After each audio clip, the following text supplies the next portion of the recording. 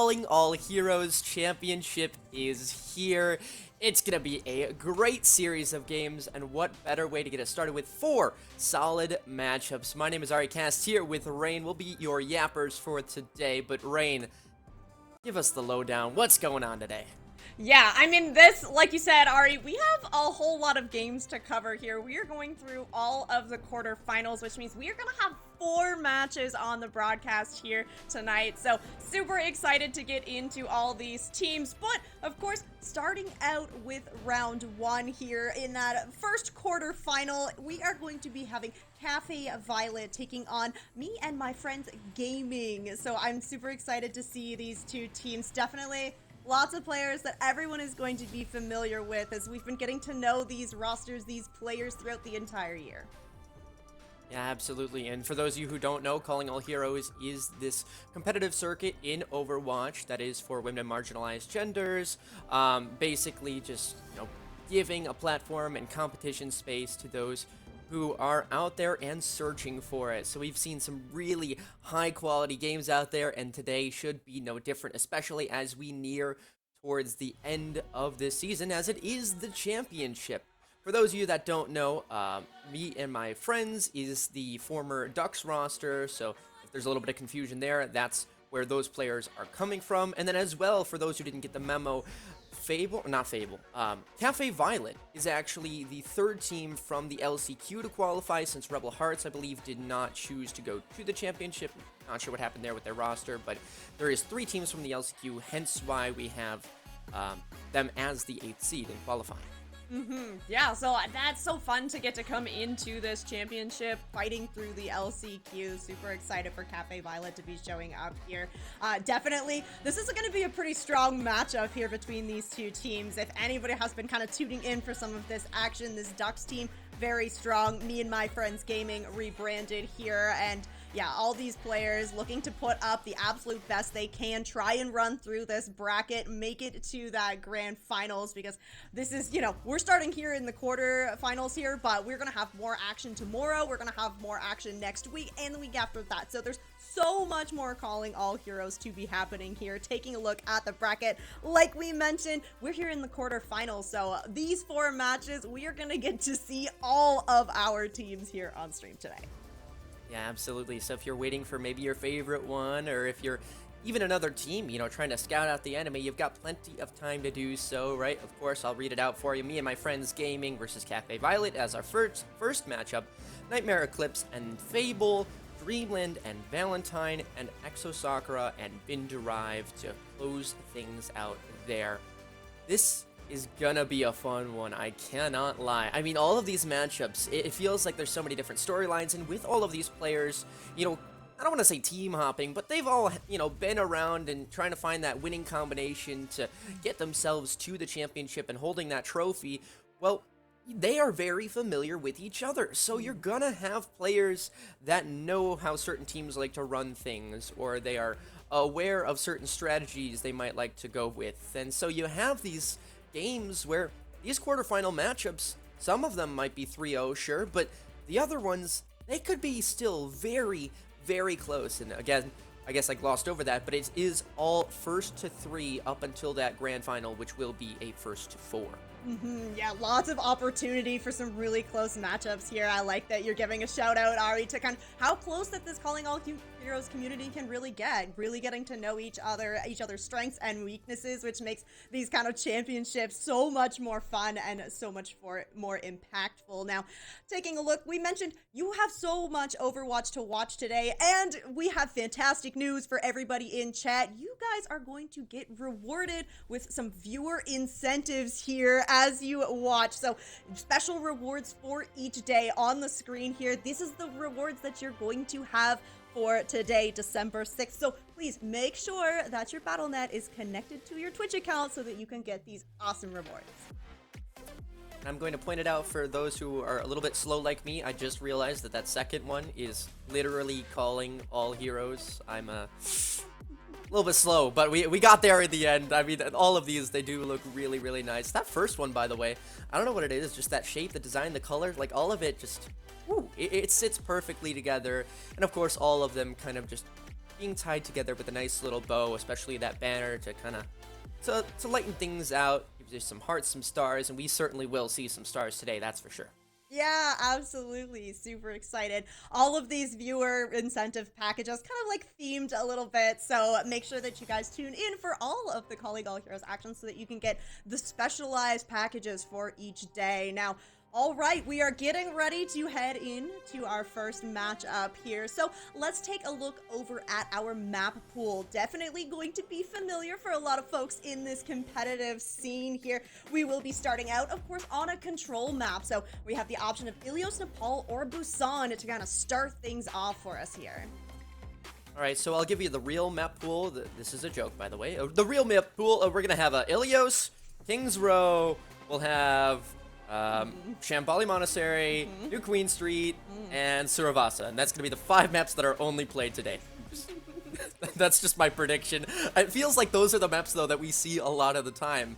And honestly, I mean, you can't blame them to some extent, because some of these maps, like Kings Row, come on now. Everybody's played it. It's so fun to play. But, of course, Blizzard World wouldn't be surprising if we do see that. Something like Nepal or Busan, I feel like Control will have the most variability to it. Because there are so many different strategies that you can get away with, and Control being a very different kind of map to the rest of them. Yeah, exactly that, right? With these symmetrical maps, the control maps, the push maps, and the flashpoint maps, it all allows for a little bit more kind of variability in the team compositions based on what your team is most comfortable playing. Once we head into those like hybrid and escort maps, I feel like that's where you have to kind of specialize your roster a little bit more, right? Kings Row typically seeing kind of more of that brawl. Midtown, you're going to get some poke. If you're going to Route 66 or Dorado, you definitely want to have some form of kind of dive in your kit. So getting started out on Control, as always, is going to allow us to kind of just get a taste for what these teams are going to be bringing into the match here, and hopefully making it nice and competitive along the way. We will, of course, have hero bans as well, so just kind of another layer added to the strategy here after that map pick.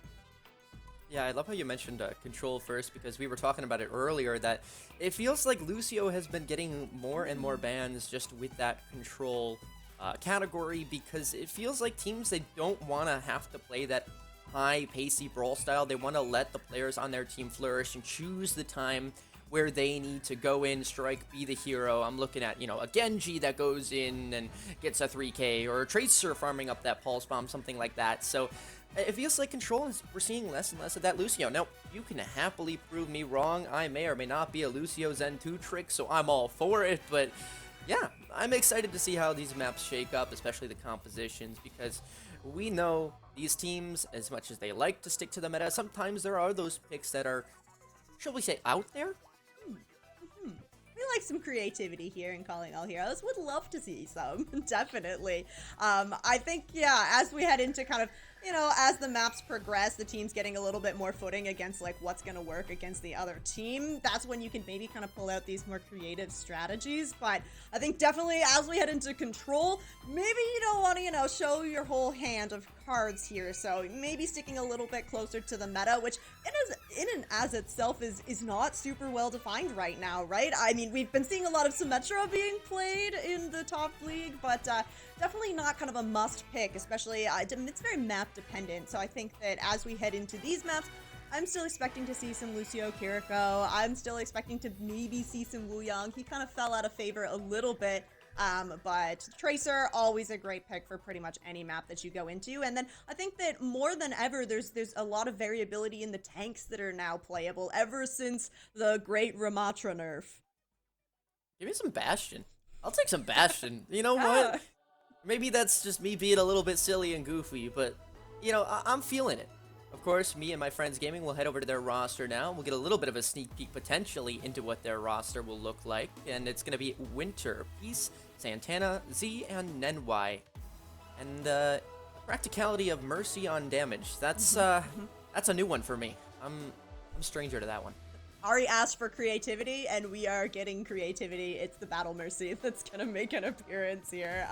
Yeah, so we mentioned it earlier. This roster, a former Ducks roster, so all of these players, lots of synergy between them, a very, very high-powered roster in me and my friends gaming. Let's take a look over at the other side of things. Ooh, okay, we actually have a little bit of a change here. So we are going to have Scuffed in for Santana instead. So again, definitely still going to have this team synergy, but it is nice that me and my friends gaming get to have kind of this depth of having some substitutions if it is so needed. Yeah, I mean, Scuffed, certainly a great addition to this roster, and it's not about, oh, you know, you remove Santana, and then, oh, it's an improvement. No, it's just a side grade, right? It's something where you can kind of look at things from a different perspective, and you shake things up, you make it a little bit tougher for the enemy to adapt to. Now we're going to head over to Cafe Violet. You're going to see Kaisicle, Ray, Viola, Cake Queen, and Cyrena.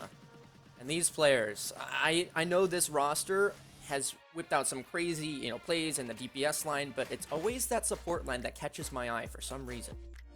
Yeah, it's great to have like a really high pop-off potential in your DPS, but if you don't have that backline that's able to kind of hold down the fort, maybe put out some damage of their own. I mean, you know, both these heroes, the Ana and the Yari, if you do end up playing them, lots of potential to go into that kill feed as well. All right, surprise, surprise, map number 1.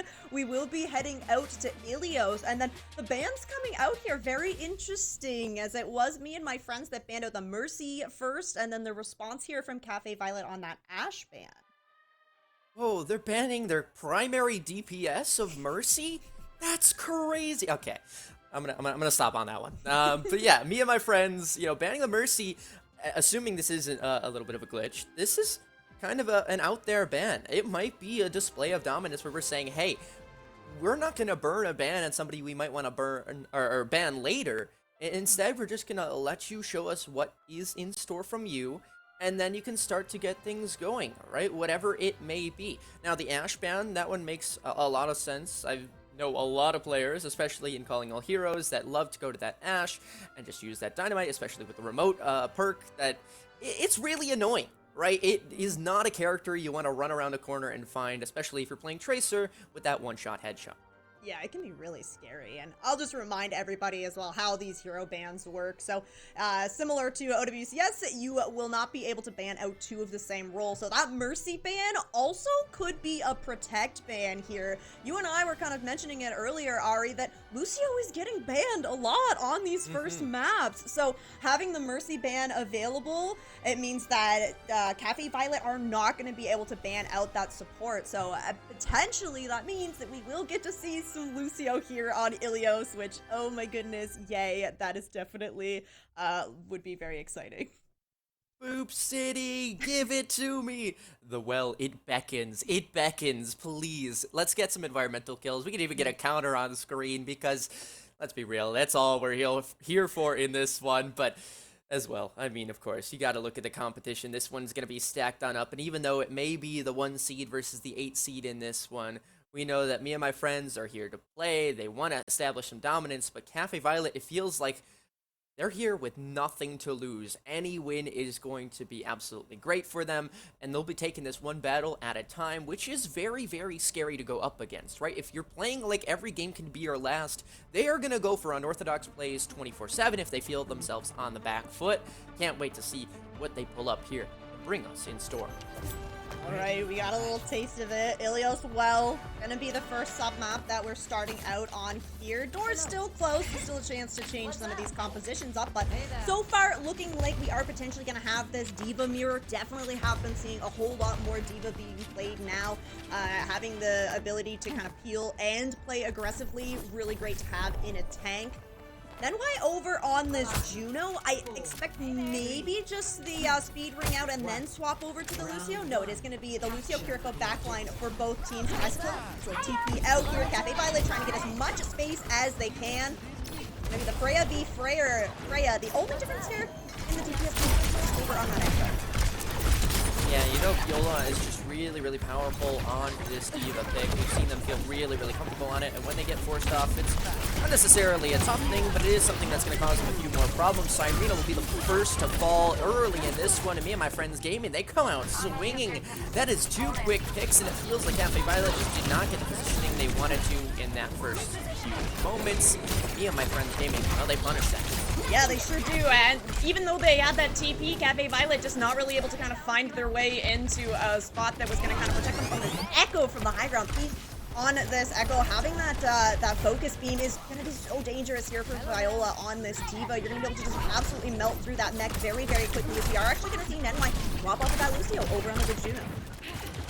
I get picked there. Might have been a lucky shot from Z or a skill shot. Either way, that's going to be a costly pick. As now Cafe Violet feel the pain even more in that one. Ray to fall shortly afterwards. And again, Cafe Violet now almost it feels like going for that reset, trying to salvage as much as they can, because this would be a heavy stagger if they continue this fight and don't get as much space as they bargained for out of it.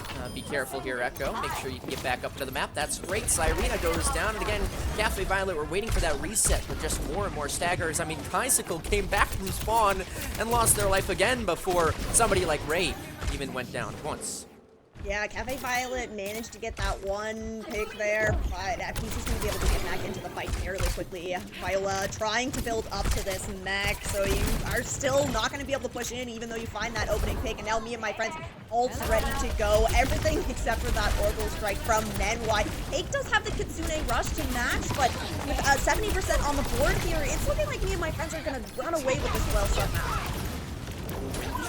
Finding the counterpart of Ray. That's going to be, again, just that opener for me and my friends gaming. It feels like they're playing this, shall I say, TDM style right now, where they're just kind of having this free range space. Everyone just peeking whatever angle they want, and they haven't been punished for yet, so they're going to continue on doing it. Scuffed going for that explosion, the bomb, and it does find one onto Ray. Unfortunate again. Cafe Violet at least finding the touch here, but what exactly is going to become of it? Well, it's only the first pick on a Z before the rest of them will follow.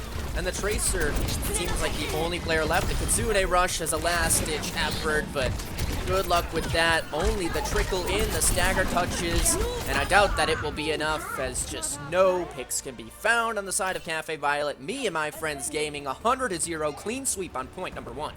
Yeah, looking very, very much like a team that has played all year long together. Me and my friends gaming taking absolute control of well. We could see that after every fight, getting themselves kind of set up on these high grounds so that every time Cafe Violet pushed in, you were getting so much poke damage. I mean, only a few deaths on the side of me and my friends gaming. I mean, Nenwai and Scuffed not even dying at all. Scuffed on this Diva has been absolutely deadly, able to finish up so many of these kills. The damage really kind of coming out from Peace and Winter, but the mobility of the Diva just allowing Scuffed to find these final blows and really clean up Cafe Violet, as me and my friends gaming are going to make a small adjustment here. Nenwai over onto the Ana here, so looking for some anti-nades, trying to connect onto Cafe Violet, looking at Viola and CAH to kind of deny these nades with that defense matrix, with that Suzu.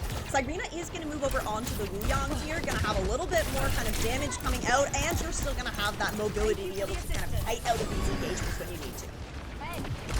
Early Suzu burn, that could be costly. I mean, Kaisicle already going down. You're looking for that off-angle pressure. Unfortunately, an off-angle feed, shall I call it? I mean, just not finding the value they're looking for in those engagements.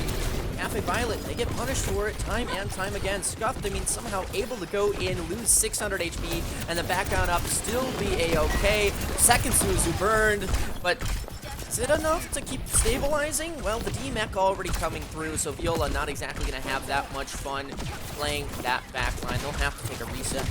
It's unfortunate. Cafe Violet are finding some picks here and there, but it always seems to be when Viola is not in this mech, not ready to kind of engage on it. The timing just a little bit off for them here, but Viola back in the mech now. An opportunity for Cafe to try and push through almost 30% here for me and my friends, though. Nice, but what can you get done? Oh no, that one just catching a sticky grenade to the face. Not going to be good for your HP bar, as you'll be sent back to the spawn. Suzu, once again, used here, but now, what do you really do? There's a Diva on your face, there's an Echo. Peace is just not letting you have any sort of fun. It's going to be a clean sweep there. Cafe Violet, they may not come up with the team kill, but it certainly is all 5 players going down on the side of Cafe Violet.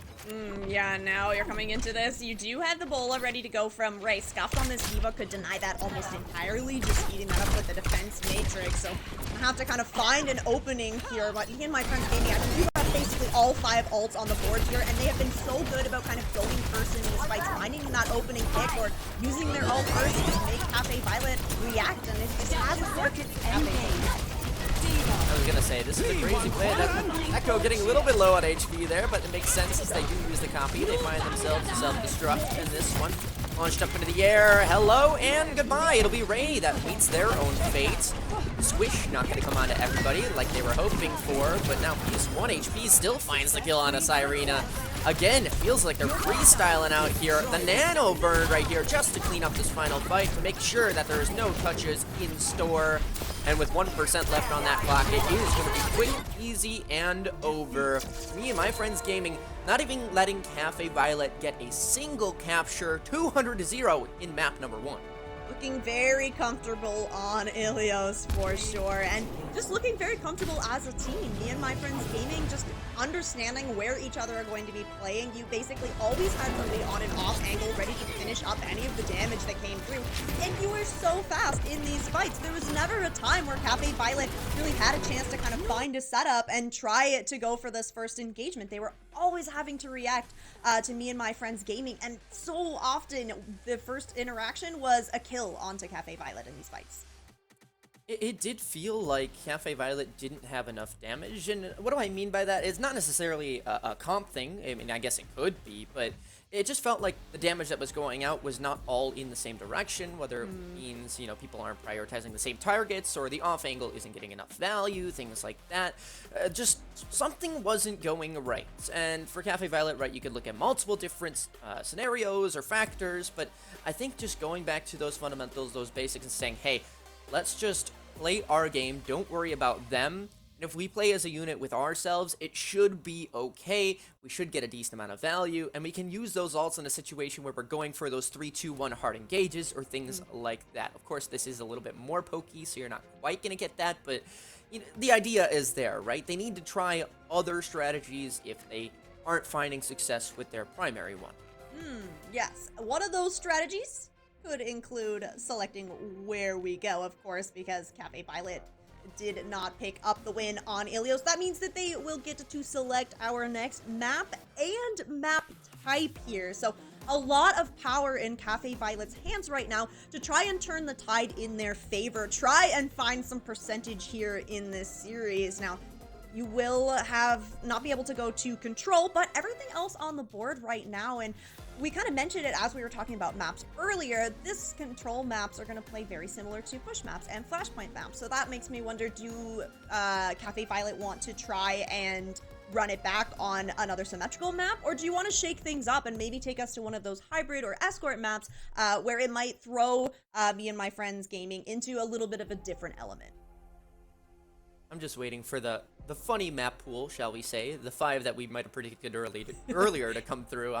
I'm expecting it. I'm like staring at this gray square, just expecting King's Row to expand from out of it. Just one of those things that, you know, you have to go back to your comfortability, and right, and it may be predictable, but at that point, right, you're saying, okay, we have to go all in. We have to get ourselves up on the board, right? Just have a stronger showing, because again, you drop 2 maps now. This is a first to 3. You're looking for a full reverse sweep, and I think we've seen it before here in the Calling All Heroes this year, but it's certainly not common at all, and certainly not easy. I just want to see Cafe Violet show us what they truly are made of, and whatever that means to them, whether it is a ban or a specific map, I want to see it out here right now. Yeah, I think you're totally right, Ari. Right now, Cafe Violet need some familiarity. They need a map that they've practiced multiple times, that they have kind of a set strategy on. Ilios, it needs to be a little bit different though, right? Because I feel like the composition that they were running with this Diva, with the Freya, not able to kind of find that opening damage, or not onto all the same targets like you mentioned, where me and my friends gaming, it's like, if somebody got low, there was a very, very small chance that they were going to be able to live through it, because everybody else from me and my friends gaming is looking over at that target and trying to confirm that kill, and usually succeeding. So I think that for Cafe Violet, you take what map we're going to, and then you kind of think about, okay, what composition do we need? Do we need to move a little bit more quickly? Do we need to force a little bit more of a dive? Maybe move over onto this like tracer instead of having this kind of long range hit scan in the Freya, waiting for the poke damage. Or maybe we want to like all in on poke, and we want to go somewhere where it's going to be all of long range damage, so that you're going to have more of an opportunity to push in. Oh, all right. Well, Ari, so far so good on the map selections. Yeah, I mean, again, here, even with these bans, I think the Zarya ban coming through is that kind of blocker because we know at least like 95% of the time we see Viola on that Diva because they are so comfortable with it. So you're, banning a hard counter, you're making sure that your Diva cannot get banned in this scenario. But of course, that still leaves somebody like the Echo on the table, which has been a problem, right? Even in that first map, where you might argue, okay, maybe it was just control, maybe Ilios, maybe they're not going to go back to it. I don't know, man. That looked like a lot of damage to me. And even though you could argue maybe Diva's a counter to the Echo, as, can go up and fence Matrix and absorb the stickies, and then go up and meet them in the air, you still have to worry because that's a whole lot of damage and one player that you have to specifically be on throughout the whole entire game. Otherwise, you can't push on forward. Like, you might need that solo tank to do so. Yeah, I like that the Zarya is also going to be the counter for the Diva, but this just means that, we're probably going to see me and my friends gaming also on the Diva, so you're still going to be kind of up against that second ban coming through here from me and my friends gaming. It is going to be the Sojourn.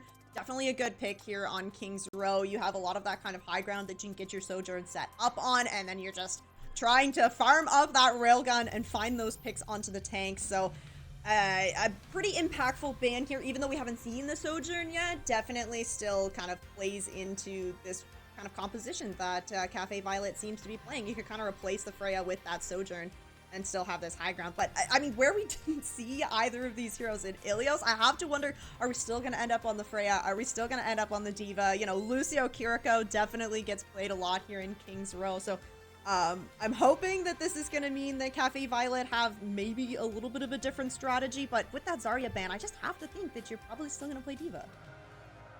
Yeah, it seems like that is going to be that similar strategy. I still would say that yes, Freya, I wouldn't be surprised if we just do see the Echo as well on top of that. Maybe you see, I don't know, Tracer or something of that sort, but for all intents and purposes, we're still going to see that very similar hero pool that we expect coming out from that damage line of me and my friends gaming. So I think with King's Row, right, it is just about that map now. What can you do to not reinvent the wheel, but create a strategy that they're not quite expecting and be able to capitalize it in your own regard if you are Cafe Violet. Because again, 0% in a control map is not ideal, right? Obviously, you want to get a little bit more, but it feels like something's different in this one, and hopefully they're feeling the same way because they're going to need to change things up if they can see the brighter side of that tunnel.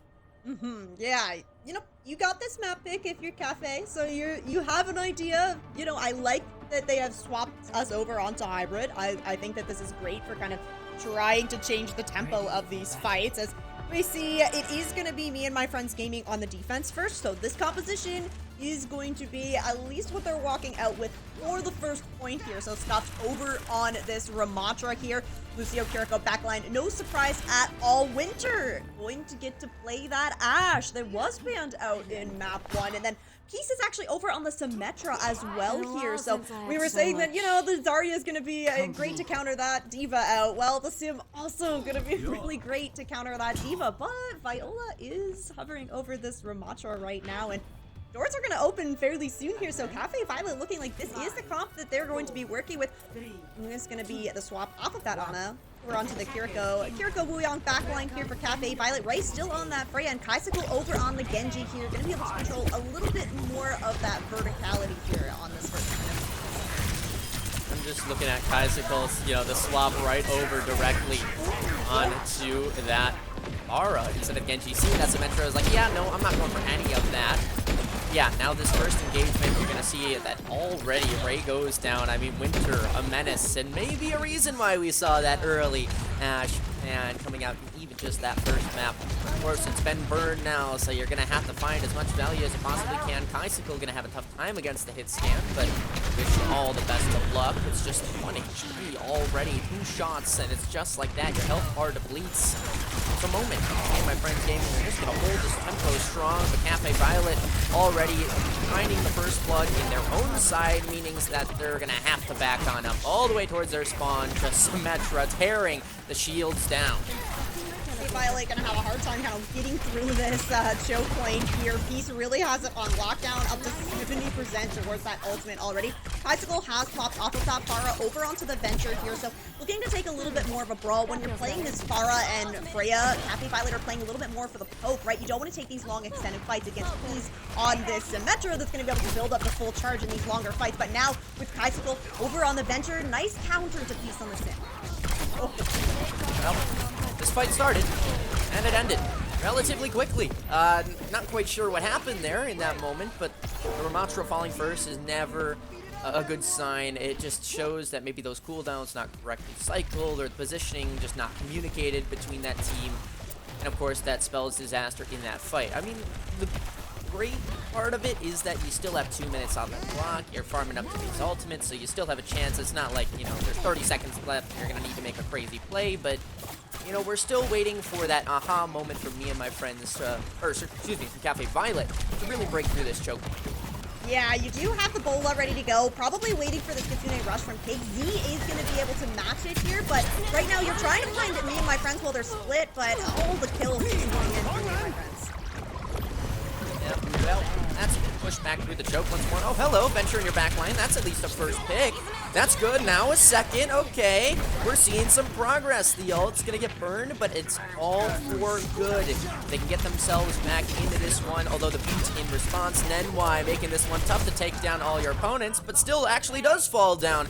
Beats as well. Viola and Ray striking through here, and we do have a cap. At least the first pick, but you assume people a little bit too far away in order to contest this one. So there you go. Cafe Violet will not be full held. They will have a chance to move into the escort section of this map and have a chance to even go for that full cap.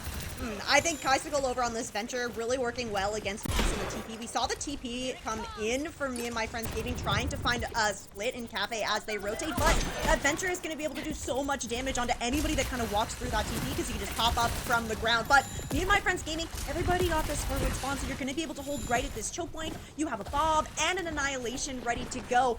Violet does have an Annihilation as well, so not to wonder if that's going to come in. Oh my, just a pure engagement. That's the 3-2-1 call that we were asking for before, and it does eventually pay off. I mean, it gets the first pick, but unfortunately, me and my friends, they find the superior positioning, and, well, that's just it.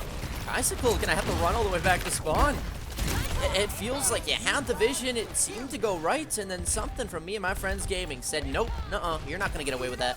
No, the Bob comes out, gets a really nice angle on a Cafe Violet, so even though you're able to push through that choke point, you're still getting shot from two different sides here, and Cafe Violet do manage to hold on to this Annihilation from Viola. Ray on the Cassidy, building up to this Deadeye as well, might need that really just to make the space so that you can try and push through this choke point, but you still have this Photon Barrier ready to go from Peace, falling very low though.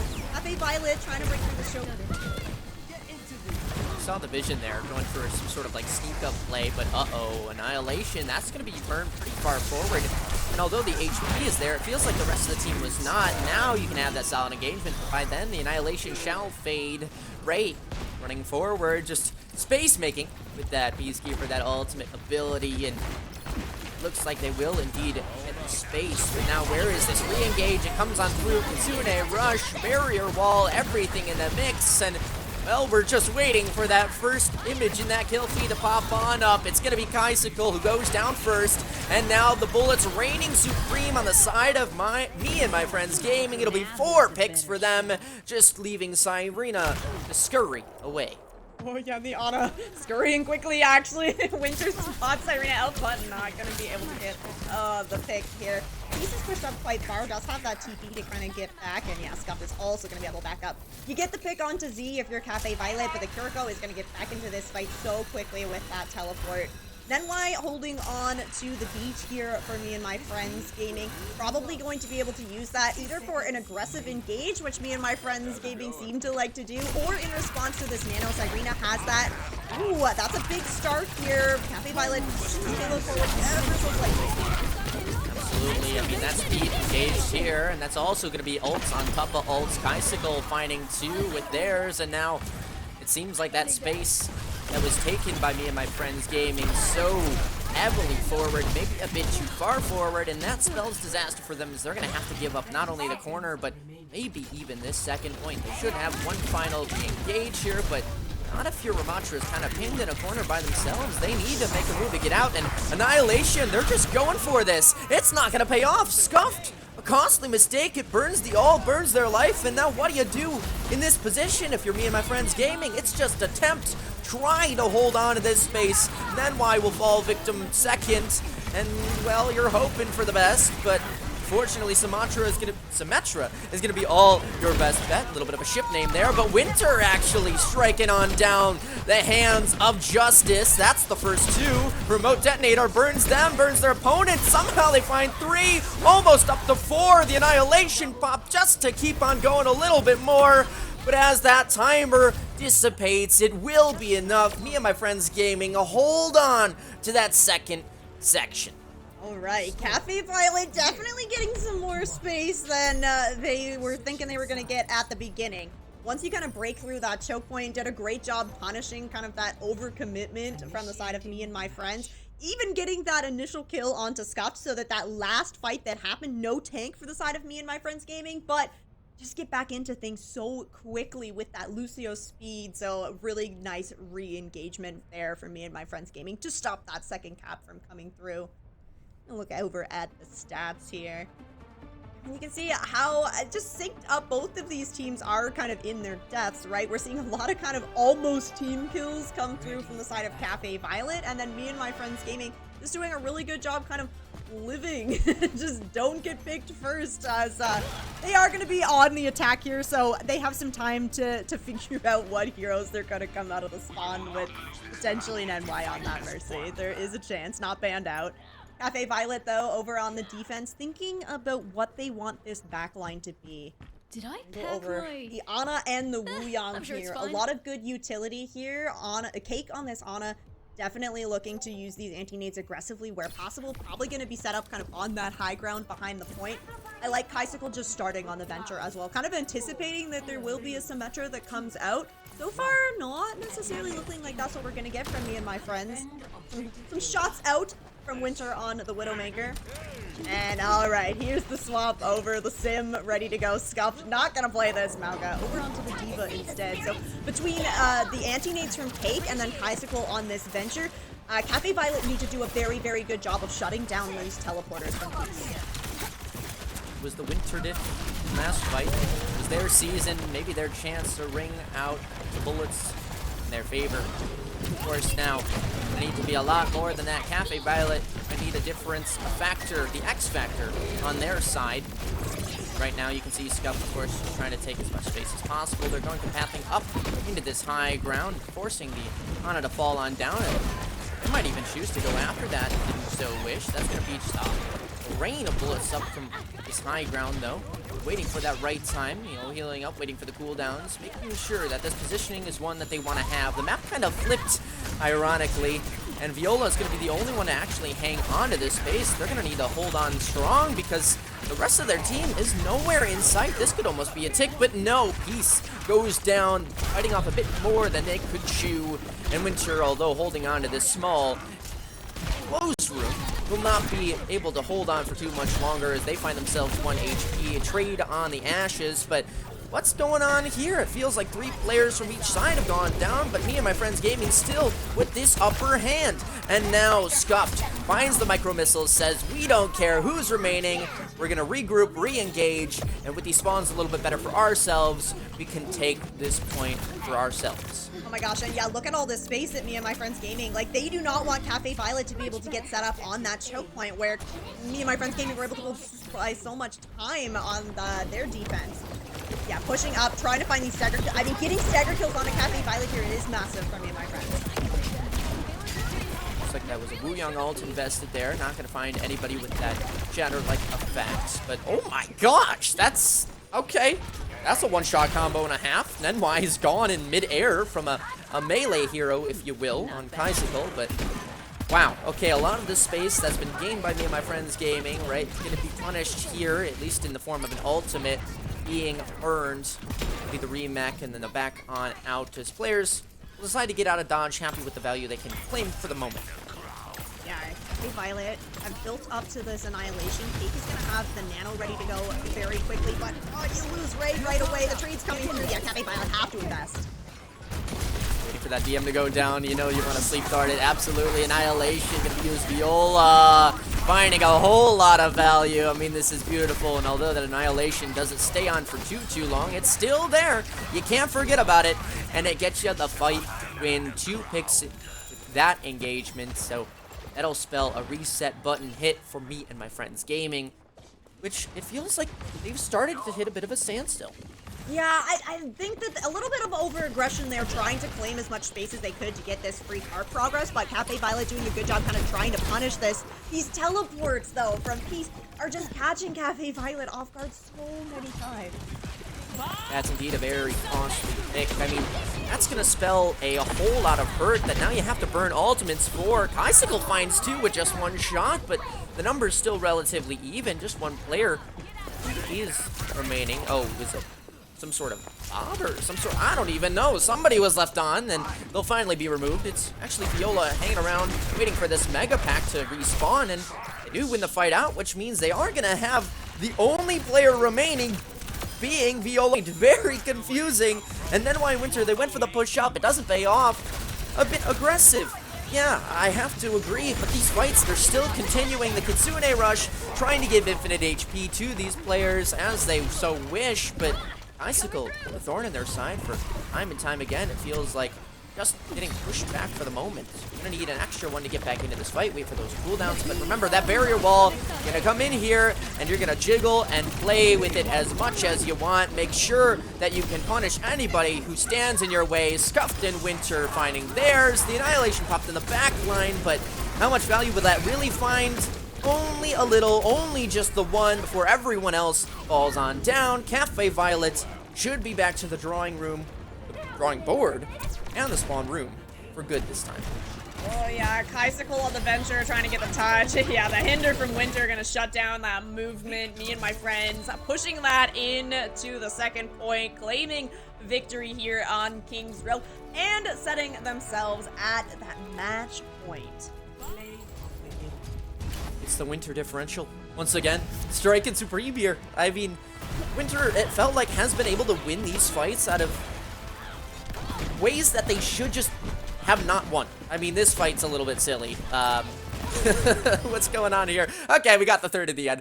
But yeah, I mean, Winter is just that spearhead for these pushes, saving them when they do get a little bit too aggressive. And for me and my friends gaming, right, obviously, this is something that you may be getting away with now, but hypothetically, if the match is on the line or you go up against, you know, a different opponent that punishes you in certain ways, you can't be going for these certain opportunities. They're just not going to be available. So Cafe Violet, I think the game plan is clear. You found what works for yourselves, and you also saw that they're making mistakes. So you kind of just need to wait out them being silly in a way, which is not a consistent strategy, but it's one that will get you the win.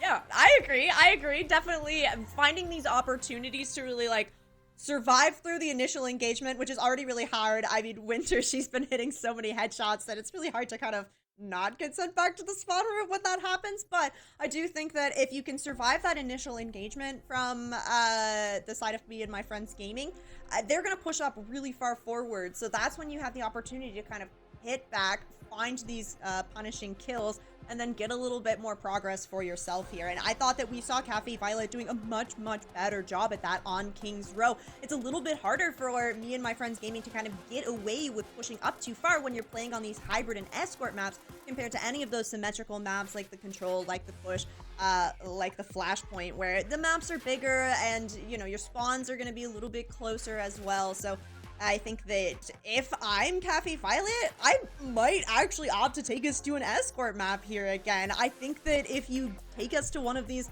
kind of escort maps where it's hard to kind of take a lot of space super quickly, you know, maybe Route 66, there's some corners to kind of work around, but I think that your payload progress looked pretty good here once you got first cap of that, so I think that if I were them, I'd probably try to just keep that kind of momentum going. Yeah, I'm thinking about those escort maps, and I'm like, okay, well, Dorado, you probably don't want to go to, because the TPs are just going to be even more painful than they already were. Then you're looking at Route 66, which there's a lot of open space, and there's an Echo that has no sky barrier, it feels like, so that might not be the way, which leaves... What's the final one? What am I missing here? What are we missing here? That's a great question. Oh, Are we no. able to bring up the map pool to take a look at? Please? Well, either way, the third one, whatever it is, let's see. What do we got? Oh, Shambali. Shambali, Oh, okay. see. See, but no, I feel like that does make more sense, though, in a way. Because you're like, okay, there's different avenues for you to take. And so those map flips that, sure, may have been benefiting me and my friends gaming, it still is Cafe Violet being able to just play under a bit of cover and then go for hard engages, which have been working for them, as opposed to just feeling all that off-angle pressure at once. Of course, there are so many twists and turns in Shambali Monastery, but I feel like that's their best bet if they do go for an escort map. That's just my opinion.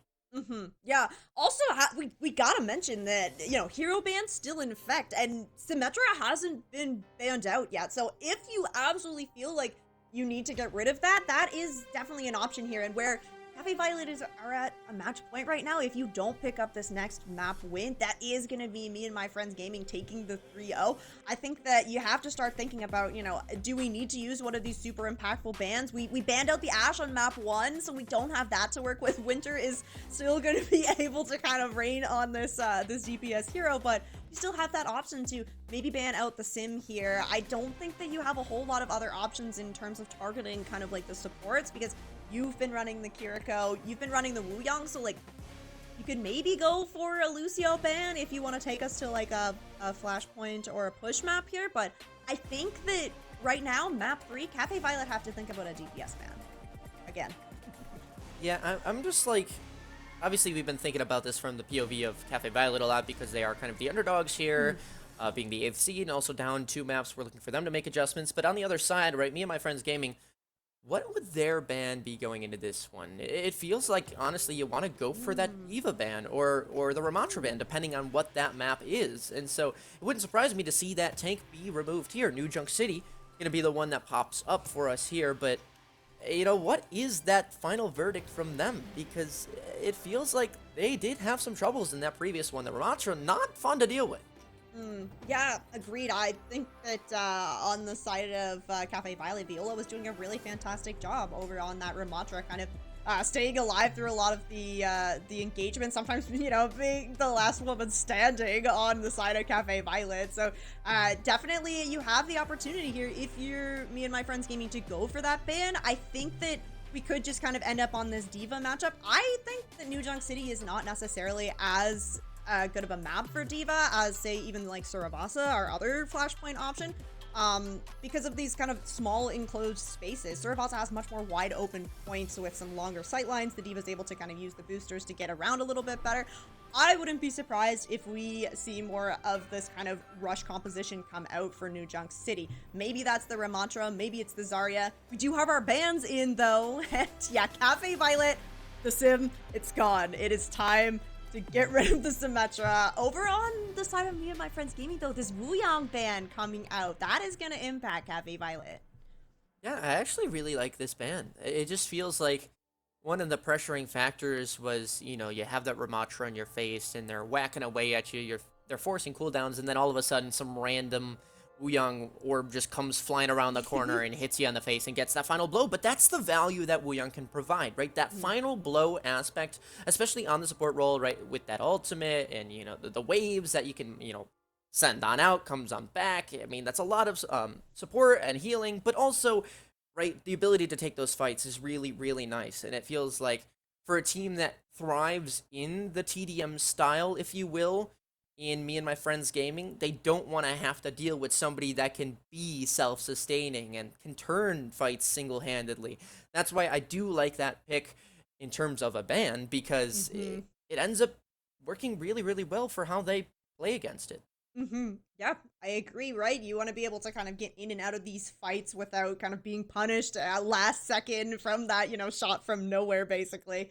Heading into New Junk City, Wuyang ban, Sim ban in, still have that opportunity to play the Lucio Kiriko backline that we did see from both of these teams over on Ilios here. So I expect that we will Probably see that. My big question is going to be in these DPS lineups and in the tank. I do think, even though Kaisuke was playing that Venture potentially to kind of punish the Symmetra, yeah, I think that it's still a very good pick here on New Junk City. Me and my friends gaming will have to see. I don't think that Winter's gonna play the Widowmaker. I don't really think that she can necessarily play the Ashe here either, though. So seeing Ray go over onto the Cassidy makes a lot of sense for me. This is a pretty frontline heavy composition for Cafe. Ooh, okay. Last second swap up. Doors are opening. Teams are locking in. It is gonna be the Moira here for the side of me and my friends gaming. Santana's over on the Zarya as well. This is big for Cafe Violet, where Viola is over on this Ramattra. You're gonna have more kind of brawl potential here, but if me and my friends gaming can kind of get these opening picks, Winter on this Sojourn, that's going to be the opening that you need to kind of push into Cafe Violet. Yeah, I actually really like, again, like you mentioned, Kaisuke on that Venture. We mentioned in that first map, it felt like they didn't have enough damage just to heal on the output, and turns out the solution was to swap up that comp. It's going to be Ray finding too early in this one. Very nicely done. And although the railgun shot does find its mark, Ray will not fall. Instead, it will be me and my friends gaming. Now being back in the spawn room. Not going to have too much fun in that engagement, but, you know, you go for a gamble on what comp you want to run. It doesn't work out, and you say, okay, we can swap it up. It was only one fight. Let's just chalk it up as that. You're going to go into this next fight having a whole new strategy. Yeah, you're going to have Peace move over onto the Tracer, Santana on the Diva now. So Peace looking to kind of control these angles a little bit. Ray, though, another opening pick here for Cafe Violet. This is great. NY going to be a very large source of healing for me and my friends gaming. So they're going to have to be careful if they want to take an extended fight here. Let's see if they can whip on out here. Santana hanging out here. By the way, this is not scuffed. FYI, it is Santana now. I don't know when that happened, but Santana now going to make their mark on history, finding what appeared to be some sort of first pick. Obviously, we did see one a bit earlier, but now where is that TDM style? Where is everybody just crashing a point, having fun? It's right here, right now. He's hanging out with the off angle. The Ramattra feeling the burn on this point. Feels like eventually they should go down right, but no. Instead, it is going to be that Kitsune Rush matched on out. Cyrena with that beat when they feel like it. Coalescence, that's all for support. Ultimates burned for this first point. Touch, okay, we barely got there. It ended up being okay, but now 3 players still not on this point. They need to have some sort of point presence, because as much as Santana can do a lot, they don't have infinite HP, although they do have that self-destruct. So now you have a chance to keep on walking forward. Z finding one onto Ray. This is going to be big if you can land this pulse bomb as well. Support's kind of gathered. Nope, not going to miss, or not going to find it, and will instead miss. Winter, though, Soldier and pops the 1. And there we go, Cyrena and a snowball on forward as well. As much as it may be 99%, it shall be pushed back. Me and my friends gaming, they take a fight for themselves. Yeah, all right, 99% here for Cafe Violet. They do commit that annihilation from Viola really late in the fight there. Maybe we want to have that back for this next engagement, but you do have both DPS ultimates to work with here. And if you're Cafe Violet with this composition, you can essentially just try and force a fight on point, but first you gotta find your way out of the spawn here. And we've seen some aggression get punished, and it is here. Nenwai just a skeet shooting target, apparently, as they will flop on over. That'll be a Hinder that does not find the way onto the Tracer, but instead the shots will. At least 2. Little swing around the corner. Nope, not going to find that. So instead, back to the point, focus, the objective, as you would normally say. And, ooh, very, very low on HP. Overclock, what can it find? Self-destruct alongside it, forces out the cooldowns, allows for Winter to have free reign here. Finding the pick, no, just that body shot very, very close, but still, instead, going to be a lot of value that is not going to be able to be made up by Cafe Violet. They find 2 from Peace. It feels very, very nice, and this might just be a full flip from 99% to 0 to now 199. They complete the comeback. Me and my friends gaming grab the first flashpoint for themselves. Still in this fight. Me and my friends gaming do such a good job of kind of just surviving through these neutral fights. Even when they're down 1, playing safe enough that Cafe Violet can't really get aggressive, can't find that next pick, and they can't snowball any of these openings with humanity in mind. Coalescence here, and then why be careful? That's a railgun to your side. Uh-oh, yeah, I'm gonna run. Yep, thank you, and I'm gone. Wraith, on the other hand, also gone from the picture, but for the wrong reasons. They had too much damage in their face, and so now they'll be making up for it in the spawn room. The trek back, this will be quick TP on out from Cake, but unfortunately will not save their life. They'll still fall in the end, and now Viola on that Ramattra are doing as much as they can, but still not enough. Quick cap here from Me and My Friends Gaming as they maintain the 2 ults on the board to Cafe Violence 3 to find the cap. Yeah, exactly. You get the cap here. You do have Winter coming up on this overclock. Ray has swapped off of the Cassidy as well over on the Sojourn, so he's going to try and match this. You can see Me and My Friends Gaming getting aggressive here, but I like this. A little bit of a backup here, and we can see that they are hiding, waiting to use one of these pulse bombs on the Cyrena here. Not great for Cafe Violet to stay in this fight. This is a DPS backline if I've ever seen it. I mean, somehow both supports from Me and My Friends Gaming go in with the most aggressive positioning, and it pays off, right? Everyone starts looking at a different direction. I've never seen a team fight happen on that one canister, this box that we're looking at right now. When's the last time you saw that? I've never seen it. But somehow, Me and My Friends Gaming, that's the fight they thrive in, and well, it ends up working pretty dang well for them. Suzu burn, TP on out, very low on HP, Kitsune rush, and it is going to be punished. So Z, a bit too aggressive there, but Winter has the chance to make up for it, unfortunately cannot. And so you will see the flip onto the points. It was aggressive by Me and My Friends Gaming, and like we talked about it, Cafe Violet, if they can punish that, they will succeed.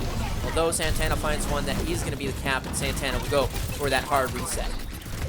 Ooh, gonna stagger out Santana, but I mean, Santana is gonna absolutely make you pay for that. They find the kill onto Cyrena, is going to be taken down by Kaisicle. Cyrena, she's gonna be able to get back into the fight quickly here. You need a touch from Cafe Violet. The flip actually came through. Yeah, I thought that was going to be a full C9 there, but Overclock instead might just force one out. Annihilation, full, full just blocking, hoping that you can survive on this point. And the Tracer looking at the skies eventually will be gifted one player to pop on up. It'll be Santana with that pile drive, and that second point now captured. A little bit scary towards those final moments, but Cafe Violet making a little bit of an overextension for themselves means that they made the same mistake that they kept on punishing time and time again. Yeah, and now Santana has hopped over onto the Wrecking Ball here, looking for a hit. Cafe Violet not expecting it. Ray, she falls victim to the pile drive. I mean, let's be real. What is this fight going on right now? Somehow, 2 picks already early in this one. Not even really towards the point. I mean, we're getting there towards the end, but Cafe Violet, before these fights are even started, if Me and My Friends Gaming can take initiative, they are winning these fights. So Cafe Violet, they need to be ready in every moment. And okay, it's gone. Never mind. Hello.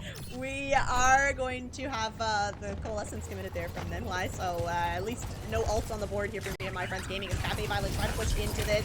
You are going to have a hard time dealing with Santana on this Wrecking Ball, though, because you don't have any bonus. That's just absurd. My Wrecking Ball does not do that. I don't know how you managed to boot them that far. Of course, Santana will get punished for it in the end, but Z can make up for the picks. I mean, he's still hanging on, still providing all that value, and even the Pulse Bomb relatively close. Just a few more clips, and you might have your way there. 1 HP onto that player, and Nenwai will fall. But again, 60% and counting. I mean, again, just such an early advantage for them to work with, and even though they might, you know, toss over the point here late, they just need to win one more fight and they're good. But again, there's no cap. Nobody's even been on the point. They have the numbers. What's going on? Yeah, Cafe Violet need to find an opening onto this point. You've got both the portals to work with and the Tectonic Shot from Kaisicle. Almost managed to punish Winter. This aggressive beat in from Cyrena, you need to find picks for Cafe Violet. Lines on the point, overclock, pulse bomb. Nobody's having fun in any position on this point. Winter just barely gonna stay alive there, and oh, Viola. 4 railgun shots to the face is not gonna be easy to deal with. Feels like only a matter of time before these squishies are cleaned on up. Yes, indeed. 3-0 on the flashpoint. 3-0 on the series. Me and My Friends Gaming, they get it done quick, easy, and with the brooms out in fun and entertaining fashion. Winter 3 for 3 on Play of the Games, and they'll be moving on to the next round. Yeah, this is gonna be me and my friends gaming. Moving on up, Cafe Violet not out of things just yet. They will be moving down to that lower bracket, have a chance to try and fight their way back through, but big win here in the first quarterfinals match. Me and my friends gaming, and looking like they are very comfortable playing here in these championships. I love the kind of chances we got to see, the comps they were playing, and just the synergy of this team overall. They're definitely a very strong contender to make it all the way. And you could argue, at the beginning of the day that this was hypothetically the predicted result, the one that was expected. Maybe not necessarily the 3-0 part, but obviously, I mean, the 1 seed versus the 8 seed on paper supposed to go to the 1 seed. And Cafe Violet, although they do end up falling short here, don't forget there is that lower bracket, so they will still have chances to come and find their run, prove their name needs to be etched in history. They'll just have a few more minutes to wait before they get there, right? It won't be today that they continue going on. And, well, as for the other team, that means they also get a nice little break, right? Just this first round being set up, we're setting the stakes, we're letting you know the narratives, what's going on, so that people in the days coming can let you know how they end up. But as for that, that's going to do it for right now in this particular matchup. We're going to take a quick break, and when we come back, we may have an interview with one of the players on the victorious team. If not, we'll just keep on going to those next matchups. So keep your eyes peeled. We'll have more Overwatch content for you in just a bit.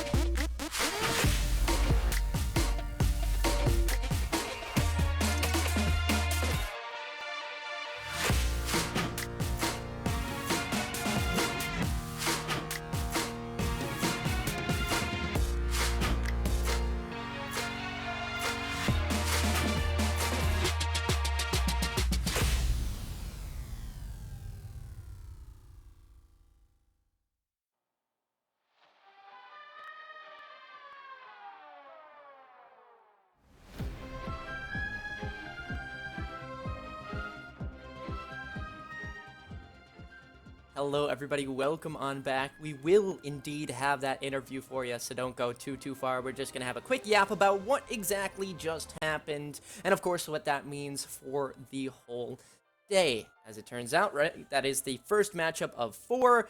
This is all going to be the same round, but that does mean that the former Ducks roster, now me and my friends gaming, will move on to the next round. As for Cafe Violet, they will move down just a little bit lower, right? Yeah, so, I mean, this is a really good 3-0 from the side of me and my friends gaming. We mentioned it. This was the first seed coming into the championships here. Cafe Violet finding their way into that 8th seed spot through the last chance qualifiers. So, definitely, no surprises in the way that things went here. But really big from Cafe to kind of make adjustments as the series went on, able to kind of get some more fight wins, get some points on the board here, at least some percentage of points on the board here. So impressive stuff, but yeah, now gonna have to fight through that lower bracket. I believe we do have our interview ready, so we'll invite them on in. We don't even know who we've got, so it'll be a surprise. It's gonna be Peace. Hello, Peace. How's it going? How you feeling after that game? I'm feeling good. Always good to get a win with the squad. Yeah, I would definitely love to hear more about you and this team because, I mean, just the name, me and my friends gaming, like, y'all are just kind of here for fun. But how have you guys been kind of building synergy throughout this year? So we've obviously dropped and picked up a couple people especially, but mainly sticking with the core of me, Z, Santana. Very fun core, probably some of my best friends in the scene. We don't play too much like ranked together, but when the bad signal appears, we show up, we start playing, we hit the grind, whatever. So always keep up with them. I always scrim against them too, so I always know how they're gonna play. So I have a little bit of information on them. Yeah, absolutely. I mean, it was a great show to watch. I mean, 3-0, some could say maybe a predicted result since you guys were the favorites, but how does it feel just to get that first win under the belt, just because it is maybe a different team and or the championship, maybe those nerves are a bit higher. So how does it feel getting that first one in the winning category? It feels good. I'm really happy to be back. It was always a fun time, like I said, playing with everyone. We had a little shenanigans because Santana was a little late. We got to ban Santana, but other than that, obviously a lot of fun. I'm excited to play against some of the other teams actually. So always a fun time to play in this. It's that time of the year. It's the call time of year. Can I ask anyone in particular you're looking out for? Probably the Dreamland team because they have my teammate Valerie, and I like playing against my teammates. Yes, of course. Peace, I'm super excited that we got to have one of our DPS players here because I would love to hear your thoughts on the new DPS hero. She's, of course, not available to be played today, but once Vendetta is available to be played in competitive, she will be here in the CAH scene. So what are your thoughts on her initially? I was thinking that I didn't really get a chance to play her. I was playing a lot of Arc Raiders, just to be disclosure. I'm not even going to try to lie. But I did watch a lot of gameplay. And I do think her kit is really interesting. I think she's the first melee hero to actually be in the game, which is personally really cool. I know it's a little taboo, but when I did try to play Marvel for a little bit, I played Magic a lot. So a lot of those, thank God I got a full melee hero. It works out for me. And I think I'll be really interested to try her. I love characters with swords. Everyone knows me as a Genji guy. In other games, I play characters with swords. I'm a big sword, like melee, getting close, boomer bust hero person. And I think that hero looks exactly how I would want to play a hero. Fair enough. Yeah, I mean, you guys, you're done for the day. You just had your one match, and you can head on over to tomorrow. So with that, do you have any final words, any statements to any future teams, or any shout-outs you want to give out there to people who make the day special? Not particularly, I think. Just hope everyone who's watching Call All Heroes, farm those drops. I think it's been really fun. Hope you guys have a good. I know you guys have like 4 more games to cast. Hope everyone isn't gonna too long. And thank you for having me on. Well, thanks for coming on in. Thank you, Peace. We'll see ya hopefully at some other point in the tournament, back for another interview, which would mean they're in the winning column yet again. Of course, that will do it for our interview, which means we will take another quick break before we get the next matchup set up. Rain, do you want to tell us who it is? Yeah, so we are going to be just working our way down these quarterfinals. So after the break, we are going to have Nightmare Eclipse versus Fable. The winner of that series will go on to face me and my friends gaming in that upper bracket. So stay tuned. We will be back with more Calling All Heroes action after this short break.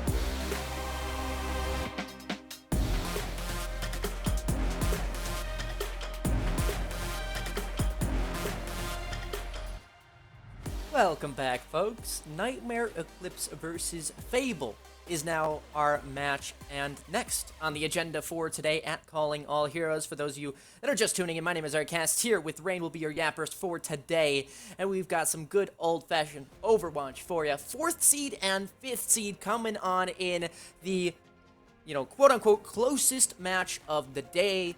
And these two teams, you might think, oh, okay, they're pretty close in seeding. Surely they've played each other once, right? Nope. They have never yet played against each other, so this will be a fun one to say the least. I am so excited. I mean, it's incredible that, being so close in the seeding, but haven't yet kind of faced off against each other, at least not in an official match. Maybe you're getting a little scrim time together, but yeah, the winner of this going to go on to the semifinal to face off against me and my friends gaming, who did take that 3-0 win over Cafe. Now, Nightmare Eclipse versus Fable. First time meeting, first time one of these teams will get to claim victory over the other. The winner going on to that semifinal. The loser will be able to still stay in the tournament, just gonna have to work their way through that lower bracket with Cafe Violet. Yeah, and for these teams, the 4th and 5th seed, meaning that they both qualified out of the summer season. They came what you would expect to be in the top 3, but unfortunately, the top 3 was actually the first 3 seeds that had re-qualified once more. So we actually had them place 4th and 5th respectively in that season, which meant they qualified for this one. A little bit of a scary feat when you're talking about maybe going up against those top 3 teams, but against each other, this is anyone's game. I'm excited to see how this one shapes out, and of course we do have the teams. Just to refresh your minds, if you're maybe not aware, we'll start with Nightmare Eclipse, because this team, hey, we Bastion, is one of the fun teams to watch. I have to say, they truly just pull out absolutely wild strategies that I'm entertained by every single time. This is one of those moments where, yeah, we could see the Bastion. This is actually a possibility here for Nightmare Eclipse. Natakoto and McMahon, those DPS players, Eevee the tank, Crumb and Navilia going to be rounding out that support line. So, super excited to get to see this team. Like you said, lots of variability in kind of the compositions that they play and the way that they play. So, very fun one always. On the other side of things, though, Fable looking to come up, try and find their victory here against Nightmare Eclipse. Fable, maybe, momentarily. I mean, Fable, for them, I feel like they are just a very traditional team as well. Nightmare Eclipse, on one hand, is they just magically pull things out of nowhere. It feels like they just win fights out of heroes, whether it's Natakoto or even Nevi doing a whole lot of work in that backline. It just feels like someone is always there. And then for Fable, it's just about playing as a unit, and when they do that, they do really look good. About which versions of the teams, though, that we're going to see today, because I'm sure those rosters have shaped up a little bit differently than when we last saw them. So we'll see what this one looks like right now. Fable, of course, going to be headed off by Benevolence, Jeremy87, Santi, aka, and Regine. Okay. Excited to see this roster. Like you said, familiar names in here for sure. I'm gonna take a little look at this roster here. I think there might be some updates coming to some of these players.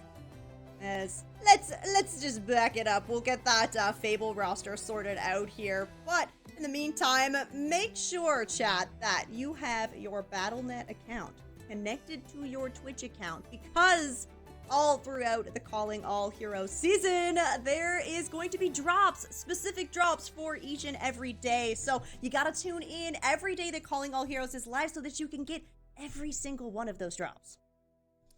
I just got a really silly idea. You know that Pharah drop, the first one, the one that's kind of like shooting the jets out, but it's like the form. Yes.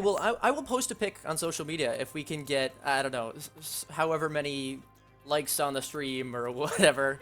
I'm gonna recreate that photo. I think it'd be funny and silly, but yeah, I mean, the drops, they give us some fun content, some fun ideas, and of course fun ways to show off in game and to support Calling All Heroes, to show that you are a true absolute goated gamer, as we all are here. I'm totally not Plat 1. But Yeah, heading into this game, Nightmare Eclipse, Fable, I mean, two teams, again, who have never played against each other, have qualified in the same split, and it's just like, well, what do we expect when they actually fight?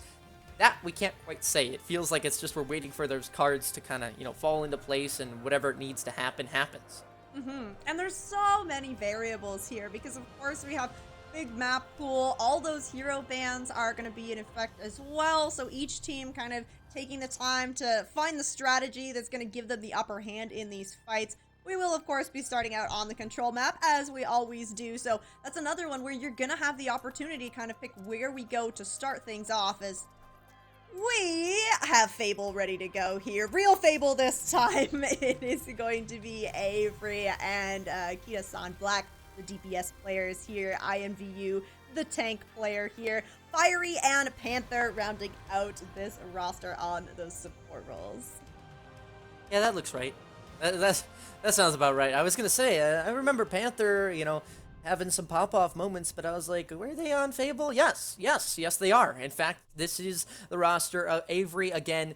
You see the diva here in that picture, but that, I feel like, is actually what we do see from them. Yeah, Avery is the tank. That's right, yes.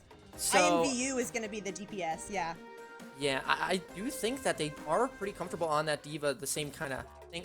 There we go. Yeah, IMVU, though, I'm not super familiar with. If that is a Reaper pick that we do see in these games, that'd be a nice change of pace, considering we just saw Freya Simulator and Rumatra Simulator and Ow for Ow, Blow for Blow. Yeah, Reaper is in a pretty good spot as well. We didn't see a whole lot of Zarya out in our last match, but that Zarya Reaper composition is still super, super strong on, maps where you don't have to worry about as much kind of vertical movement. So as we head into control maps, maybe not going to see that Zarya Reaper comp come out. I do expect that we will still see some Diva, especially if Avery does prefer that hero, because again, she is in a really good spot, and on control, especially where you are going to have those high grounds, I think that being able to kind of move around the map on one of these more dive tanks is going to be super beneficial. That just spells out to be that if we do come to Fable's choice when it is, hybrid map, I feel like they're taking us to Blizzard World. I feel like there's something in my mind that's connected with them and Blizzard World. I think that's something that they like to choose and pick, but of course, we have control first. Let's not get too ahead of ourselves. It will be Ilios to start us off, and the Cassidy band from Nightmare. On the other side, the Wrecking Ball band from Fable. What are your thoughts on these? We mentioned Nightmare Eclipse can pull out some really fascinating compositions. Wrecking Ball surely included in that. So I think that the Cass band is pretty interesting. Going to be able to kind of lock down a lot of these flanks. Your Tracer or Genji, or even if you wanted to run a Pharah/Echo, going to have a lot more freedom here on Ilios. So I like this band from Nightmare. If you're opting to maybe play one of those flyers, as, oh my goodness, we get to start on Well once again. I'm having deja vu. I'm gonna say it again because it's true. Boop City, baby, let's go. No Lucio, we didn't see Boop City though, or Lucio last time, right? Yeah, and that's really surprising to me because Lucio wasn't banned out either. So I think that not getting to see the Lucio on Ilios is really, really sad, as we've been informed that this is just a fly through. It's not promised to us that we'll start on Well, but there's still a chance. What if we do? What if we do? As we head in, map number 1, it's Fable versus Nightmare Eclipse, and here is the actual submap. We will be getting started out on Ruins. That's a weird looking well. I think the well is a bit too far to the left or right, depending on how you look at it. The abyss, the eternal ocean. But yeah, Nightmare Eclipse, Fable. I mean, we can take a look at their comps right now. We can say, okay, this is what they're going to play. But of course, sometimes they like to do a bit of trolling with us. So take this with a grain of salt, will ya? INVU looks like it'll be early on that Symmetra to TP out of spawn. Get us on Black with that Ash. I'm liking it. The Zarya, this is kind of what we expected to see. Eevee on the Winston, though, is something that we didn't see last time, but I'm happy that we do get to see if that does hold through. INVU TP out over onto the Tracer here. So interesting to see Avery on this Zarya, despite not having a Reaper, not having a Venture to kind of protect you in this front line to help get some of that charge. So it's almost more of kind of a dive style here with IMU over on the Tracer. Nightmare Eclipse all in on the dive. It is going to be Natakoto onto the Freya. The Freya v Freya happening here. That's the long range damage from these two compositions. Wait for your Kirikos. And I would say be very scared of both of these Kirikos. I know in my brain, the back of my mind, Panther has been nuts when it comes to finding those headshots out of nowhere.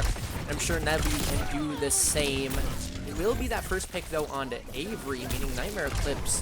As much as they do, you know, like to play around with the compositions and strategy, they do play it very diligently nonetheless. And so they get that first pick. They don't really push the advantage. They don't need to go for a crazy team wipe. It's just the points and the space that they're happy with, so they'll take it and run. Avery is going to make that swap over onto the Divas. We do have a pause coming through, most likely a DC in the auto pause kind of coming through. But I like Fable moving Avery over onto the Diva off of the Zarya. I just do not think that the Zarya is going to be able to kind of get a whole lot of value against this dive composition that Nightmare is running. You might be able to build some charge off of Natakoto getting these take aims, but the Zarya herself is just not really going to be able to kind of confirm kills or even really contribute to a lot of these kills just for all the mobility that Nightmare Eclipse has to work with. Yeah, don't get me wrong. I love seeing some Zarya gameplay, but I also don't like seeing a Zarya not have fun at all, just not be able to really do anything, bubbling and having no charge, and then just being stuck in an off angle or being stuck in a front line, just absorbing a bunch of damage and not really being able to deal it out. So yeah, that one makes sense. Avery swapping over to that Diva that they do like to run with. Fiery picking up one on a Mickman. Not sure how that one came through, but it'll be very beneficial for them. Nightmare Eclipse, although with the point, now we'll need to reclaim it at some point, and maybe relatively low here. Might actually just go with full disengage. They want to get out of dodge, play a bit of stagger touch game, hold on to this point for as long as possible, and there's Crumb goes down. Surely someone else will stop in there. No, instead it will just be that hard reset. They're going to say Crumb's pretty fast, coming back from spawn. We'll just give it a few seconds and we'll jump back in. Yeah, nice flip over here from Fable. Fiery finding that opening pick onto Nickman. Really big, kind of punishing that Tracer on the flank as the INBU also having to put pressure onto Nickman. You can't let these Tracers kind of run around for free. Fable have both these DPS ultimates to try and hold this. Panther with the Kitsune Rush as well. The longer this fight goes on, though, Nevi is going to be able to build up and match. Waiting to see if there was maybe a boop attempted by Crumb, but no, instead just the pulse bomb can be launched on in, does a decent amount of damage, and might actually be converted on, assuming we can see that support not go through, which of course it does. IMVU hoping for the best, just not going to be gifted to them. And of course that bull you mentioned earlier, now available here. Primal Rage going into the back line, 1 HP onto that support. The Panther will fall, and yeah, now you have a situation where, although the Winston's in the back line, they're doing a lot of damage. Uh-oh, a little bit close to the edge there. And Nightmare Eclipse, they somehow find the flip and the back line and the eliminations. It's spelled up pretty nicely for them. Yeah, great Primal Rage here from Eevee to not only find the pick, but also create a lot of space. You have Kitasan committing that Bola as well, and that means that DPS is not going on to the rest of Nightmare Eclipse. Everybody walks onto the point, you're able to flip it over, win up that fight. You're approaching last fight territory now. Fable needs to find an opening into this fight. The only ultimate that you have to work with is going to be this beat from Fiery, and Crumb is going to be able to match that as well, so it's looking good for Nightmare. You want to obviously use it in a situation where you have a bit of an excuse to use it. They will use it here on the engage, so that'll be something. That matched out by Crumb, though, so nobody's really going to fall too quickly as that overhealth now starts to decay. Pulse Bomb, maybe to be needed. No, just the shots. A bit awry, very low on HP. The recall comes through, though, after claiming the mini. Pulse Bomb on the floor. It does tickle down that Diva into a DMX situation, and of course, everybody now is shredded completely on down. Fable, they made a valid attempt, but unfortunately, this first sub-map will not go their way. Nightmare Eclipse coming out swinging here on Ruins. Eevee on this Winston, paired with the Tracer as well. I'm really kind of liking this 1-2 combo from Eevee and Mickman, doing a really good job of kind of following up on the damage that's coming through. Pair that with Natakoto on this Freya. I mean, she hasn't really been missing any shots, so big opening here for Nightmare as we move on to Lighthouse, our next sub-map. Fable looking to find their way back I might into sometimes pop out of this. thin air right next to One you. thing I've always been really impressed about not when we have shoot these really me. high-level teams playing against each other is just how few deaths there are. There were so many back-and-forth fights between these two teams, but both teams so good at just kind of giving space when the other one is taking space. I was just looking at that damage counter for Zapanther, by the way, 2,300. Like, just up in the same line as, like, you know, normal DPS, and you're like, oh, okay, they're kind of goated. Sorry, I was not familiar with your game. Kisan Black, though, already falling short. This one fast engages from both teams here. And IMVU choose to just back up, wait for the team as that 1-for-1 trade does come through. Have a bit of a moment to reset, pick and choose your battles. Crumb, unfortunately, choosing the wrong one, and so they'll fall a bit short now, too. This gonna be a bit tougher for Nightmare Eclipse to go for that insta-cap, as Fable will just decide to take that space with their numbers, and those quick deaths that maybe didn't appear earlier, well, they're certainly prominent in this one. I think INVU going over on into the Echo here is going to be very, very strong against Eevee on this instant, but this does mean that Nickman is now going to have one less player kind of putting pressure on them on these angles, as Flip is actually going to go right over to Nightmare Eclipse here. Fable just kind of finding their way off of the point. I mean, we're seeing situations with this matchup where Nightmare Eclipse, Fable, they kind of just give the point if they find themselves in a worse position than they'd like to be. And while that can be good to, you know, cut your losses and not stagger too heavy, it can also mean that you aren't winning fights that you could turn in your favor. So just be wary of that as the fights go forward. Again, I mean, this is just a simple rotational flip that we might even see come through. Nadokado falling early here. This will be the hard brawl now onto the point, but the Winston, yeah, cannot do too much there. The damage just not going to be able to be dealt out in higher volumes as expected, so Nightmare Eclipse will just have to let the flip through once again. Yeah, so back and forth between these two teams. Fable in control, Avery building up this bomb.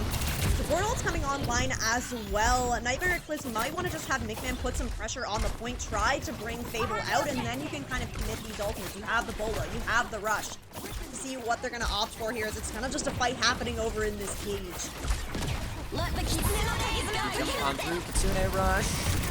Matched by both sides, yes indeed. Pulse Bomb available. Certainly gonna get popped when that Diva gets demeched, if that is the case. But now waiting out the self-destruct. Now the squish as well, and it does land onto the Diva just for security. This is a lot of damage dealt out by Nadokado, and it's working out in their favor. That is Nightmare Eclipse. They'll find the shred of the opponents, and well, Panther, a valiant attempt, unfortunately, not gonna go your way. Fable, back to the drawing board. And 3 ults, though, meaning not a complete disaster. They'll just have to reset.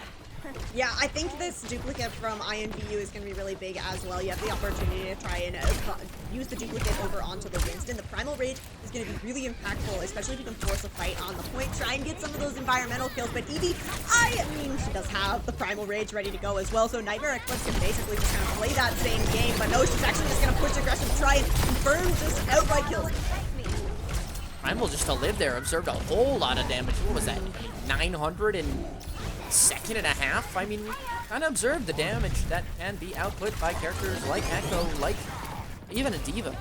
But, oh, that's not a Nadokado falling. Not sure exactly where that happened. It might have just been a mid-air duel. Both of them trying to poke and chip at each other. One ends up victorious, and now that's going to pump the speed up from Nightmare Eclipse. They need to go in and make a move. Otherwise, you let that engagement go to the point, you're not going to find the success. Eevee finding the one. Pulse bombs galore would be the case here. INVU, though, not going to find the one. Instead, just be left on the point by themselves. The Panther falling on short, and now swap back into the remaining Echo. Avery just went to absolute Narnia there. Not sure what happened there, but again, the trades coming out. It's Nightmare Eclipse on top with touches coming on through, but again, this is just a Lucio and an Echo. What are you going to do against the Winston? It's going to be tough to make things work. Where's this Echo? There's a Doomfist in the mix now. Not sure how that happened, but, you know, there's still opportunities to get this one A-okay. The only problem is you don't have time on your side, so stagger touching is going to be your friend. The Echo falling short. The Doomfist, the only one to really keep you in the mix here. Kisan Black, though, however, finding that first one. Kitsune Rush, though, might spell that complete disaster, and it should secure it on out. Just one player to touch, and they're booped away to the map. And Nightmare Eclipse, it was a hard-fought one, I can't lie, but they still come out on top in the end. Yeah, so much back and forth between these two teams, but once Nightmare Eclipse kind of in control, finding these fights kind of up on the high ground, setting themselves very close to the spawn on of Fable. It just meant that Fable had to kind of take 2 fights. You had to take the initial fight to get Nightmare off of this positioning, and then you had to take another fight on the point. So really great job from Nightmare Eclipse to kind of really take control of the space, especially on Lighthouse. Just looking at the play of the game and just seeing that Freya just help, help, I'm looking up, I'm at the edge, no, please, no. And then the Winston's like, Hello. Hello. And yeah, that'll be that for that fight. Yeah, and the map as well. Ilios goes the way of Nightmare Eclipse. And again, for those of you that may not know, these teams have never faced off against each other, which means that any sort of, oh my gosh, we think they picked this map against us, this is how it's going to play against them, this is the comp we want to run against them, well, they don't really have that information. And so you're going to have to just keep going with what works for you. Now, of course, you can adapt a little bit to what you saw from them, but there's only so much you can do on the fly. That preparation work is all up in the air. Yeah. And so as we move into kind of this second map, it's like you have that first map to kind of get an idea of, but it's also about trying to find a map where Fable's gonna have a little bit more of an opportunity to play the comp that they are more comfortable on. We saw Avery come out on that Zarya initially to start on Ilios, so you have the option to try and take us to one of these maps that isn't going to be as favored towards dive. Ilios, very, very easy to kind of run that Winston, take control of the high ground, and Eevee was just so scary on the hero that, yeah, you couldn't really put a whole lot of pressure into the Winston, even kind of swapping over onto that Echo to try and get a little bit more kind of damage potential. But as we head into the second map, I think that it would be a great opportunity if Fable want to take us to a more kind of a brawl style of a map. Maybe like a King's Row if we want to do kind of back-to-back here as what we saw in the first series. I think Fable, when they played, I think it was Cafe Violet. I don't know how far back I'm going here, but I believe they were in a similar situation. The game went about that same tempo, and I think they chose Suravasa. I think that was just the one map where they really had that luck on the strategy, whatever it was in the right place for them. And so that's why I'm going to say I'm not going to be surprised if we do see that one come out. I do think it was third, however. I do think they also tried to go to King's Row before that, and they ended up falling short. But again, this is if my memory is correct, and I know I'm a little bit silly here or there, so it may or may not be completely all in factual, factual words that I'm saying. But either way, a prediction's a prediction, and for Fable, well, they're going to need to predict the right one here. Otherwise, you're falling down to that 0-2 scoreline. You're having to rely on that reverse sweep, and nobody wants to rely on a reverse sweep.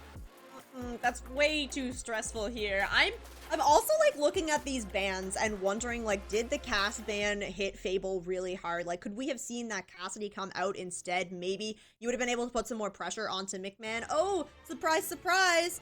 King's Row, number 2. It is going to be Fable taking us over to the hybrid map as map number 2. So now it is a matter of, like, of these bans, because you could potentially still play the dive here on first point. You might have to swap it later if you're Nightmare on second point, and then maybe back on third. But I think that ultimately we have to be thinking that we're probably going to have some brawl compositions here. Maybe that Ramatra brawl, and I think that if Fable could kind of find a way to run this Zarya comp, I feel like that could work nicely for them. What were the bans last time? It was Zarya, and it was Sojourn, right? Yes, yeah.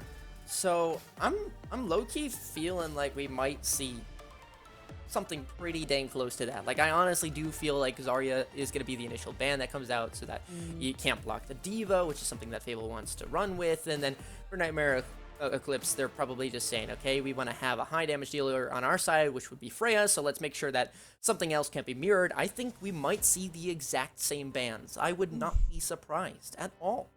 Yeah, it's definitely an option here. The Sojourn, so impactful. I mean, we didn't get to see Sojourn on Ilios, but she's still in a very good spot. And oh, okay, Ari, I see you. That Zarya ban, yeah, coming out here for Fable. So Avery doesn't want to play the Zarya, wants to play the Diva. Kiriko ban here for the side of Nightmare. Very interesting, because this opens up the door for some Ana and some anti-nades. You know what? I'm gonna say that this is a valid pick and a reasonable one, and I understand it. And why do I say that? Because whenever I think of Fable, I think of how did Zapanther get that headshot? And so that's why I'm like, if anyone's gonna really step up and magically save them in fights time and time again, it would be that Kiriko. So I'm not surprised why you're banning this. It makes sense. You're forcing them into something that they're maybe not as comfortable with, or just they haven't practiced as much on. And so I think you will see the Ana. Yes, I agree. But is it going to be as impactful in both the damage department and the supporting department? That I'm not quite sure. Yeah, you might just be trying to play for those nanos. I think especially if Fable do end up over on this Diva composition here for Avery, that defense matrix is going to be able to not only eat up those anti-nades, but a lot of the healing as well that would come out from an Ana onto the tank of Nightmare. So interesting to see. We are heading into map number 2, King's Row. Selection of Fable. Trying to tie the series up here. Trying to make it 1-1 against Nightmare Eclipse. Let's see, what sides are we going to start on too? That's also something that we haven't quite talked about too much today, but something that is very impactful nonetheless. We did see earlier it was Cafe Violet on that start of the attacking side. This time it'll be at Nightmare Eclipse, so if all is supposed to go through, it's the team that starts on defense that ends up taking the W. That was historically today, sample size of 1. So if you're going that route, well, Fable have the upper hand, you know, being able to realize what they need to match up to so that they can attack second and not have to play the entirety of the map. But that is, of course, saying that Nightmare Eclipse are not going to make it to that full cap, or they do get full held or something of that sort. All in the cards for them to display for us. I'm seeing a preview of the Bastion, and that makes me excited, but I'm also seeing a pause, which makes me slightly sad. Yeah, the Bastion coming out from Nightmare Eclipse, you know, gonna have a chance here to make that hero swap. Fable, though, I mean, the composition that they have on their defense going to be kind of what they're rolling out with, as we are just getting the lobby all set, so we're going to take a nice little stroll through, see the sights of King's Row as we make sure that the lobby is all set, all the right bands are in place, and get these teams ready to go. I wonder who works there. At that, like, what is that, a bar, a drink? Like, a cafe? The Hoof and Haunch, I believe. It's a pub. Who works there, would you think? I feel like we've seen so many, like, Zenyatta mementos here. No, but King's Row is, like, so anti-Omnic. I don't know if they would have, like, a Omnic bartender, you know what I mean? Like, I don't know. It's just Tracer, like, just trying to peer over, like, just the counter just a little bit too short, like, hiya, little, what can I get for you? Oh, yeah. I feel like Tracer would have pretty good customer service. I don't know. Yeah. She'd be pretty quick, too. She would be real quick. Great waitress. True. You know, see, these are the things that we don't talk about. The competitive edge about just having good customer serve. Okay, I'm harping on it too much. Anyway, the lobby remade, Fable, Nightmare Eclipse. Let's see what they actually end up running into in terms of those hero selections. And if I do see Bastion, I will be very happy. I wanted to see it earlier. Yes. What is this? I don't know, and I don't care. I'm loving it. Give me the... Okay, what do we got? Reinhardt now, Bastion, Soldier, Lifeweaver. I'm sure. I see the vision. Eevee pins in, Nevi pulls back, and then there's a Bastion turret form ready to mow you down. I see the vision here from Nightmare Eclipse. Fable, though, going to be on the defense. This is the comp that they're starting on for this first point. It's going to be Kita-san on this Ashe. We were talking about how strong this Ashe can be. I envy you over on the Venture as well. So a lot of kind of initial burst damage. It's going to be a lot of pressure on Avery on this Diva to kind of be the presence on the point here for the side of Fable, especially with Fiery on that Brig and Panther over on the Baptiste. Just amount of damage there. 11 ult charge, reduced down to 9, as obviously the swap on over will come through. EV deciding to go for the Ramatra. It seems like when they've spotted out the defenses, and again, a very traditional thing to do on the attacking side is you're like, okay, what are they running? Okay, now let's swap it on out. Oh my, that's a lot of damage exchanged. 200 and something for both players. As now this Ashe a bit farther ranged on out, just poking, peeking at that Ana in the back line. It will be this early launch that almost results in a tick. Yeah, it's a full tick, no contest at all. There's just nobody on this point. Where is Avery? What's going on? Eventually, that touch will come on through. They just didn't feel super happy and clean about it. Probably 54% though, given on up straight away. Now the drop on down, Ramatra just saying hi to the D.Va on point. Avery, though, absorbing a whole lot of damage. Second tick in the mix. Yeah, there we go. 70 HP. No way is this just going to be like a Mickey Mouse capture, right? Of just straight up positioning, security, and cooldown management that ends up getting them the right of way. No way. Surely not. What's going on? There we go. The D.Va back in on point. But again, that's 94%. You can't really step away for too long. It's going to be McMahon that comes back from spawn, finding this contest once again. The player in the back line, it's the Venture. They're removed 99.5, and that's just it. Wow. Fable, they give up maybe a bit too much space. And Nightmare Eclipse, they just hang on to that point. They are not taken down, which means they get that first cap. It's really tough to play this D.Va composition into not only the Ramatra, Eevee's going to be able to outbrawl you, but McMahon on this Venture, you're not going to be able to block all of this damage. You could block the primary fire from the Venture, but every cooldown that hits is going to do damage onto this tank, as we see Fable sticking with this composition. A lot of free space is going to be gained here from Nightmare. Haven't had to use any of these ults. You have basically everything to work with here. We are going to have a fiery move over onto the Lucio, so off of that Brigitte, you're going to have at least a little bit of speed to try and kite out of these engagements. Try to keep some space between yourselves and Eevee. See the vision here of what's going on. Looks like McMahon just going to have a little bit of a scouting mission, and oh boy, that was very close. INVU just barely getting out with their life there. Just running a Nemesis form. It looks a little silly, but it is fine by me as it ends up closing that gap, the space, and of course you have that Annihilation.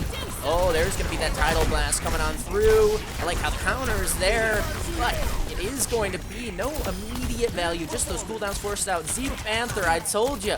Dangerous on the Kiriko, and now dangerous with this Baptiste as well, still providing that damage. And man, Nightmare Eclipse, they end up on the higher end of the picks, right? They have more numbers, but positioning a little bit more scary, right? That Bola gonna be invested. That one just finds a wall instead, and now Annihilation goes in. Baby D.Va, oh, I'm so sorry for you. That must not have been fun. Eevee, though, having a bit of fun on their own, right? Just finding one player, 1 HP, and now Okada will find the pick on this Panther. That should be the second segment. Now complete cap. Now just one more segment to go before Nightmare Eclipse have a very clean King's Row. Of course, easier said than done to get there to the end. I think that finally on this third point is going to be a little bit of respite for Fable from this kind of frontline brawl where you can control this high ground a little bit more, but right now between the Ashe wants to do a lot of this poke damage, the D.Va and the Venture not going to be able to kind of synergize as well with that because you need to go a little bit faster, you need to kind of confirm the kills onto the squishy targets, but Eevee is just standing in your way of finding your way into this backline to find either Navilia or Crumb, so Nightmare Eclipse, their supports are just staying alive for pretty much every engagement. Not sure if that wanted to go onto the Venture or the Ramatra. Either way, it's just going to be zoom on around. INVU, I believe, absorbing their own set of damage. It'll be Eevee, though, to find the first one and change, if you want to count those pieces of utility, such as the Immortality Field. But that'll be about it. Clearing out the players on the points, and now Nemesis form top points. Spore just hanging on for dear life, trying to punish the players that are still in that front line, and IMVU will be knocked on down. The high ground, of course, gained for Fable, but you need to close that gap. And right now, it feels like Avery has not been able to hold on to this space for long enough. Of course, this will be the hard engage now. The D.Va backing on up. Heat available. The window used as well. The amplification matrix, that is. And so you have a whole bunch of just stall, right? There's no initiative to really find the advantage. Yeah, and you need to find something if you're Fable because the point is still pushing forward. The contest is on, but you're not going to win out these long fights against this composition that Nightmare's running. Oh my gosh, beautiful combo there. Tidal Blast, and McMahon a bit low in the spawn there. Will eventually come back to the rest of the team with the Annihilation. Picks up 2. I mean, are you serious, McMahon? What was that? Micmac Paddywhack, give us a bone, because that was an absolute treat. And we're taking that all the way home. Oh, very nice, very nice. McMahon, a little 3K there. I mean, there's nothing worse than just being like shoved into your spawn by a Venture because you aren't really going to be able to just walk past them. They're just going to pummel damage into you, hop into the ground, pop out, still do damage to you. So Nightmare, 2 minutes 52 seconds. That is a fantastic time bank to have here on your attacking run. And now it's gonna have to put up a nice solid defense. No deaths on the board for Eevee. The tank from Nightmare Eclipse just has not been taken down. Absurd.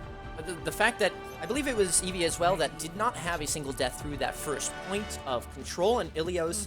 So the fact that they're able to kind of continue that here goes to show you that Nightmare Eclipse, again, they have a true spearhead. That is Eevee, right? You can't deny that.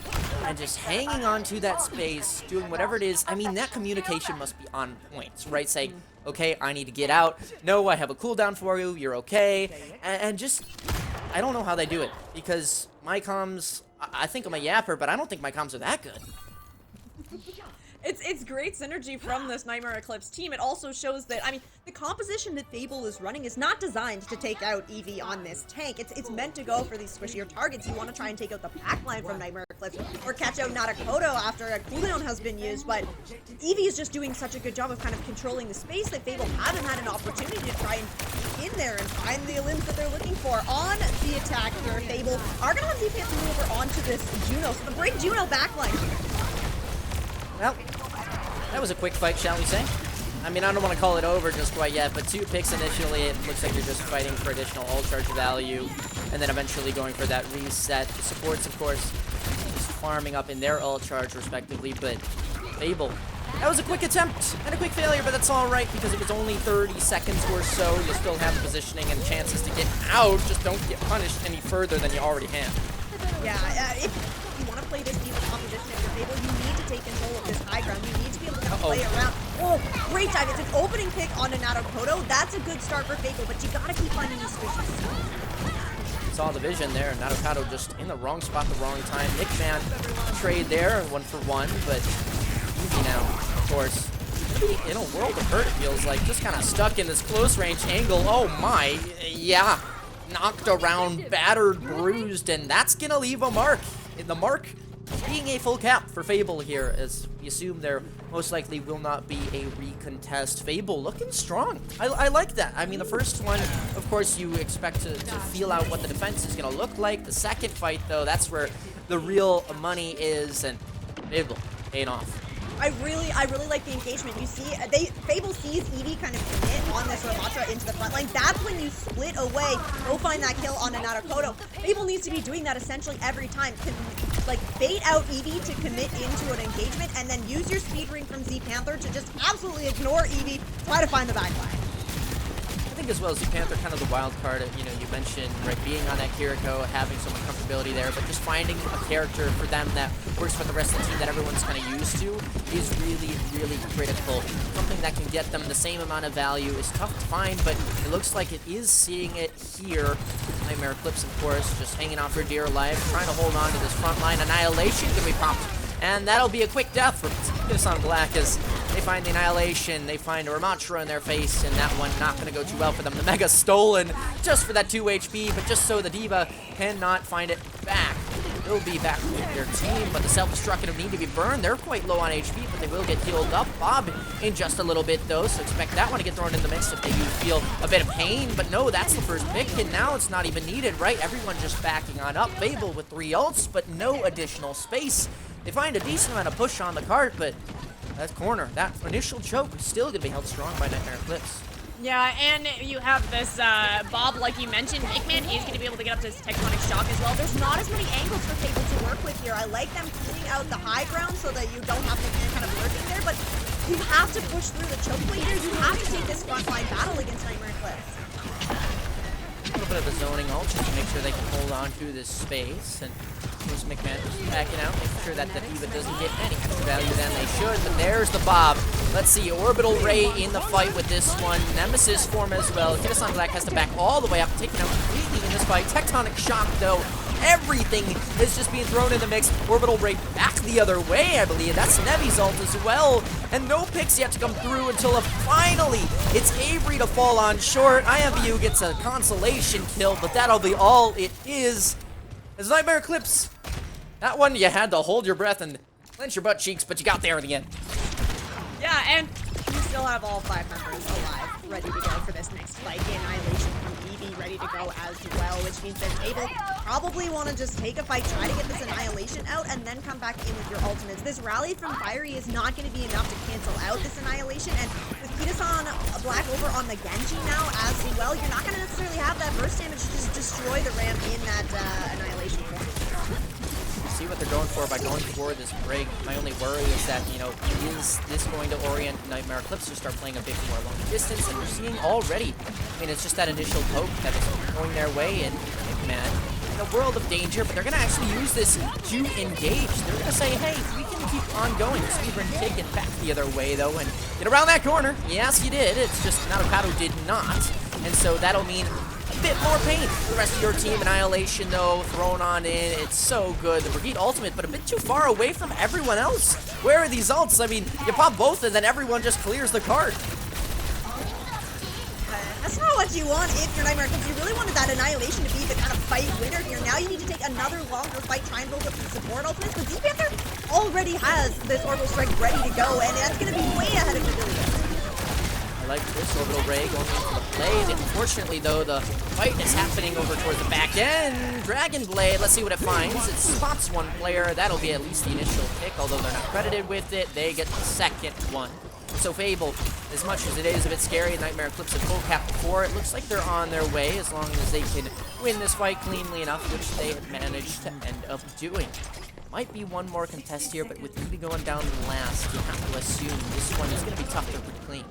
Yeah, you'd love to get a nice little stagger kill onto Narukato, who's building up to this Bob. Could throw Bob in, actually, for the recontest here. It is going to be McMahon at least getting the first touch here, and Nightmare Eclipse, they're committing ults. They want to hold this on second. Absolutely, and reasonably so. I mean, they used, what was that, Bob and Orbital Raid for a full disengage. Honestly, love that by Fable. We said before, that's what it was, that they were fabling it. That's what we used to call it. It was a verb. They'd win fights out of absolutely nowhere. Bringing that term back here, and maybe it is because they're just not wasting resources in lost fights, right? You're not going to be able to combat against two ults. Why use your own? Instead, save it, just wait a few more seconds, and IMVU will pay off with the Tectonic Shock here. One more shot needed. Not going to find it, but the melee could on up to one more player. Eevee hanging on for dear life towards this point here, but you have to assume it's only just to burn down that time. This man will fall. Annihilation popped. Eevee's going all in here. That's going to be the block pulled up, but again, I don't know if you really got as much value as you hoped for that. Nightmare Eclipse, though, have a bit more time on the board. If they can even just burn down a minute and a half, they should be set to take the victory, assuming, of course, they can get just one kick. Yeah, that's right. Nightmare Eclipse have an opportunity to force Fable into the overtime here. Great fight, though, from Fable, and coming out with Diva Bomb and the Orbital Strike ready to go still. Really, really big ultimates for this next fight. Nightmare Eclipse don't really have anything to work with here. McMahon trying to build up. Oh, okay. I mean, now if you're Fable, this is another one of those ones where, like, you just got this. Yeah, I mean, luckily they can just get a quick reset. That will be the players, though, trying to force himself. That'll be a boot kill. Yep. McMahon gets the credit for that. The ult charge, and now with their own Tectonic Shock, gonna most likely be ready by the time these players start to engage fully. And Lucio finally making an appearance here in today's game. So, a nice final boopy addition to this one, but Eevee already just, okay, finding one with a Ravenous Vortex. Not sure how that really happened, but IMVU absorbing a lot of damage off the rip. That probably spells out not so great conclusion.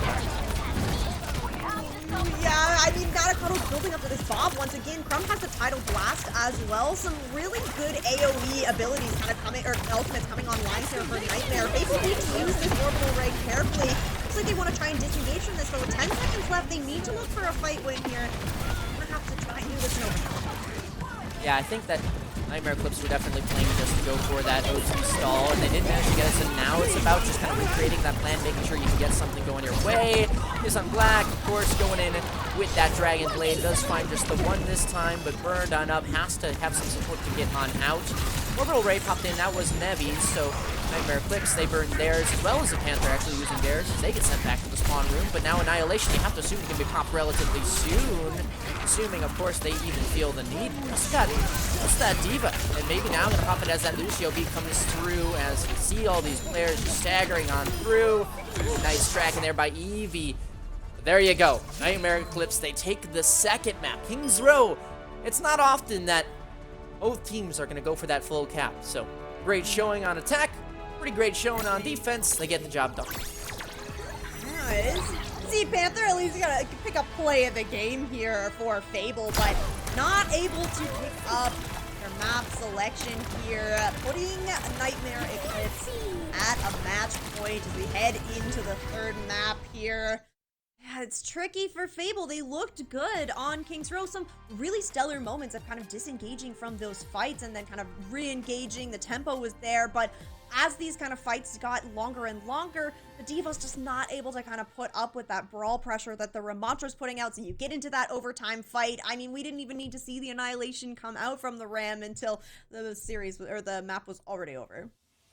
Yeah, and on top of that, again, like, even just the final play of the game, by the way, I'm sorry, like, no disrespect to a Juno players out there, but play of the game for a snipe around the corner when we had Mickman doing God knows what in that final few seconds of their attack. I mean, you know, that's just me yapping away, but yeah, I agree with you in that tank selection, and maybe that does go towards the hero pool, maybe availability for a player like Avery, as we know they are comfortable, really, really comfortable on D.Va, but are they available to play any of those other ones when they required to? That we just haven't quite seen.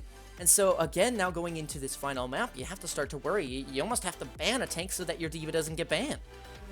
I'm thinking this as well. I mean, Cafe Violet's kind of been doing that all along, right? So now at this third map, depending on where Cafe Violet want to take us to, this is where you might have to pull out that Ramatra ban so that not only are you taking that out of the mix, but you're also protecting that D.Va. And I think that if we end up on pretty much, I think any of the maps really where you can run Ram, I'm thinking any of the push maps, any of the flashpoint maps, like now is the time that you have to pull that ban out. But of course now Fable's in this really awkward kind of reverse sweep requirement where if you win this one, that's great, but then you're up against 2 map picks from the side of Nightmare Eclipse. Like, this is very tricky.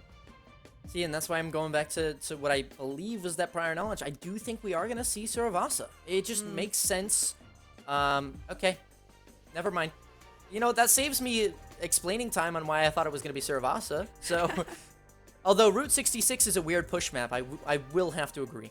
Okay, there we go. Okay, it is Route 66 on the Escort. Okay, I wasn't sure if it was a push map that we got the name slightly wrong of, or, okay. Everything's set. Route 66.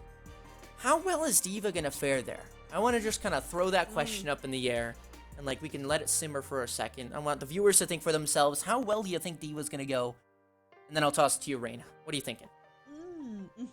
Lots of high ground here on Route 66 to work with. Lots of opportunities to kind of contest the payload while not being directly on the ground here. Ramatra definitely gonna have a harder time kind of getting around on this map. So I think D.Va is a fantastic pick here, and we can see Fable are even gonna go ahead with that tank ban, banning out the Winston to make sure that that D.Va can't be banned. The response here from the side of Nightmare is going to be that Ash ban. Very good hero on Route 66 as well. That just makes me think, if you're not running the Venture, you would have banned the Venture, but because they banned the Ash, it means they're most likely just, they want to get away with that more Venture, like, high brawl, heavy damage. And so that makes me think, will we have, like, a Zarya, right?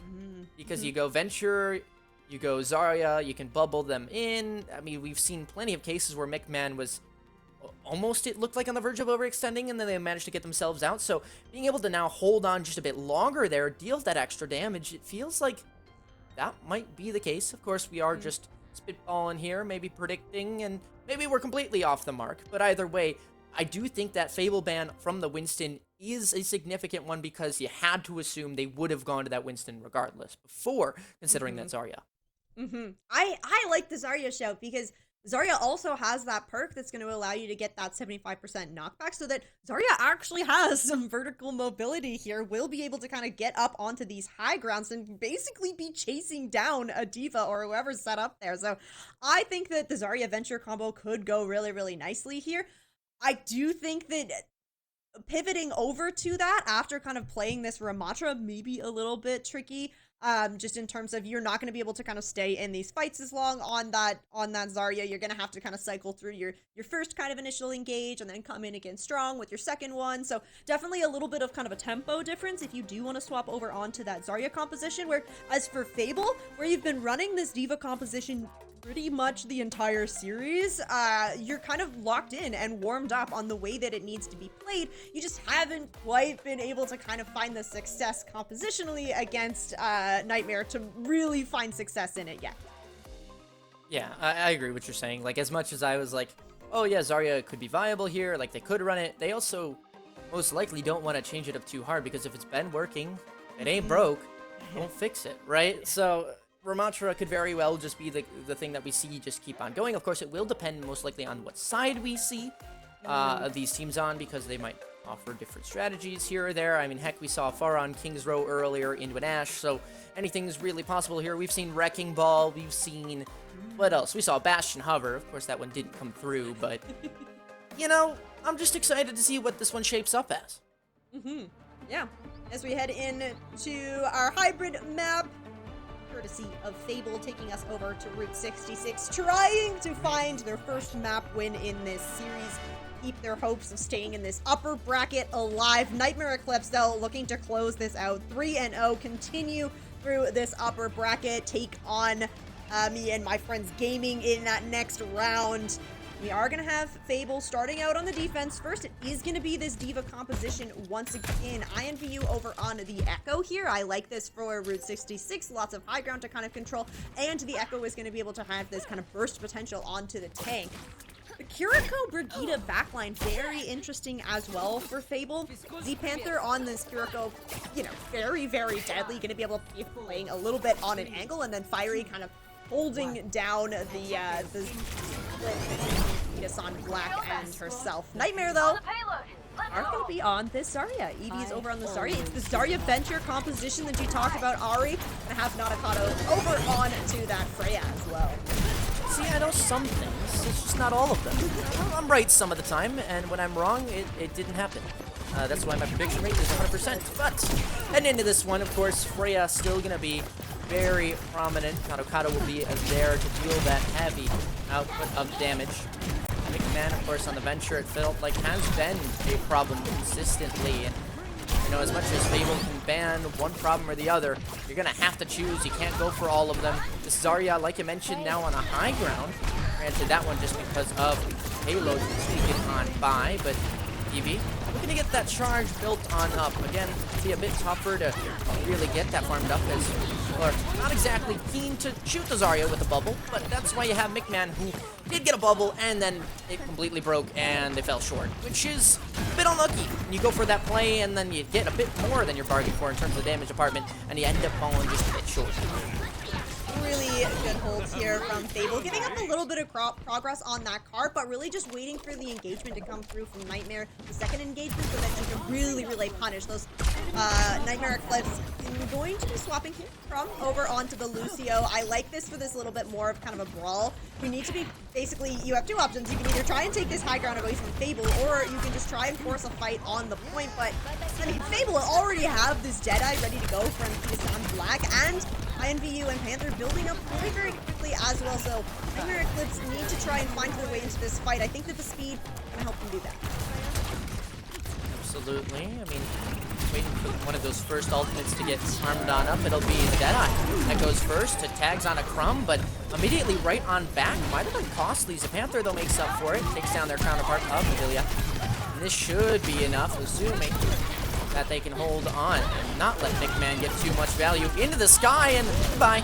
I mean, INVU has really just found themselves in a world of hurts, but Fable still holding strong when the dust settles. The Panther anchoring it down, 4 ults available, and for 1 ult cost, that is not dang bad at all.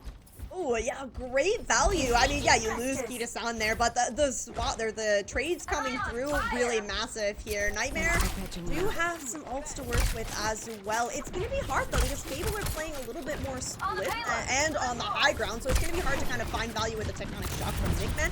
Eevee with this grab as well. You're probably looking to just lock down one member of Fable. Try and catch Avery in this. Try and catch Fiery in it. You really just need to confirm one kill with this ult. You're just not gonna be able to get a 5-person grab. Yeah, it feels like Eevee having a bit of struggle whenever they get focused after using that bubble. It really feels like they are not able to keep that charge for much longer. You see them there, stuck in the corner. It's going to be Tectonic Shocks. Use Bola as well, and the Echo waking up in this fight, but Nanakato with 3 kills. That might just do it. It's Kita-san by themselves. Is this just a 1v1 for the whole point? Nope, it's 1 versus 2. And that means that there's going to need to be a speedy touch from Fable. Otherwise, you're going to see this cap come through. They're attempting for it. It's going to be close. Somebody stay on. Oh, no. They made it back in time. And with the Greed ult. This is big. This is going to be a whole lot of support. That'll be the grab in the mix, but the charge still available from this Zarya means that that grab should be good to confirm these kills. Eevee will fall, but that should still be okay for Nightmare Eclipse. The keyword, of course, being should, as I keep saying it, because, well, that is the case. It feels like they're winning it, that is Nightmare Eclipse, but where really is those picks that we expect to come through? It's not quite there. But there's the beat. Is that another Bola in the same team fight? This one a little bit prolongated, but it still ends up being okay. Finally, Fable. Feels like they are no longer fabling it. They cannot win the fight out of absolutely nowhere. They'll be sent back to the spawn room, and boy, I need to take a breath. Nanakoto is terrifying on this Freya, especially where Fable don't have any long-range kind of heroes to put pressure on her. I mean, you can use the Kita-san Black on this Cassie a little bit, but not gonna have the same damage range. And you can see that when the fights get really scrappy, really brawly, Nanakoto is just staying out of them, keeping the distance, and then finding all of these kills because nobody is looking at her. So really great stuff. Nightmare Eclipse do have Eevee over on the Wrecking Ball as well now, so a little bit more chaos into the mix. I feel like Nightmare Eclipse really kind of coming into their own with these competitions. I honestly do like it though, because it felt like Eevee, as much as, you know, they were trying to get that value on the Zarya, it just didn't feel like they had enough to where they felt like they were doing a whole lot. Like, sure, they were supporting their team, but you want them to also be a spearhead in terms of the damage department, pressuring, creating more opportunities, and, well, this Wrecking Ball just a little bit more self-substantial, assuming, of course, they can get out, and, nope, the Panther takes them on down, finds 2 kills, actually, so, Nightmare Eclipse gonna have to go farm up some more ults. Yeah, it's time to build up to maybe these mines. If Eevee's gonna stick on the hero, yes, we are still gonna have the Wrecking Ball. Nanakoto, oh yeah, she's got another Bola ready to go. Fable, looking to try and find some stagger kills, not quite gonna find it here. You do have this Kitsune Rush, you're leading in the Kitsune Rush here. You just need Nightmare Eclipse to kind of commit so that you know they're not just gonna kite out of it when you use it. Let's see, Kitsune Rush, yes, indeed available.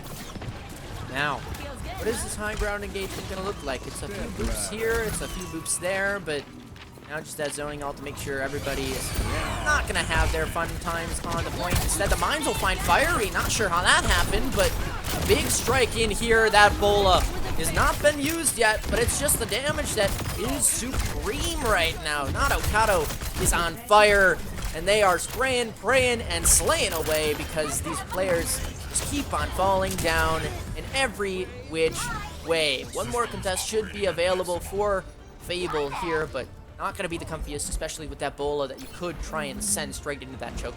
Yeah, right, you know where Fable's gonna be pushing from here if you're Nightmare Eclipse. You know it's up on the high ground. Pressure on Avery to try and deny value from this. It's gonna be the overtime touch as Fable are gonna be able to get a contest on the point. Just have the bomb to work with right now. You need a longer fight to get that rally going. Defense Matrix got it! They caught the ults! They said, nah, we know exactly what you're going for. We're going to take it on away.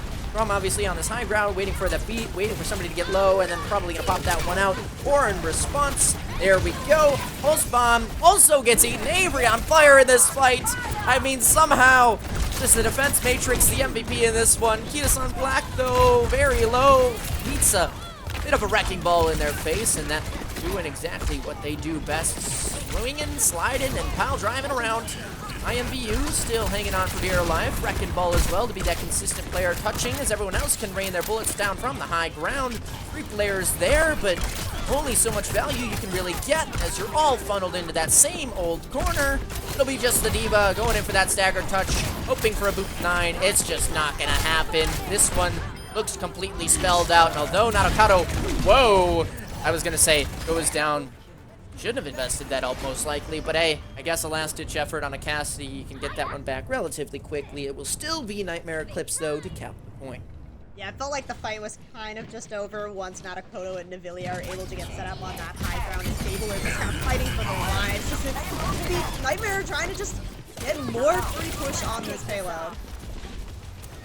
I don't mind that. I think it maybe could have been used a little bit later, but... Swap. That explains it. I like this. Eevee over onto the Zarya here. It's going to be even harder for Avery on this D.Va. Avery just ate up too many ultimates. It's time to try and demix this D.Va. Absolutely. Avery, though, jumping on this high ground. 60% to their next ultimate. Tracer, also from McMahon, has been a bit easier to work with, right? That mobility that they've been kind of struggling to really get all out is, I was going to say, a bit better for them, but they get punished instead. Headshot through the face.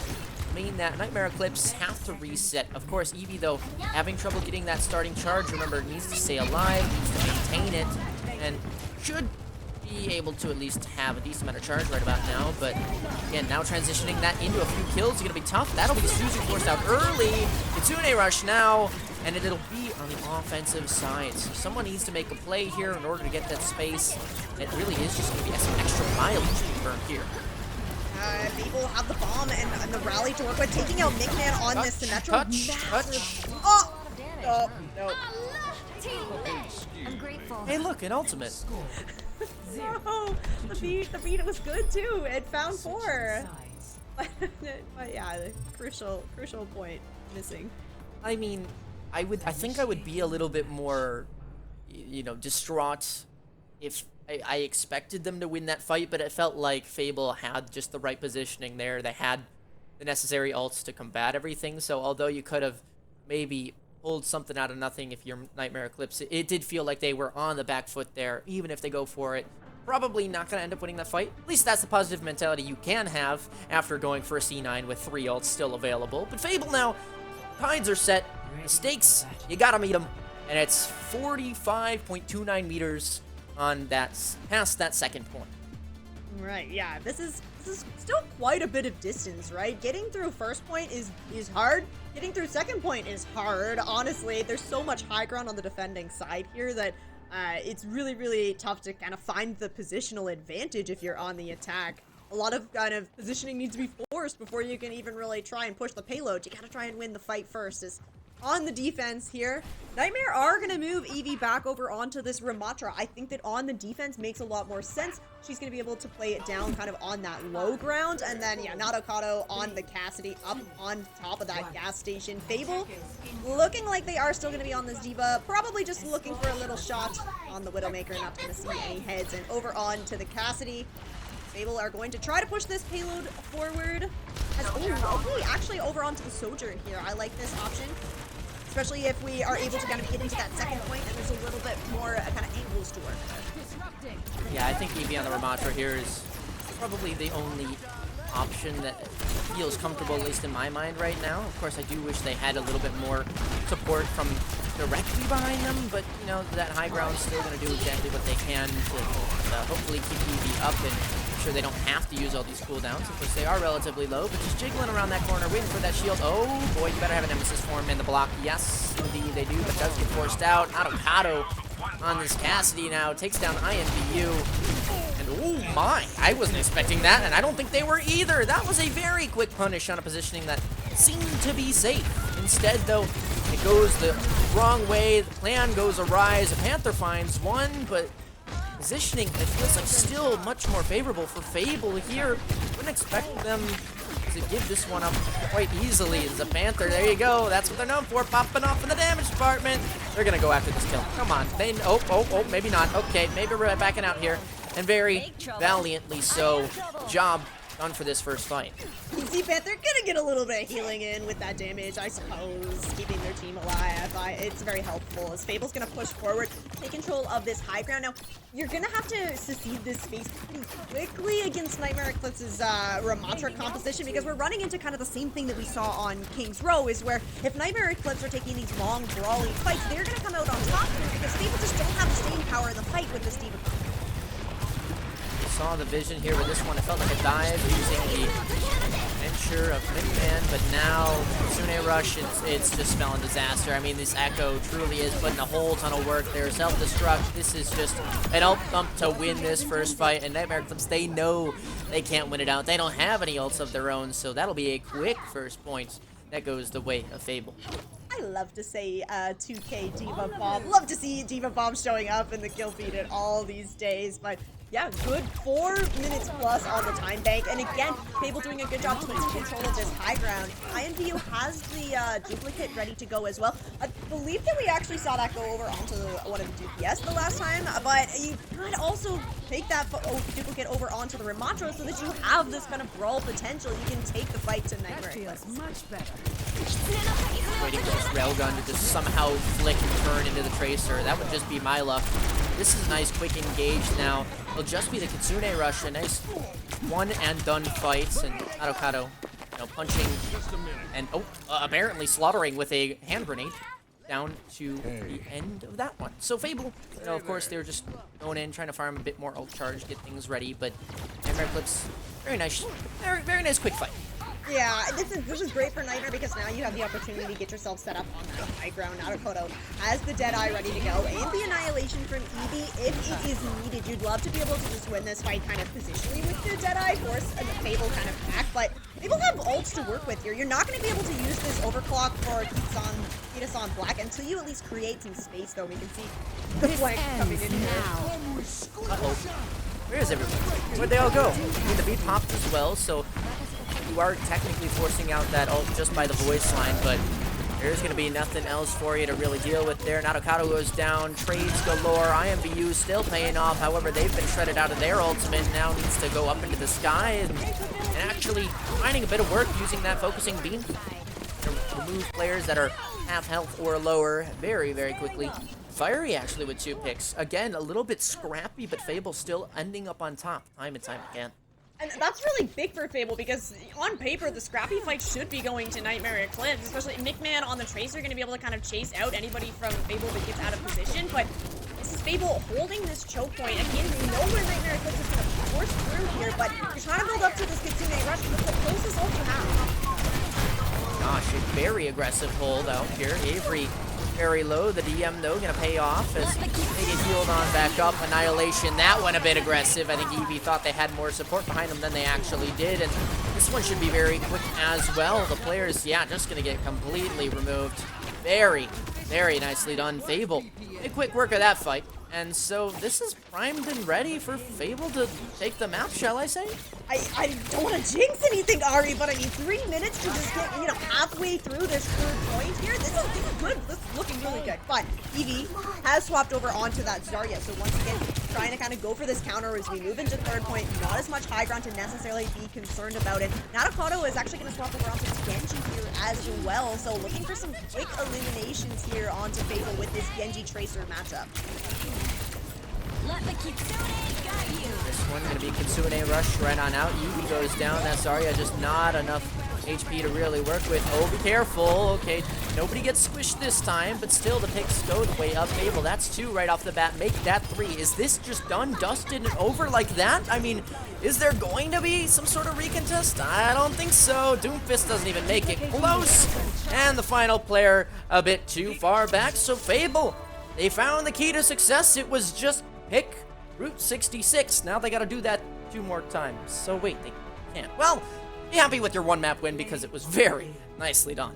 Yeah, I agree. I think that the D.Va comp looked a lot stronger here.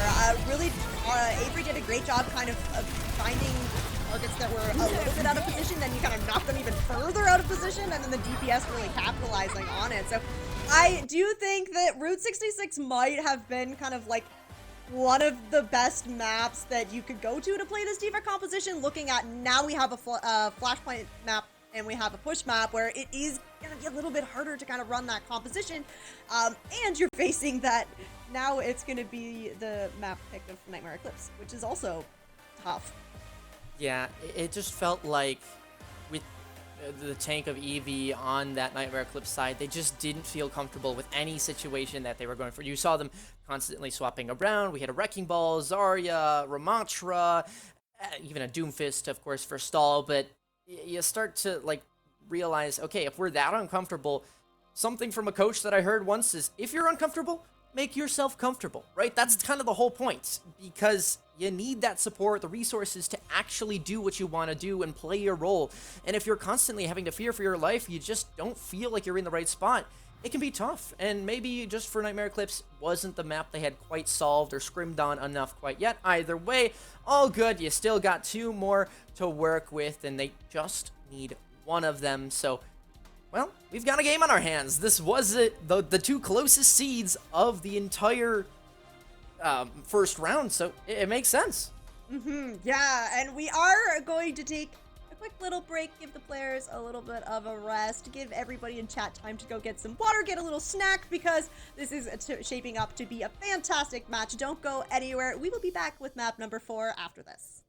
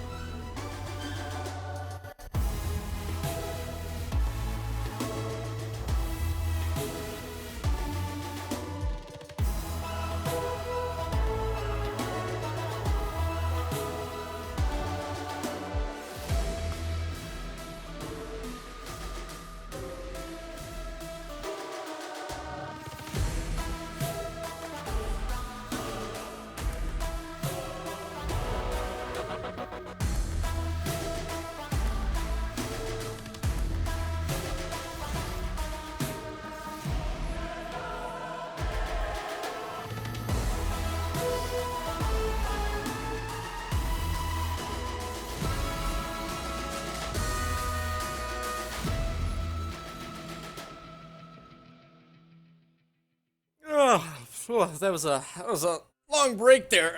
I just woke up from my 2-minute nap. It was delectable. But guess what?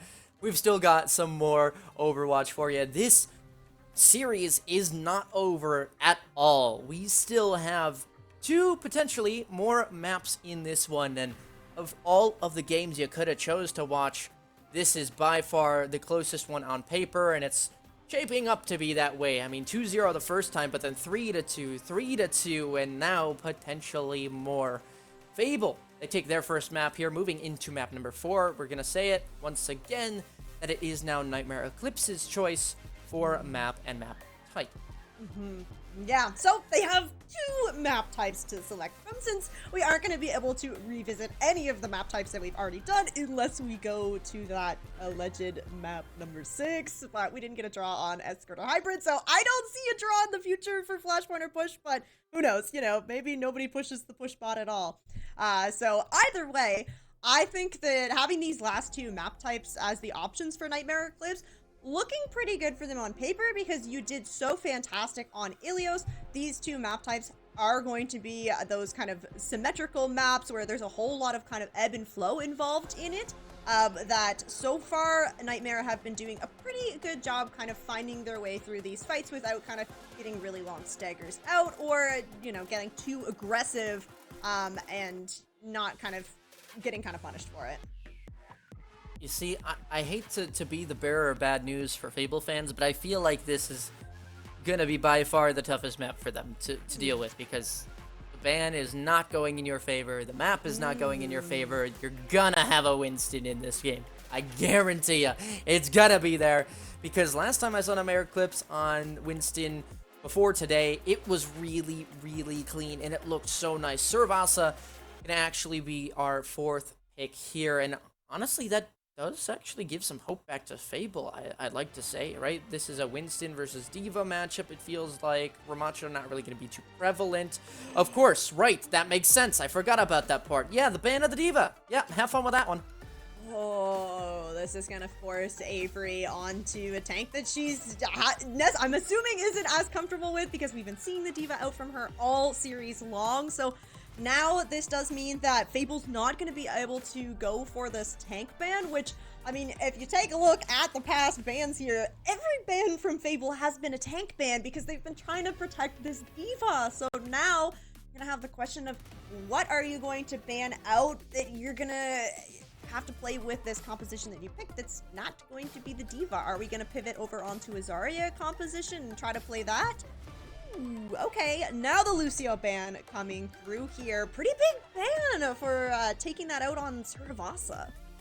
I feel like that even further harms your team, no? Like, if you're not being able to run Diva, somebody who's quite speedy out there, you want, let's say if it's a Junker Queen or a Zarya or even a Reinhardt, like, you want to be able to run in fast and then disengage fast. And so banning this Lucio, I feel like, is almost gonna be tough for them to deal with. The only reason we saw the Lucio in the previous map was because, you know, they were constantly trying to go for that Zarya and go for those quick disengages, and it just never happened. But the Winston can do that for itself. Yeah, this is interesting. I have to wonder if we're gonna end up on this Break Kiriko backline again that we saw on Route 66, but where we're coming into Survasa, it's such a large map, it almost feels like you might need to play the Juno here so that you have that speed to kind of work with. But again, Juno gonna be like kind of fragile, so then it's like, then you do have to pair the Juno with the Brigitte to make sure that she lives. It just, this asks a lot of questions of kind of what these backlines are gonna shape up to be, because Lucio has just been such a staple in compositions for so long. Just trying to think. I'm like, okay, what tank are they running? Like surely it just ends up being Ramattra, right? Yeah, I feel like where you banned out the Lucio, you can't play the Zarya, which I feel like is Avery's next kind of most played tank, right? Kind of, she's more opting for those off tanks. So if you ban out the Lucio, you can't run the Zarya, so then I guess you go into the third option, which probably will kind of be that Ramattra, trying to take this Ramattra, potentially Ramattra v Ramattra duel if Eevee chooses to go over onto that as well. Something we haven't mentioned that I have seen a little bit on Flashpoints is going back over to that Junker Queen. Kind of a niche pick, but maybe could be an option. Or maybe not.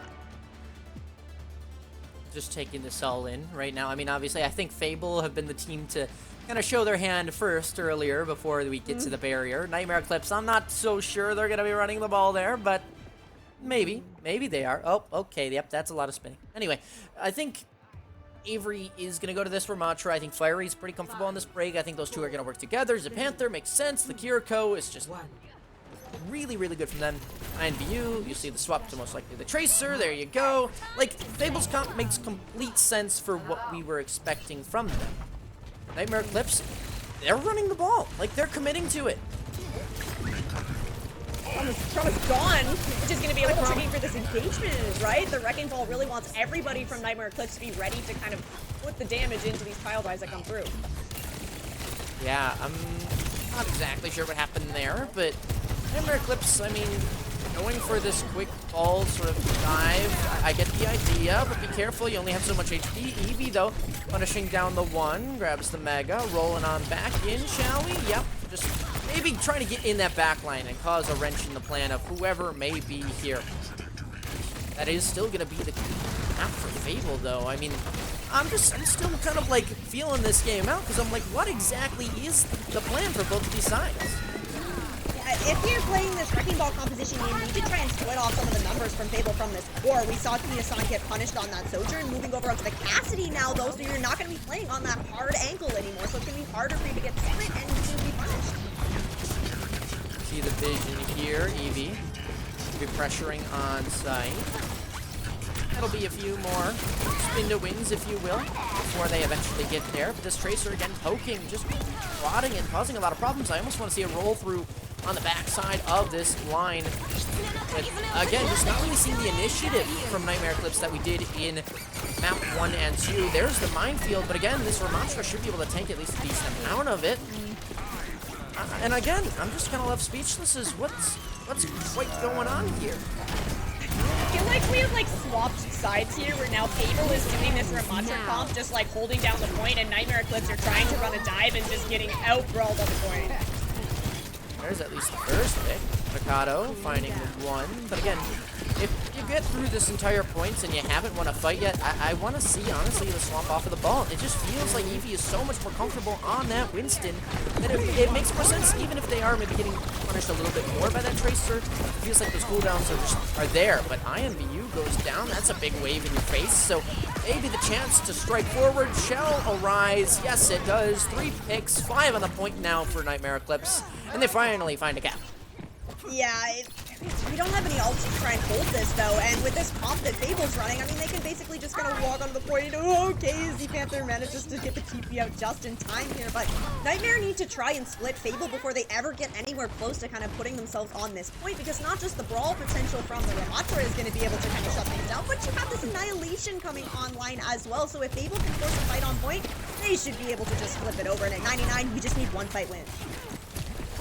And this is off-angle pressure being provided by Nightmare Eclipse, and as much as I like it, I also want to see them fight for this point, choose a timing where they need to go on through and roll back through the line, pile drive, you know, pop a pulse bomb, something of that sort, but again, like you mentioned, they have no ults. That needs to be someone else to step up, and Nadokado is going to be the first one as they find the initial pick. Very low on HP, pulse bomb, just a bit awry, and there's that minefield. Avery getting chipped on down very low. Now, completely gone, actually.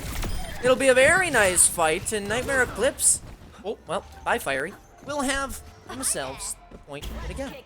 Nice Kitsune Rush from Nvidia over on the side there. You're able to put out the damage. It just goes onto the point as well, so Nightmare can kind of play around the point a little bit. Fable, though, did not commit that Annihilation. 93% here. Somebody from Fable has to try and touch the point, but they don't have any speed to make it happen. I think it was INVU that managed to get it there, just barely, but yeah, that's it. Past that, INVU is fighting Mickman. It does not work out, so somehow the ball swap pays off, and now just a completely dominant fight, as everybody will fall on short. Bye-bye, Zapanther. Bye-bye. Okay, so, now, point number 2. We move on. And Fable, that's gotta hurt, right? It felt like they really did have all the control in the world, and they just let it slip. I think that is partially, though, because Nightmare Eclipse, they wake on up, they start playing a bit more as a team, and they get things done. Yeah, all you have to do if you're Nightmare is just get yourself set up before you go for these engages, because Eevee's going to be able to slide through and hit that pile drive. Mickman needs to be there ready to kind of capitalize on that, or Nadokado has to already be on the angle here. Fable, if you're playing into this Wrecking Ball composition, your goal is to just not get split, try to play together, try to use this Brigida and the Cassidy to just deny the angles from Nightmare Eclipse. Man, the hammer stun, seen that one before. Unfortunately, does not pay off this time. In fact, it'll be 2 initial kills. IMVU trying to go for that one clip, unfortunately forced out. Annihilation on point, and now we see the vision of what Nightmare Eclipse were going for. On a point like this, it seems to be paying off. There might be the initial cap, but no, not even going to happen there. Just the Ramatra solo on point will be a nice long stagger as well. And that'll be Nightmare Eclipse capping this point first. I like what you bring up. This point is really good for Nightmare Eclipse's comp because they're looking to play angles, right? And Market, although it had angles that raised kind of point, the raised point meant that it was a little bit harder for everybody from Nightmare Eclipse to be able to find the same target. But now on Palace, I mean, you can have Natakoto set up on the high ground, you can have Eevee and McMahon kind of set up on a different angle. Fable are going to make the swap here over onto the Zarya. You have lots to work with, just gotta try to find a way in. See the vision here, and they do manage to catch one. That's a big pick. Narukato, big source of damage, but those mines not going to allow you to go through this main choke point. You're going to have to rotate around, and mildly so. It buys a bit more time for Narukato to come back and maybe provide a bit more for their team. Avery, though, already given 45 charge. Make that 70 charge in just two bubbles, excuse me. And so that does give them a way into this point, a way to make things work. This pulse bomb could very well go through. Nope, not going to be needed on Eevee as the stun's there. One click almost on, but no. Instead, just 2 blinks and you miss it. It'll be Nightmare Eclipse up to 86, but they will find themselves a cap in the end. Yeah, and you get a little bit of a late kill onto Navilia as well. Might be able to find this onto Natakoto, but you don't have the speed to try and chase down this Sojourn, so you don't want to get too aggressive here. You're in control of the point if you're Fable. Pulse Bomb ready to go, but Rum has this Tidal Blast. Probably going to see that go over onto McMahon or onto Eevee. These bubbles from Avery, I mean, you're going to be able to save one person, but the Tidal Blast can still connect on others. Very nice. Good bubble. Gets you a lot of charge. Natakoto goes down, and yeah, this one should be quick and like clockwork. You saw the vision. Doesn't work out. Don't commit any more than you need to. McMahon gets the pick onto Avery, though, which is big. If you can reset quick, you should have the upper hand in this fight. Granted, Avery will be coming back with that Graviton Surge, so be on the lookout. And apparently, please have eyes in the back of your head, because those are valuable as well. IMVU will punish you if you don't. And now Fable in control of this, almost approaching that last fight. You know, you need a touch if you're Nightmare Eclipse. It's probably going to be Eevee on the Wrecking Ball. No, it is going to be McMahon that at least starts the overtime here for Nightmare, but you don't have anything to work with. Yeah, and that does feel a little bit scary. Oh boy, Suzu already burned. Please get out at some point. Whoa, where'd they go? They went up into the eye. I don't know. But TP still works on out. Navilia, though, eventually does fall. That will be the Deadeye burned onto the ball, but still actually not finding those picks. There's the Graviton Surge. Everyone grouped on up, and there we see the value. Avery with a very high amount of charge should mean that nobody else can be let on this point. It'll be a 1-to-1 in terms of the sub-map, so here we go. Now, continuing in this next flashpoint. Moving over to Garda, just a short little walk from Palace. I am loving Avery. I'm so glad she moved over on to this Zarya. Looking a lot more comfortable, getting a lot of charge as well. These engagements from Nightmare Eclipse, it's very telegraphed kind of what target is going to be getting all the damage, right? You see whoever gets pile drive by Eevee, well, that is who is going to get the bubble. That's going to give you the charge. That's a big pick, though.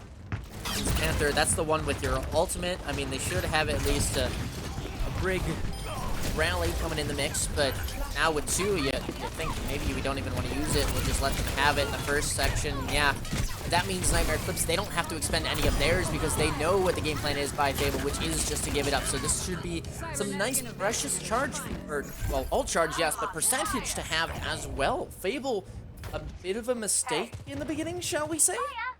Yeah, you don't want to get too, like, if you get split here, Nightmare's gonna just put the gas on and just run you over. So Avery pushing up a little bit too far, it leaves kind of the rest of Fable a little bit exposed here, and now Nightmare have all the ults to try and hold on to this. Well, that's big if they can take down Avery, but they cannot. It's gonna be still close to see the vision, but everybody's still grouped up together, and they do at least piece away everybody else but the Zarya player, so I guess you get what you came in for, which was the fight win, but now you claim it up.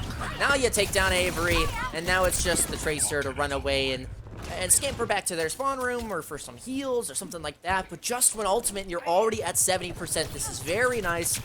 Nightmare Eclipse, if they want to use all the ultimates, they can. Yeah, you could just kind of full commit here. You're gonna go aggressive here. You're trying to like not even let Fable have a touch. Fair enough. See the vision. A lot of ults indeed. Rally can be pumped here by Fable just to kind of sustain and live. Missed the health back there, but still gets back at the end. Yeah, no touch indeed. Nightmare Eclipse very happy with that one. They only used 2, by the way, so they still have 2 more. They're still matching up what Fable's putting down. This is great for them. Yeah, fantastic ult economy heading into this next point. Nightmare 1 point away from leaving this series, taking a 3-1 over Fable, and be all the way on the other side of the map here. At least for Fable, you are going to be able to kind of get yourselves positioned on this point first. You have the Kitsune Rush to work with, but Lilia is going to be able to match this, so you're kind of looking for this Pulse Bomb from Invu to find something, force something out of Nightmare Eclipse so that you can find kills otherwise. Overclock. This is a nice little angle. You saw at least a few players pushed up in there, in their sight lines, that is. And that's 2 big kills. Nadokado striking on down. Should be a 3rd as well. No Suzu at the right time, but no, the railgun right back afterwards. Saw the vision here. Nadokado is going to have to run for their life. Jiggle, dodge, weave, and hope. And they do manage to get on out. Of course, Avery, the only one now left on this point. And have to assume this fight all but over. I mean, I'm not sure how many people are still alive for Fable, but yeah, with Avery going down, that surely should spell fight reset. You cannot let Nadokado have these angles. She will take them and she will eat your team up. INVU has moved over onto the Genji off of that Tracer, so not going to have that same kind of lane control that the Tracer would have. Nickman gonna have a little bit of an easier time now, as is Nadokado. So if you're Fable now, you need to really be capitalizing on using these dash resets as the Genji, which means starting fights first. Ooh, that grab tagged onto the wall there. Unlucky. Because they don't actually get anything with that one. That's a big costly ultimate, especially when you have this Deadeye. They are going to use to take claim space. Not to find anybody. There's a Kitsune Rush in response. Oh boy, very costly. The Genji now for IMVU, but not finding that immediate value just quite yet. It will eventually, but the pick's still going the way of Nightmare Eclipse. It'll just be IMVU, and they shall eventually fall as well. One more fight. And if Fable cannot muster up something with this rally, this is going to be it. Yeah, Avery swaps over to the Winston as well, but I mean, there's just every ult except for that rush available to Nightmare Eclipse. They're going to be able to take control of this point if you don't find a kill onto one of these supports. Saw the vision there trying to piece down that rally, and no touch in sight. Yep, there you go. The ball in the back line, taking on down, making sure you just can't get started. And well, Nightmare Eclipse, after a bit of a speed bump in map number 3, they clean it out in number 4. And although Avery tried their best without that diva, apparently was not enough. Nightmare Eclipse move on to the next round.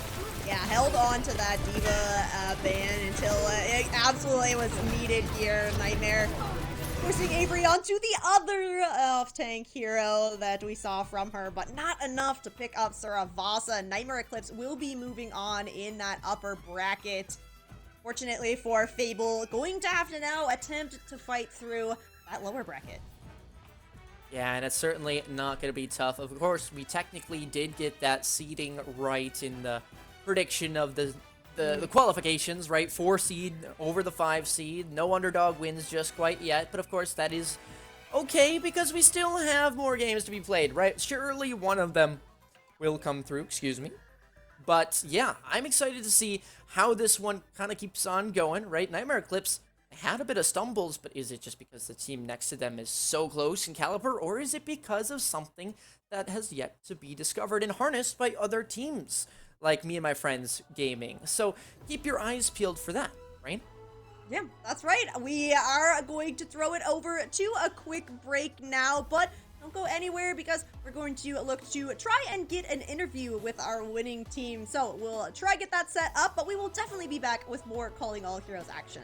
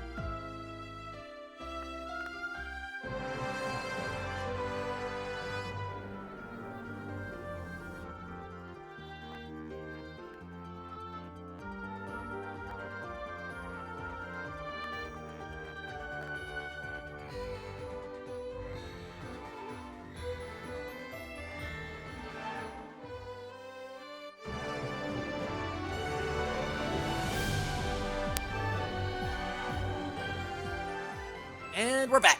We got more Calling All Heroes. We promised it, and you will receive it. Of course, we should have an interview. We're getting word with potentially Eevee from the winning side, but of course, you know, we're gonna have to wait just a second to get them set up, so that means we get to reflect on what the heck just happened, because that was a really close game. I did not expect that one to go as close as it did in the fashion that it did.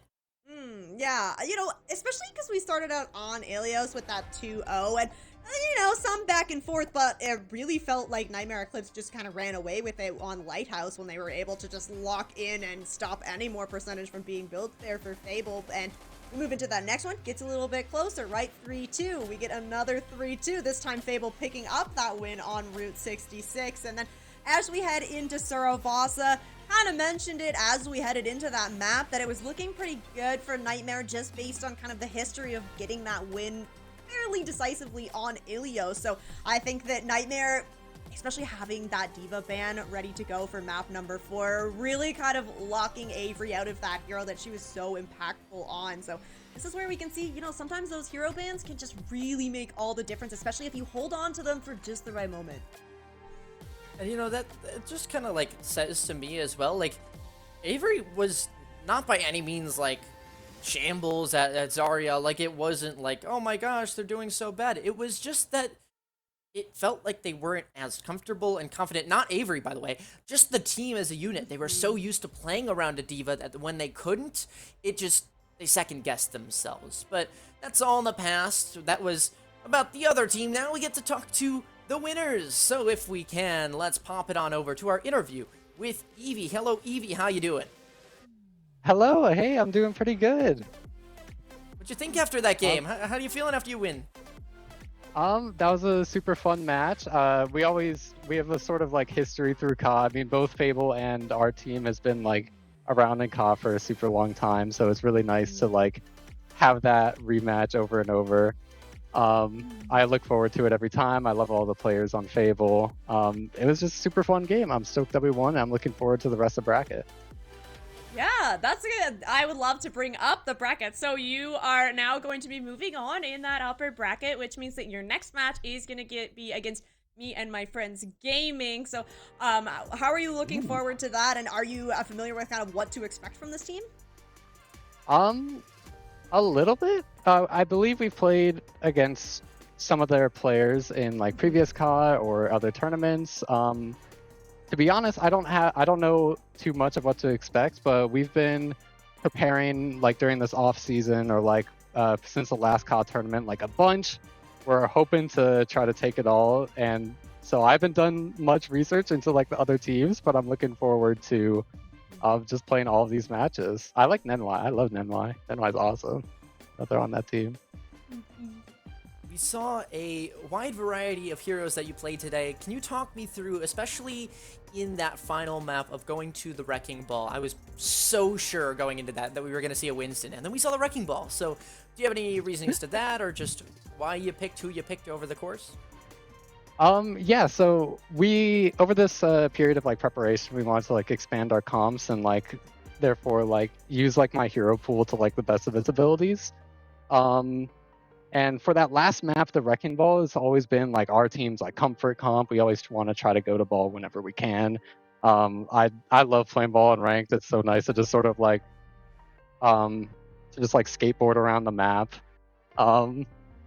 And so we just want to go into like our ultimate comfort comp for that last map.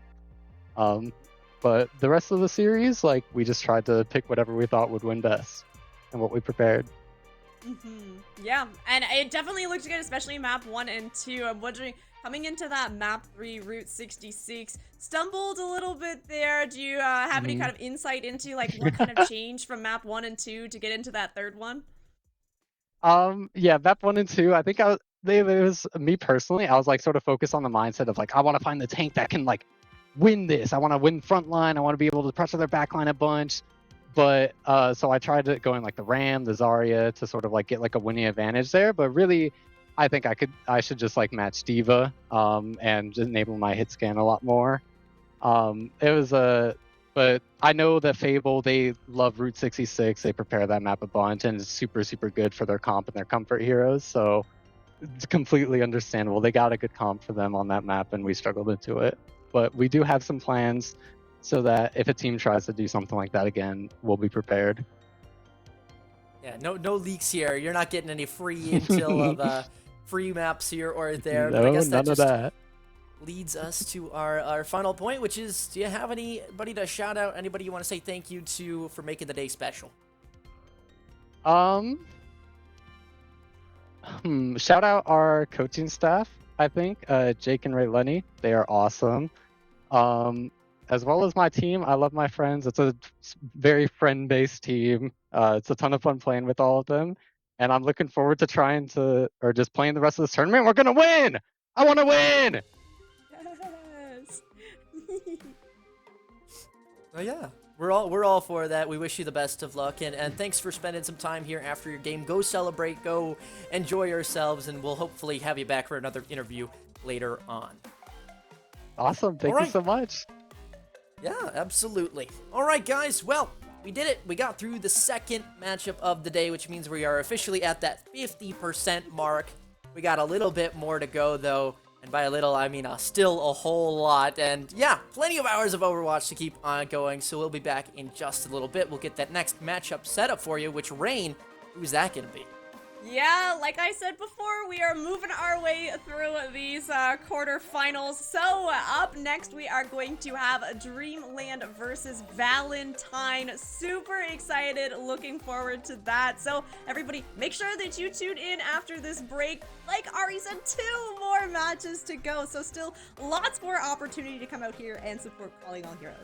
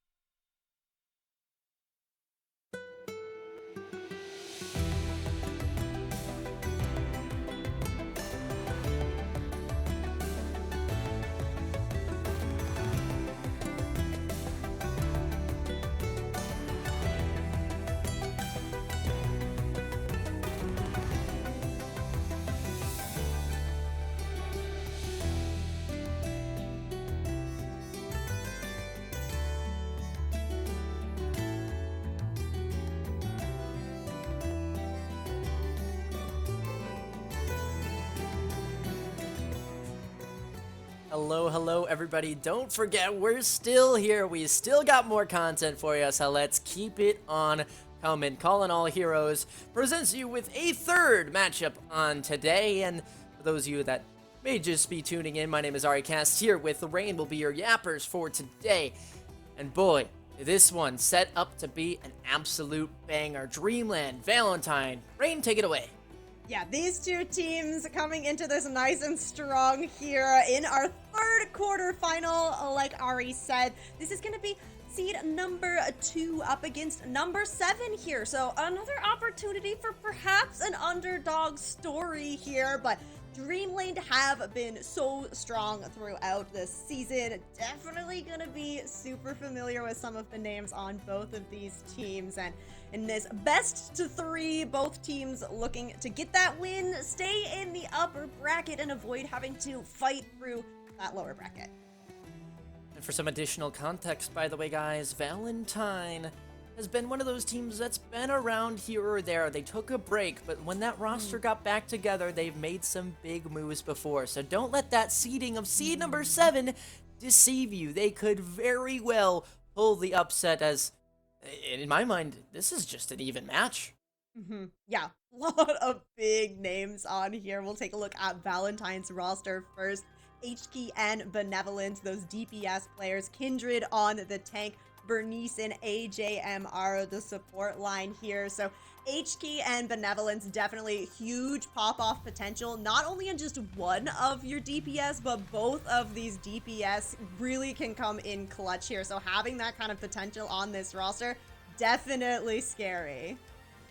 Yeah, absolutely. I mean, even players like AGMR, we remember talking to them when Wu Yang came out. We were saying, oh, okay, how are you going to use this character to mesh into your strategies? Well, they absolutely abused it to take down literally everyone in their way. So if you want some more Wu Yang gameplay, you might be rewarded with some here. Of course, Kindred, Bernice, is nice to round out the 5 because, again, we've seen both of them make some crazy plays, and even just consistent ones at that, right? You don't need to be the hero all the time. Sometimes your just base consistency needs to be higher than your opponent's because you'll win a higher percentage of your team fights. Now, heading over to Dreamland. Taking a look, you are all familiar with some of these names if you've been following Calling All Heroes or even OWCS. Alexander and Bun gonna be those DPS. Hitori, the tank player here for Dreamland. Juno and Cinnabar gonna round out the supports here. And yeah, coming in as this second seed, Dreamland, no surprise at all. Definitely looking to put up a really impressive showing here. And I suspect that, like you mentioned, although this is 2nd versus 7th seed, this is definitely going to be a close series. Yeah, absolutely. I mean, on that note, right, we don't typically do this often, but I'm just going to hazard something out there. Do you want to chuck out a prediction for maybe not who the winner is, but how many maps it will go? I don't know. I think 4. I feel like we're maybe not going to get all the way to that 5th map, but my prediction is not going to be a 3-0. I'm thinking 3-1. Yeah, I'm feeling the same kind of way. I think that first one, though, that first map win is not going to be by the team that gets only that one map, right? It's going to be sprinkled in there somewhere. Somebody's going to get out to a strong start. We're going to see something similar to that previous matchup where they maybe have a stumble or there's an adaptation or just a really good map. And then, of course, the other team gets a chance to, choose their own map and bans, and then it's history from there. But I do think this match is going to be pretty dang close. These team fights, they're not going to be quick and easy, overdone and dusted. I know these teams love to hang in there for as long as possible. Sometimes we'll see ultimates burn when they probably shouldn't be, but that's all the more fun. We get to see them fight until their last dying breath, and to that I say, bring on the content. Oh, yeah. Speaking of content, Twitch chat, make sure that your BattleNet is connected to your Twitch account, because throughout this entire Calling All Heroes Championship, you are going to be rewarded with drops for watching. Each day going to offer you new drops, so you need to tune in every single day if you want to collect all of those awesome hero banners, sprays, and player icons as well. And now just looking at the screen, I know you were talking about the drops, but that makes me think about potentially where we're going. Oh, look at that, it's Ilios. Well, surprise, surprise, and by that I mean I'm not surprised at all. Third series, third time we get to see Ilios. Absolutely, very excited. It's fun. Okay, I know that we like to see some variety here and then in the maps, but it's also sometimes really fun to just see teams play this same map over and over because we can get to see how each team is going to play this a little bit differently, right? And Dreamland are the ones that got to select this map, and they get that first hero. Starting out with that Kiriko ban, Valentine answering with a ban onto the Tracer. I actually love that. Like, both of these, honestly. Like, you take out the Kiriko for, I'm thinking especially towards Ruins, that's just going to be a whole lot of problems. And then you ban the Tracer, which means that's a big signal, by the way, that HK will be going Genji. That is just what's going to happen because you see that Tracer ban. And, you know, to Dreamland's side, right, obviously you start thinking, okay, now we know they're going to have a Genji. Do we want to run some sort of beam character with like a Zarya or Symmetra, things like that? Just wait, because I feel like any one of those can be possible. And honestly, I can't put it on them to say, hey, they're going to run the meta. I really don't, because maybe they're just straight up playing counter picks, which is a very valid strategy in its own right. Yes, there are so many heroes in Overwatch because you are meant to work around that. You're meant to pick the counters. So I wouldn't be surprised at all if we get to see this. I think great call on HK being on the Genji. Definitely think we are going to get to see this. That also brings into the question, okay, are we going to have Hattori on the Winston? Because I know that she has a very good Winston, and I think that could be a really great kind of counter out to the Genji. You're not able to deflect any of that electric power coming from the Tesla cannon. So as we head into Ilios, I am anticipating that we're probably going to see some dive compositions. I know that Hattori used to like to really play the Hazard. Haven't necessarily gotten to see him as much in recent days, but still an option here. And then on the side of Valentine, I mean, looking to maybe play that Diva that we've been seeing a decent amount from teams, or over onto a Winston of your own. But regardless, I think that a good chunk of these sub-maps on Ilios going to favor having control of some of the high ground. Hey, I do have to point out, Avery did play Hazard for about 2 seconds. It was probably a misclick, and I think they swapped immediately after over to someone else because they were still in spawn. But we saw Hazard. That counts, right? I saw the icon pop up. All right, let's get into this one. Ilios between Dreamland and Valentine. Wow, I don't know this. This is going to be a heavy hitter match for sure. I mean, names upon names. You've got strategies galore. And again, keep your eyes peeled for the swaps up on the board, because as much as we're seeing some fun stuff now, it probably is not going to stay there. Oh, for a moment, Zen almost had his time in the sunshine of Ilios. Alas. As we head into Lighthouse, we do have HK starting on that Symmetra. Mage gonna match as well, likely just that TP out, trying to gain a little bit more space here. Doors are opening, comps are locking in. Dreamland are gonna have Hattori on this Winston. We're gonna have the Ash and the Freya as your DPS here. On the side of Valentine though, HK not on that Genji, gonna opt to go for that Echo instead. Interesting as well, we are getting the Ana break out of both teams, something we have not seen in previous series on this map. I like the pick from Alex onto the Ash. It just feels right when you know there's going to be some sort of Genji and or potentially Echo, which is one of HK's other strong suits. And we're going to see here as they already strike first. Now granted, that will be a response right back. Cinnabar keeps on walking forward. He's going to go for the contest eventually, but chipped down relatively low. Just HK going for a nice little Sui dive. Unfortunately, will not make it case. So you will have Dreamland that ends up winning this first fight. Meanwhile, Hattori is just hanging out with the Winston, going for that final pick. Won't get it. But the point cap still, nonetheless. Yeah, this is an opportunity for Valentine to maybe come back in this. You don't have Vernice, but you do still have your Honor Revive and Hattori being out of the fight. You need to try and take at least a little bit of space here. Oh, HB. Yeah. Got that sticky, and it was history from there. Unfortunate, but H do everything they can to propel themselves, their team forward, and now Hattori back, of course, on that Winston, jumping on in. Yeah, this is going to be a tough one to come back from, and as much as HK is getting the value with that focusing beam, it'll be all for naught, at least in this fight. Maybe just the ult charge to be stored upon later. Oh, hello there. Just hanging around up in the high ground. A little bit of standstill. But yeah, Dreamland very confident out of the gates, and rightfully so, as they've managed to win 2 or 3 team fights so far. Yeah, building up some ultimates. Hattori has this Primal Rage ready to go. You're gonna have the Nano from Juno as well. Potentially see that Nano go over onto Hattori so that she can get aggressive. And then as she's falling low, that's when you pop the Primal and you can just stay in these fights. AJMR, oh, the Nano does get out. Do manage to get it. I mean, HK is going in there like swimwear. Does manage to at least get the one. Of course, the Ashe pick now in the copy. Maybe not the easiest to farm on up, and maybe potentially even burn, but nice headshot, maybe. Some room for more, and it will just be this copy, just solo on points. They might have just forced the reset. Not sure what exactly. Oh, okay, that was a bit close, but they should get the punish anyway. Yep, there it goes. Almost 80% for Dreamland. Valentine will halt them for just an additional moment. And 78% Dreamland are looking at kind of last fight here. Valentine will be able to get in for like one more scrappy one, but Valentine looking to just hold this as long as possible. You have the Diva Bomb and the rally to try and make that happen, but already so much damage out on the Kindred.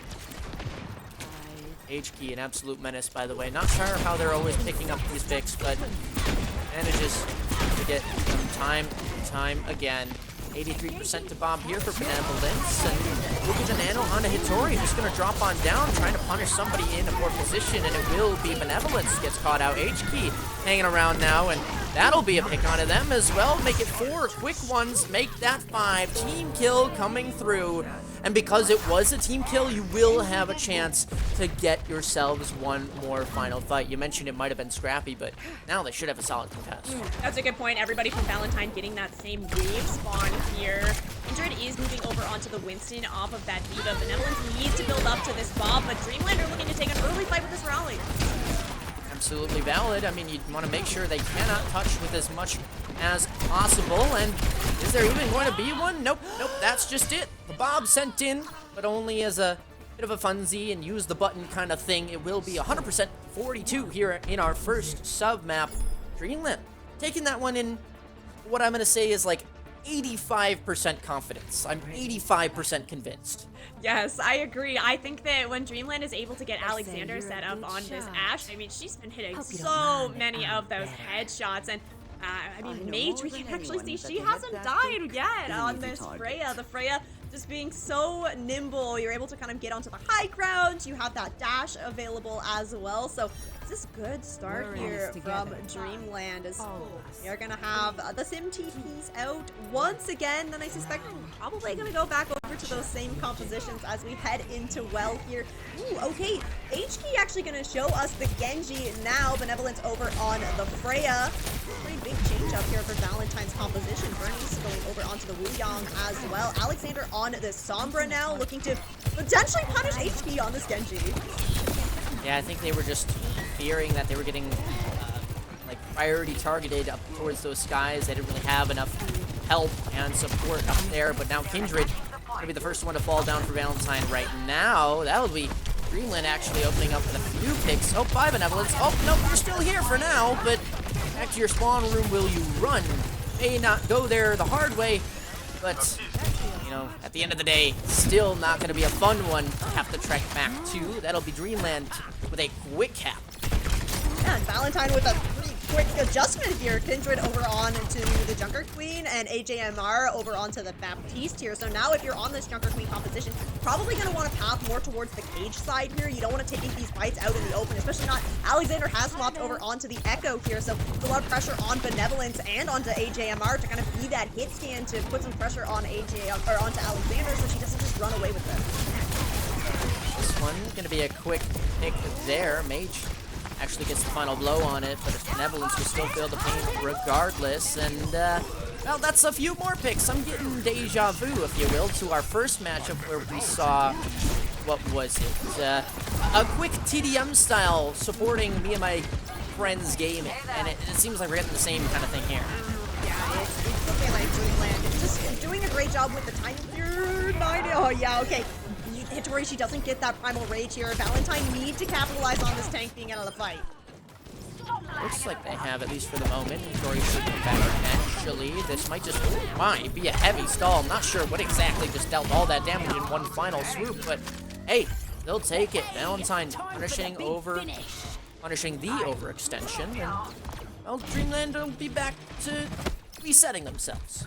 I think if I'm Valentine now, I'm playing for this the title blast in this Rampage. It's going to be hard. The Rampage, you know, you're probably going to go for maybe these supports, but this on a brick composition probably going to be trying to stay up on the high ground away from all of the damage that's on the ground that Valentine has. Dreamland have lots to work with to come back in here. They just need to try and split this Valentine team away. You don't want to take a fight against Kindred on this Junker Queen if you're Hitori. See the vision here, potentially the Echo will be shredding down Kindred, and it does.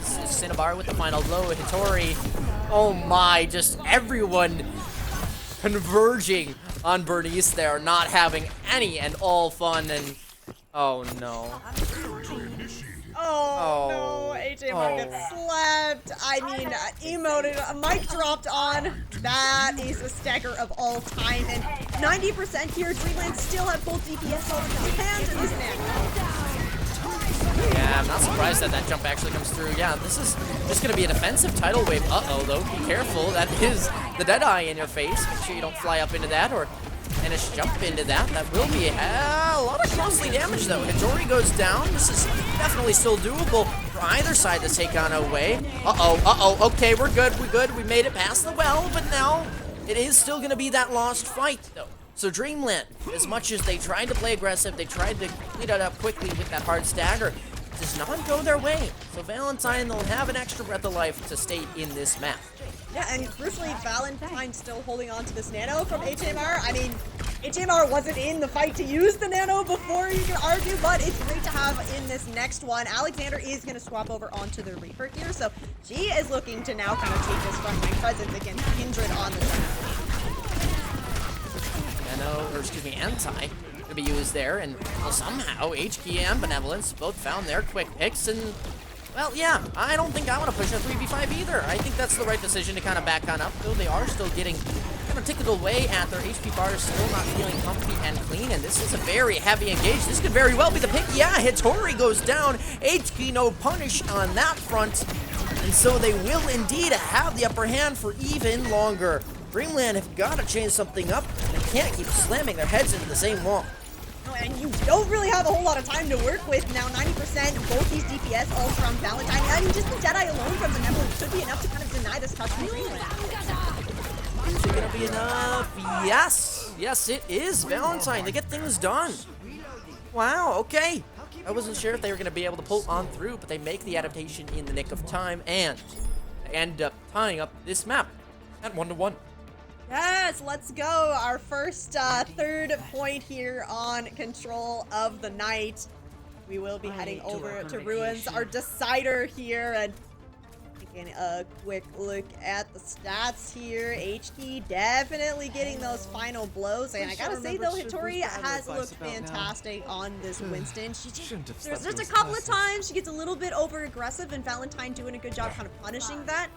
And so if Valentine can keep that up and kind of keep a little bit of restraint when they're in control, looking good here. But Dreamland, we are back over on to a really dive-heavy map, and Kindred is still sticking on this Junker Queen, so we'll have to see if Valentine can make this more kind of ground-focused composition work against Dreamland, who also have Alexander coming out in this Widowmaker.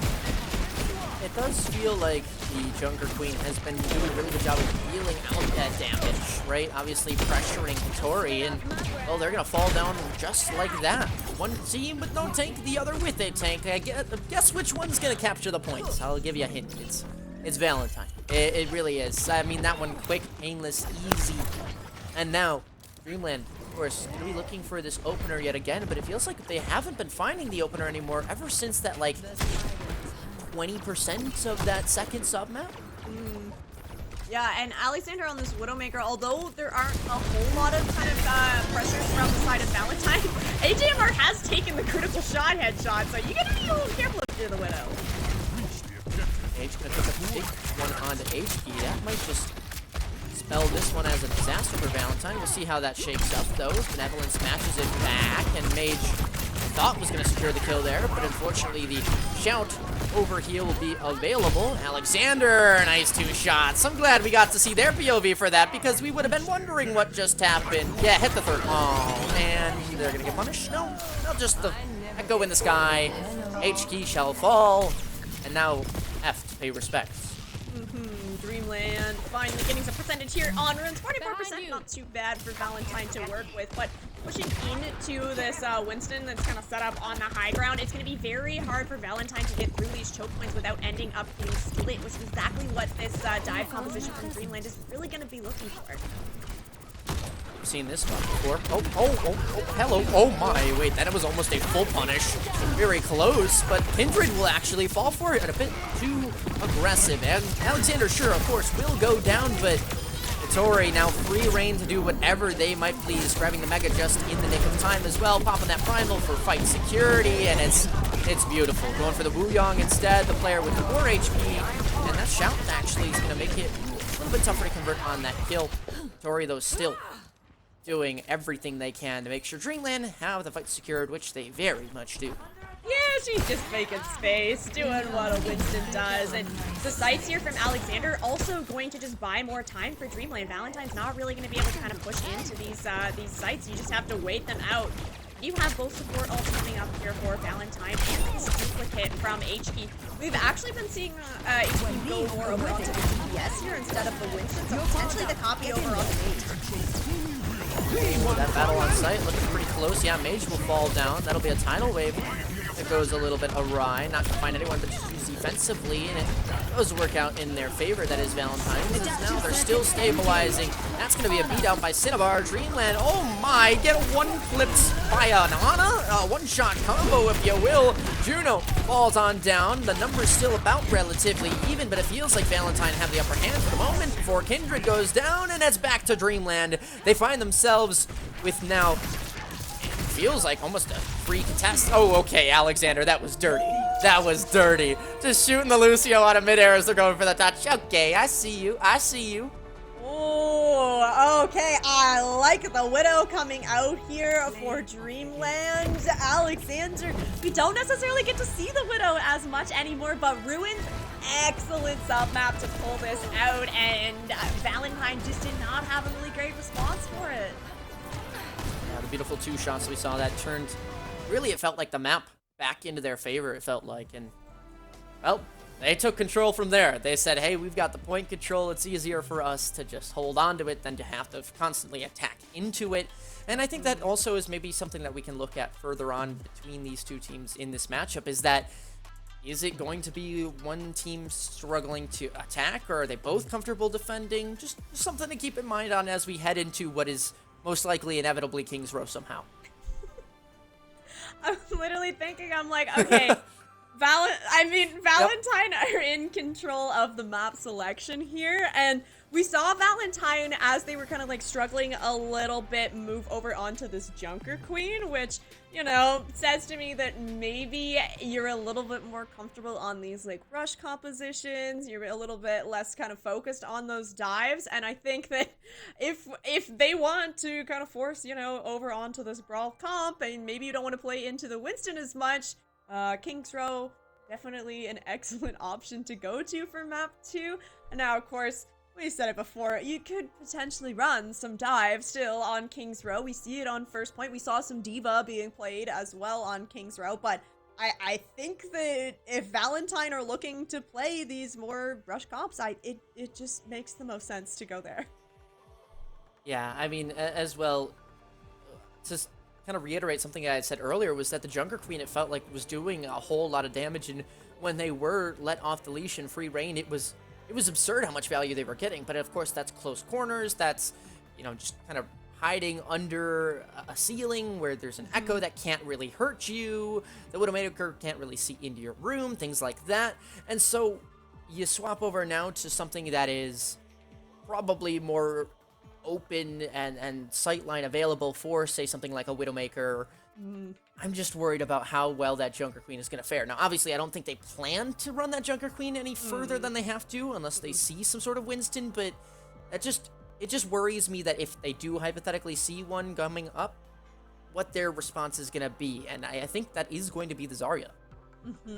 Yeah, I agree. We're playing 40 chess over here, right? There's just so many layers of strategy. You got to think about the map. You got to think about the composition that you're going to play on the map, what the opponent's going to play, and then you have to throw in all these hero bans as well that somehow have to factor into everything. It's a lot going on, but Valentine definitely do have the upper hand, getting to pick that first map, getting to pick the first ban as well, which you can go for kind of, I mean, I don't expect that we're gonna see the Widow ban come out, but oh, we do have our map locked in. Wow, Valentine making it a third King's Row for everybody here on the stream. 3 for 3. We'll take those. We take those. We gotta go 4 for 4, please. The next matchup, I'm begging. We gotta do it for the bit, for the funny. But yeah, with these bans, I mean, they could very well determine the course of this map. And we say that, you know, like, that's so cliche of you. But, like, it's true. And you're telling me that if Valentine don't ban, well, let's say, I feel like, what role are they gonna ban? Let's start there. I think damage? I feel like it probably will be, right? Because you're not going to go for the Winston ban now, surely. I don't think so. I mean, and you have to know that Hattori has brawl tanks in her pool as well. I mean, she's quite flexible in terms of availability of heroes. So I think going for a DPS ban would be quite wise. I don't necessarily think it's the Widow, though. Okay. Yeah, Freya ban. Good pick here from Valentine. That just means Alexander is either in Widow jail or in potentially Echo jail or Soldier. Either one of those three. But yeah, Dreamland, I feel like they're going to combat that with just either that, some sort of diva maybe, and or just going back on it, some sort of Ana maybe even, if they're going for that hard, like, brawl, something like that. But, you know, things that could be traditional, some things that may not be. Up for them to really decide. They know what they're doing. They won the first map. I can only say so much. Yeah, Dreamland definitely have a plan coming into this. Now, not going to be able to ban out any DPS. Not that I necessarily think that that would be what they're going for anyways. It is going to be a tank ban coming through. Dreamlight taking the Ramatra off the table here. Very interesting. We definitely see a whole lot of Ram here, and if you aren't running the Ram, not having that shield, not having that Nemesis form, I think that kind of opens up the doors more for Zarya to kind of make an appearance here on King's Row. I mean, I'm just thinking about the fact of what we mentioned earlier with them being so comfortable on, like, brawl style, with HK literally just going in and going for as much value as possible, most likely ending up giving their life, but, like, if you can get 2 or 3 for it, it's totally worth it. I think Ramatra would be nice to complement that. I think Zarya would be nice to complement that, and I think that if there was a decision that this team of Valentine had, well, it's been solved for them. Okay, yeah, we'll see what's happening here. Map number 2. King's Row is going to be the map selection, of course, of Valentine. I don't want to get anyone's hopes up, but, like, hey, do you think your Ramatra ban, you know, maybe you could play a little bit of Reinhardt? Don't have to worry about that hero punching through your shields? I'm down. Let's see it. Well, God forbid, do I even dare say that we're gonna see a wrecking ball on this map?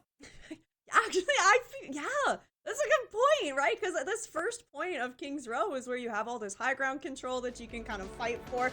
This is where you could really play some of those kind of dive heroes, definitely including the wrecking ball. I'm down for it. That honestly wouldn't surprise me the most. I think Valentine, I think it was their team, who was saying that they were having a little bit of silliness on the wrecking ball, as Kindred, I don't think, is as familiar with it, but I think still would be a strategy they could go for if a team like, what was it, Nightmare Eclipse managed to run it and felt confident going for that sort of play. But Dreamland here are going to be on the attacking side, Valentine the defense, and I'm seeing Venture, and that scares me, because as a support player, I don't like when that tectonic shock is in my face. Absolute nightmares from Adventure, and then you pair that with a bubble from Zarya. I mean, that is very dangerous. It's like the upgraded Reaper Zarya composition, because the Venture can also, you know, get all of those shields from the Explorer's Resolve as well. Valentine on the defense, though, is going to be over on this Diva composition. Kirko, Lucio backline. All right, we are gonna have the Symmetra here for the defense as well. So Valentine gonna have to make really good use of these TPs. See what they can do to outmaneuver Dreamland on this Zarya composition, which also has a pharmacy. You know. Yeah, this really is an airspace game now. I mean, you bring Cinnabar and you bring in Mage on the flyers. Okay, well, I think they knew how that one was gonna go. And you see the D.Va, you see maybe the Symmetra, and you think, okay, well, maybe there's ways for them to kind of bounce back in this one. They are going to stick with these picks, but again, a bit of a TDM style that is not going the way of Dreamland anymore. And maybe that is because we have moved to a different map type. How is Zarya here, by the way? Hitori has taken the longest rotation possible on King's Row, and she is all alone. Yeah, she's gonna get staggered out here. Great kill from Valentine to send that Zarya back to the spawn. A little bit more time off the clock here for Dreamland as now the swaps are gonna come in. No more pharmacy fun. Cinnabar's over on the Lucio. We are going to have the Mei and the Sojourn here. So the Mei looking to find these splits into Valentine, but really you're kind of just looking to separate HK essentially because everybody else on the side of Valentine is going to have that vertical mobility.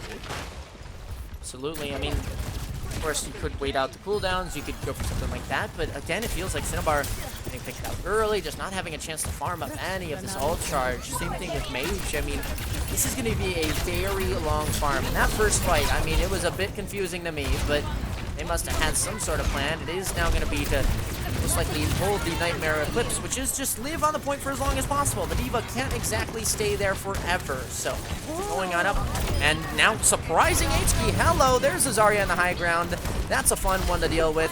Baby D.Va now, unfortunately, also sent back, and I don't know how they did it. I don't know where exactly they found the opening, but Hitori has found 3 and more. Dreamland, a nice, clean team fight in the end, which is really silly to say given what we saw in that first fight. Yeah, I mean, Hitori just sets herself up on the point. She gets a whole bunch of charge, and Valentine having this D.Va composition aren't able to just kind of take that brawl fight on the point, so you're trying to find the angles on Hitori to force her out, but she's just got her back up against the wall, so everybody on the high ground for Valentine not able to do the damage. Defensive wall to use there. Big grab. Honestly, a bit of a defensive grab there as well. Yeah, defensive wall. Everybody's scared. And Valentine will still somehow win this one out as now the tank is gone. You just gotta let everybody run away in fear. May, be careful. Be careful. You will get staggered. That will be something that is in your fate. And uh-oh. Oh my god. Oh, not the turrets. Wait, no way you get out. Okay, yeah. There we go. There's the staggers. Big staggers. Actually, Hitori going down for a second time, I think that was. Oh no. And so, yeah. Well, we can chalk that one up. Oh, yeah, HK does get sent back to the spawn there, so Valentine have set themselves up in just a really strange place here. You're just trying to find this late kill onto Alexander. I don't know how Valentine is still alive over here. In the old spawn of Dreamland, nonetheless. I don't know what's going on. I mean, this is a fight that has now turned back the other way. A bit too aggressive by Valentine, shall we say? I don't know. I mean, they did it to burn time to maybe force out an ultimate, and they did only one of those, which makes me worry about Valentine potentially giving up too much in this next segment of the map, right? You know, there's a bunch of twists and turns, and you're letting them walk all the way up to the second checkpoint. Yeah, and Dreamland are in a great spot now to really start cycling these ultimates. You got 4 ready to go. The Blizzard alone could be enough to just win this fight out. You just have to force those bubbles out of Kindred, get the Suzu out, and you'll be good to go. Saw the vision there. It will just be a TP towards the back lines to make sure everyone is not gonna have a chance. Uh-oh, this will be tough for HK to really get out of. Yeah, put down everybody else and leave just that Symmetra on the back line. It will be quick and easy. Dreamland, bumpy starts, and when they do find the bumps, it does hurt, but they somehow are just like, oh yeah, guys, we could just shoot him in the face, and then they do, and then they win, and it's like, oh, okay. And it works. Of course it does. Dreamland still pushing this payload forward. Valentine looking for a touch, though. Headshots, by the way. Hello. Oh my gosh, Alexander clean with it. Oh, very nicely done. I mean, they did get already the cap, but certainly nice to propel yourself in the right direction. both statistically and mentally. Yeah, exactly, right? Dreamland are keeping this momentum. Ooh, okay, they were keeping the momentum going. Benevolence, nice little headshot there. And now Valentine looking to get some stabilization here. Hattori, though, with this grab, could just keep things moving here for Dreamland. Ooh, okay, yeah, using the sim wall as well. You gotta back up now, Dreamland. Absolutely, yeah. They're gonna just pop this wall and this graviton surge in. It may pay off, but there's a lot of symmetric there, so you gotta be careful. A lot of damage coming through. Eventually, Hattori will fall, as it looks like the Kitsune Rush was the key to taking down that pick. Not sure where we saw HK just TP out to, but they should be back to safety. Be careful, Mage.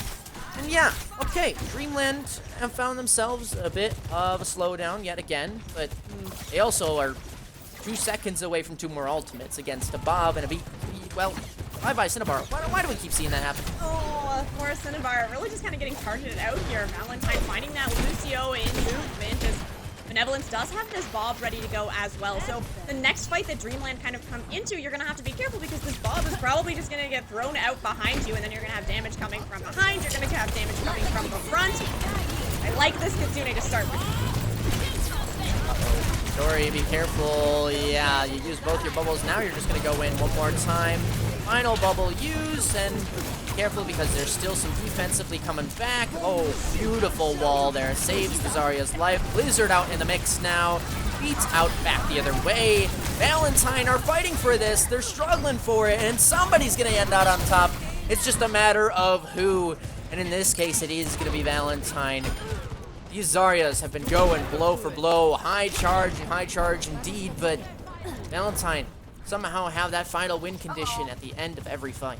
Yeah, I think that Benevolence on this Ashe is doing a fantastic job controlling angles, getting yourself set up on the high ground as well. The only person from Dreamland that can really put any contest onto that high ground is going to be like Alexander or Cinnabar, and Benevolence has that coach gun to just kind of live up there. Absolutely. Wall going to be used just to take additional space here, and HQ will give that one back, be happy with the amount that they've been given.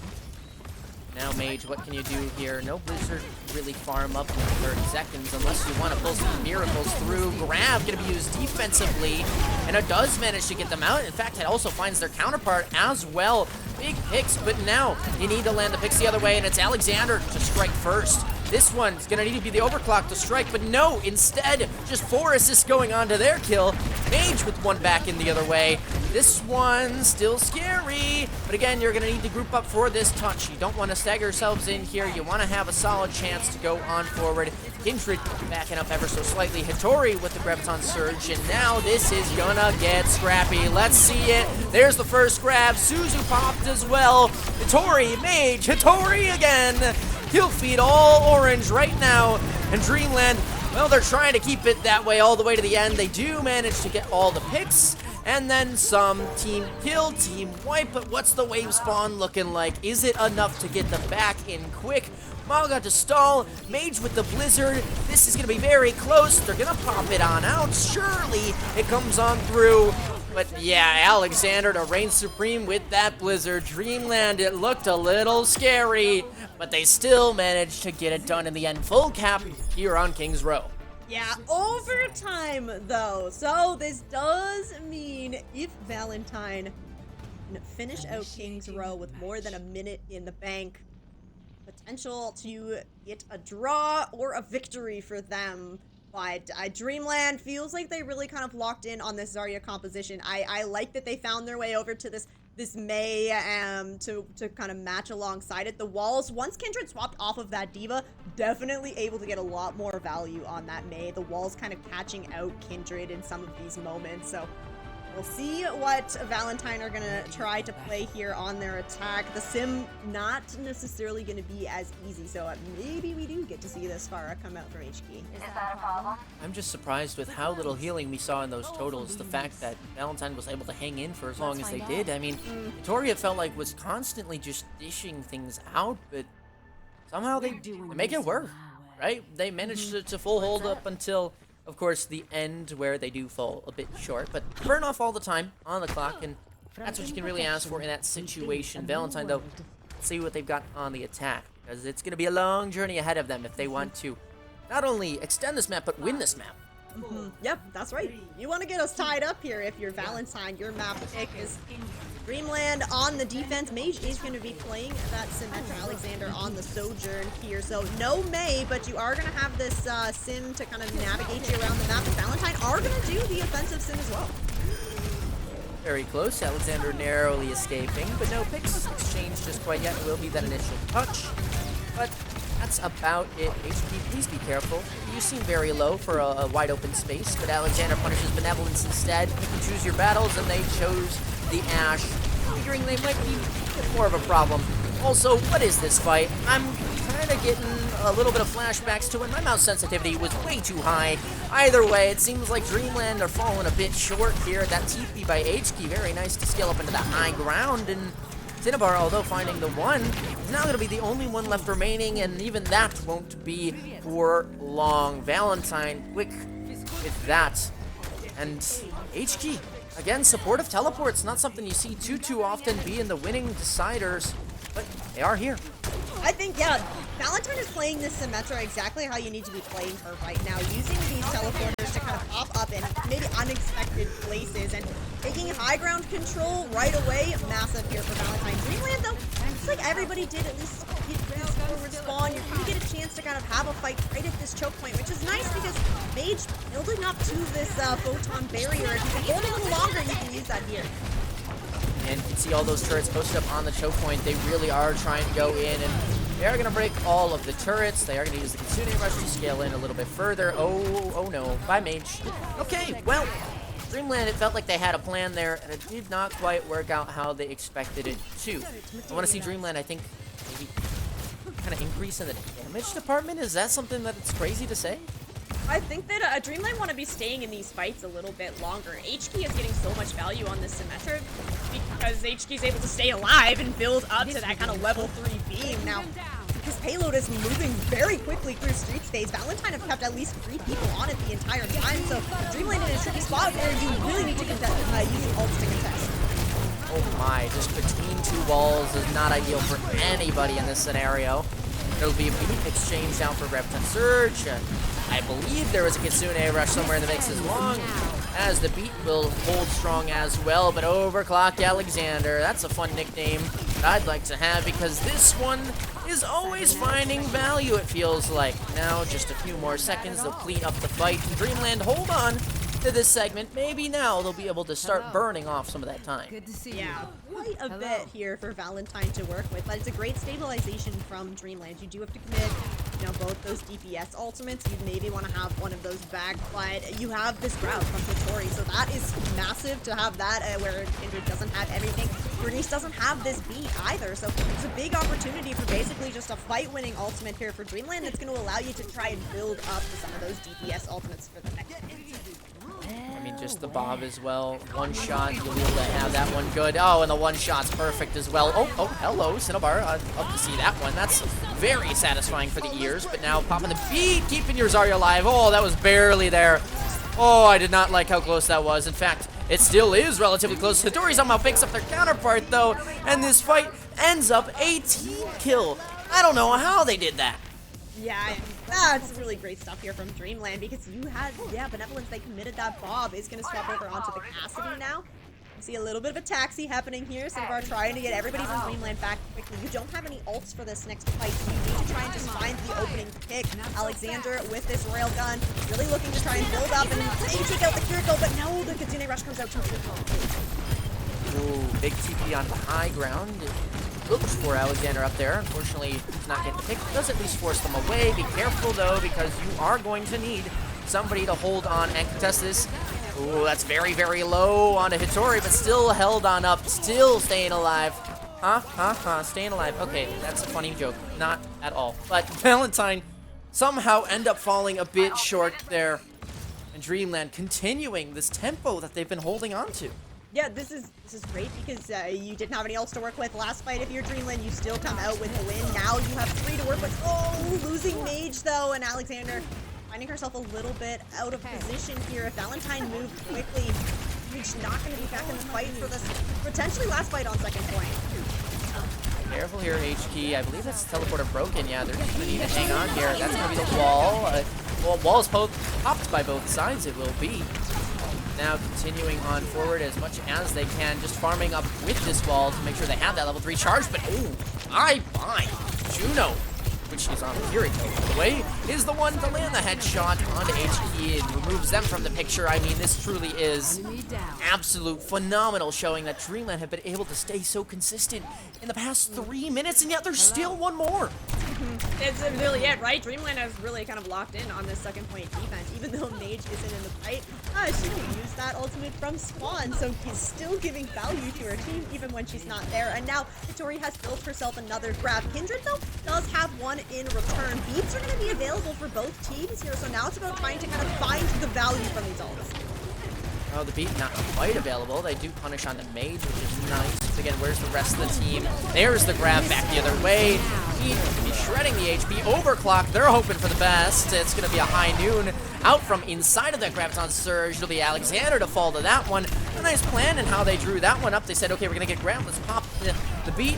High noon. And it ends up paying in dividends. Beautiful stuff by Valentine. They clean this one up nicely. And now 2 minutes. We'll be back what the time goes up to, as Dreamland will have to be forced to this third and final point and really have to maintain for at least another, 40 seconds if they want to keep on chance to win this map.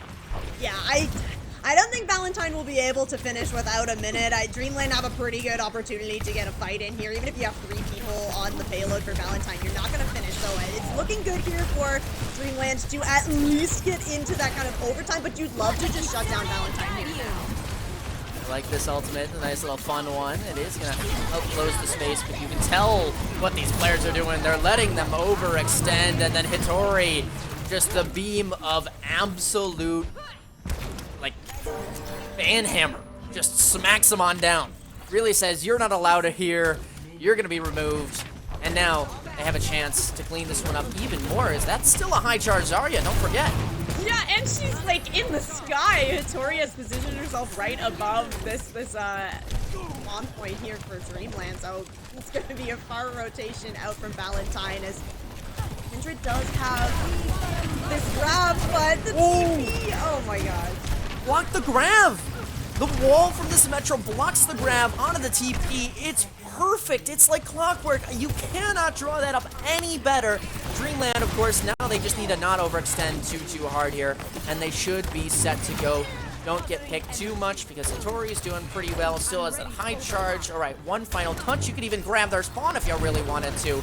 But now the Reinhardt coming through. That's not something you see every day. And they're going for this touch, but there's the teleport. Now you have a chance, and Zarya up against the Reinhardt, still trying to swing away, and actually Hitori will fall down. Ain't no way they somehow pull this one off. No shot! 3 picks going the way of Valentine. Make that 4, make that 5! And Dreamland, it was an all-in play. It may not go any well for them anymore because Valentine are at the spawn doors. Yeah, and all the ults for Valentine to work with. I mean, both support ults, you have this Deadeye from Benevolence. Benevolence can just sit back from the payload, and they're going to be able to just hold that Deadeye forever, forcing Dreamland into a really uncomfortable position. Oh, I love this play.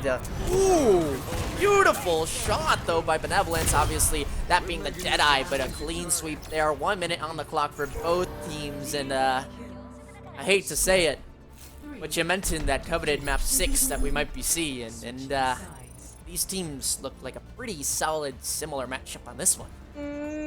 Definitely thinking that as well. Also thinking, such a smart play from Kindred to move over onto the Reinhardt, because Hitori on this Zarya, you're going to be able to use that shield so effectively, and Dreamland weren't really controlling a whole lot of the high grounds. We did have the TP up from Alexander onto the high ground of the Sojourn, but mostly you're just going to win out those frontline duels when you swap over to this Reinhardt, and in overtime you're going to be able to just kind of swing your hammer around and hit anybody that is standing on the payload. So love that swap from Valentine.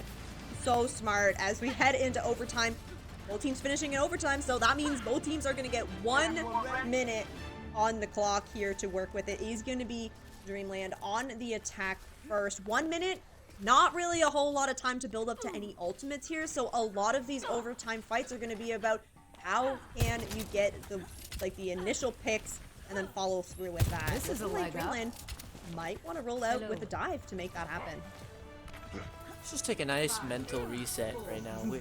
It's 0-0, 1 minute on the clock this time though, so you are gonna need to be a little bit speedy, but it's like, okay, just take a breath, swap the sides-ish, kinda, yep. And so now you're saying, let's find what works for us, we know what did work, now let's just execute on that, right? Easier said than done, of course, but it is gonna take a hot second. Oh no, that's very low on a Kindred, is that, so somehow managed to get out of dodge. The TP helped them get out. But now, remember, Winston from his Tori, not a Zarya. In fact, that's going to be a lot of damage dealt over to Mage. And so you let that Zarya get up to high charge, it is not going to be easy for you to work with. You're going to need to wait it out just a little bit longer. Alright, running out of time here. Dreamland's trying to find an opening. Hitori has taken the high ground behind the point, but HP with this TP, I mean, Valentine is still going to be able to get some control on this high ground. Oh no, don't let HP just fry you up and down, left and right, and well, Hitori will fall, so will Juno. Now you start to worry even more, especially as that right click goes the way of Kindred. You say, okay, well, Dreamland, you can chalk that one up. You're not going to be winning this map, that is for sure. Now, just a draw that you're hoping to salvage.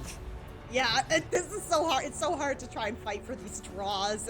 You'd really love to get a one tick on the point there, but what a great hold here from the side of Valentine. I think that still running this Zarya and Symmetra composition worked out great for them. You're not building up to those ultimates, but you're able to deny a lot of value that Dreamland is looking for in running that Winston, trying to take the space. You have the TP to just negate that, put the pressure onto the Winston, and I think that Dreamland came out on their attack trying to catch Valentine by surprise, but Valentine not really falling for it, not getting split up in those dives and just able to kind of play safe and hold the point. So now it's all on Dreamland and the defense to try and stop Valentine from getting one tick, trying to find the draw here on King's Row. This might be a little bit of recency bias, but dare I say that this map is a preview of a potential grand final some way? I mean, it would be tough for one of these teams to obviously climb back from the lower bracket, but is it because that they're just so evenly matched, or is this truly like the best two teams that we might have produced here in Calling All Heroes? We have to wonder. It's so back and forth here. If we get a tie here on King's Row, I mean, that to me is saying that we're going the distance. Like, we're at least going to map 5, maybe map 6. All right, on the attack, Valentine making a little swap up for their attack here as well. You are still going to have the Symmetra, but now you have Kindred on this Junker Queen looking to force a fight on point, which is going to work out great because Satori's still on that Winston. Yeah, quick movement's going to need to be the case here, and you can tell those teleporters really are the best way for Valentine to move around, and that's the first pick, which means you're going to need to find something to go in your favor. Kindred, remember, on this, I believe it is defensive side, I don't even know anymore. I think they're trying for the best. Dreamland hoping, and well, they're going to get so close, and they've got it. Valentine, they swap over to the attacking side, they take it in just a few moments, and there you go, 1-1 tied scoreline off the back of an insane hold.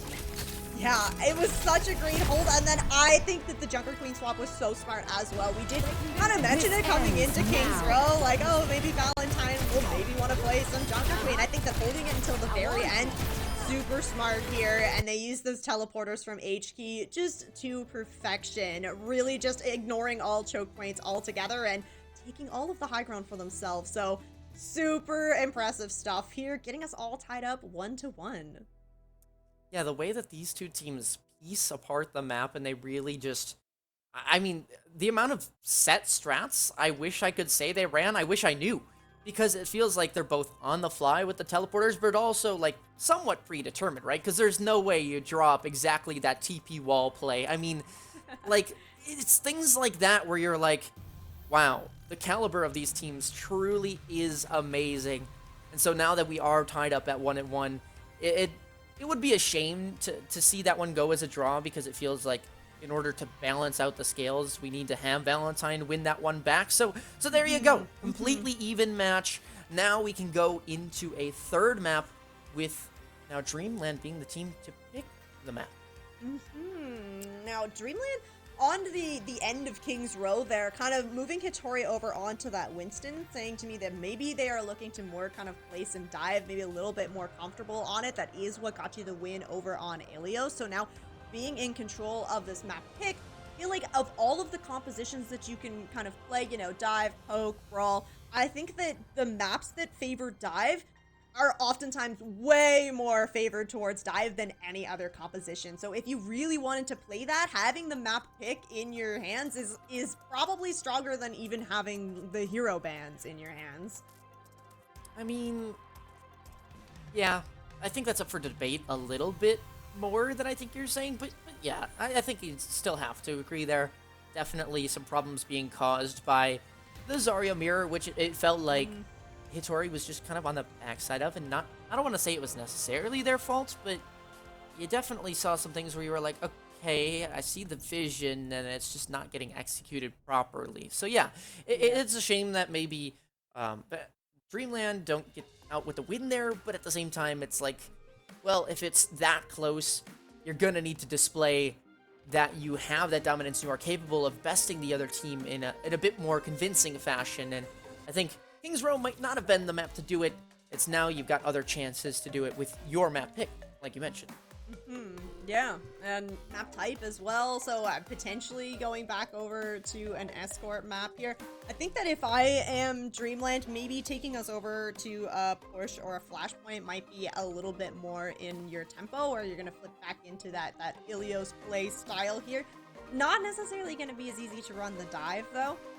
And also, I feel like I would be amiss if I didn't mention, you know, the hero bans, right? I think that the Freya hero ban was super strong from Valentine, but you're not going to be able to ban that out again. So that means that we're going to be able to have Mage just potentially go back over onto the Freya and just kind of destroy your roster all over again like we saw on Ilios. So it's as we move further and further into this series, it's like you have to be kind of careful about these hero bans because, you know, you're not going to be able to ban out that same hero twice.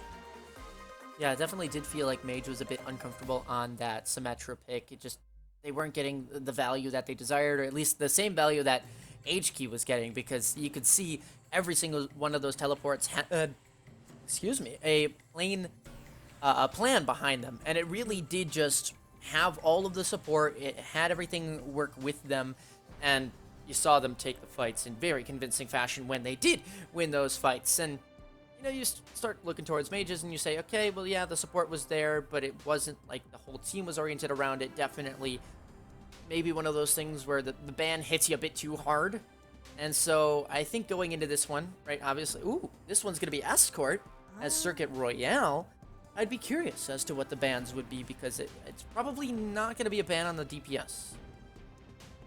Ooh, okay, we are getting a little word here. We are baiting you with this Circuit Royale. Sorry, everybody. It is actually going to be Dorado here. So, not everybody's favorite poke map. It's going to be Dorado, a little bit more kind of dive focused here. But the question still remains of what will Dreamland opt to ban out here? Especially, like, heading into Dorado is a lot more kind of... You have to expect that it's probably going to be a dive tank. You're probably going to play Winston. Do you want to take the, you know, the Diva or something like that out of the picture here for Valentine? I don't know. Yeah, no, I think, yeah, that you make a valid point there. I think probably it would be that Diva, but, like, there's a part of me that is like, is there a Reaper ban coming? Yeah. That's true. If you're trying to play this Winston, the Reaper can really be super scary, even if you're not playing that Reaper necessarily with the Zarya. But alas, it will be the Diva ban coming out, which is not only going to protect that Winston, it's also going to ban out that Diva for the side of Valentine, and force Kindred onto something a little bit more different, as it's going to be the Ana ban in response here from Valentine.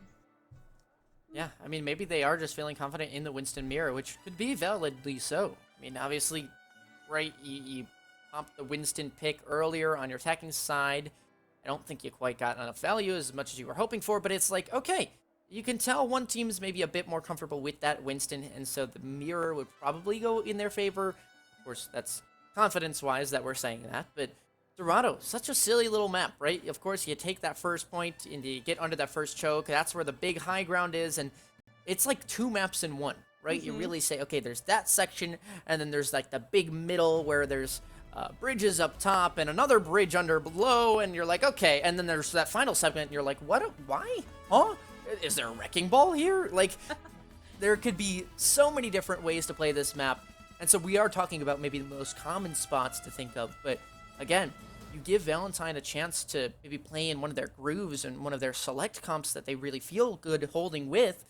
You could spell or could wake up something you don't want to have to deal with. I'm thinking this as well. So heading into Dorado, this is going to be interesting to see the composition that comes out for Valentine. Already pretty much sure that we're going to see a Winston from the side of Dreamland, but you never know, they could surprise us a little bit. I think as well, good opportunity to play that Freya now. Again, if you're Dreamland, she's going to be back in the mix here. Dorado having all of this high ground and some really nice long sight lines as well. I think that that could work really well for Mage. Now, if Valentine still want to run H-Key on the Symmetra, maybe a possibility. You know, you can use that to get up to the high grounds, especially if you do end up kind of more on this brawl composition. Maybe you want to play a Zarya on Dorado. Maybe you're feeling that. But I think having H-Key over onto the Genji or the Echo could be really nice here, and if Valentine are comfortable going in for a dive composition up there. I'm excited. I'm just waiting in anticipation at this point. Like, we've laid out the stakes, we know what everybody could do, and now it's just about what decision do they make, right? Valentine, obviously, for those who maybe weren't here for it before, making their return here with this particular roster. Dreamland have been kind of consistent throughout all here. Valentine qualifying through the LCQ, if I'm not mistaken, and so you have a bit of a chance for both teams to make a statement here. Valentine to say that we are back and don't doubt the underdog. Dreamland to say we were at the top of the ranks consistently for a reason. Which storyline will reign supreme? That's for us to be finding out. Both Winstons out on the map, and I think that was the big question answered there. Yeah, Kindred is gonna play the Winston here. With that Ana ban coming out, looking like the Lucio Kiriko backline for both of these teams. Valentine on the defense, having this Lucio, having Benevolence over on the Ashe as well. You're going to have a lot of control over this high ground. It's going to be hard for Dreamland to kind of find their way up here and displace this team between the Boop from Bernice, the Coach Gun from Benevolence.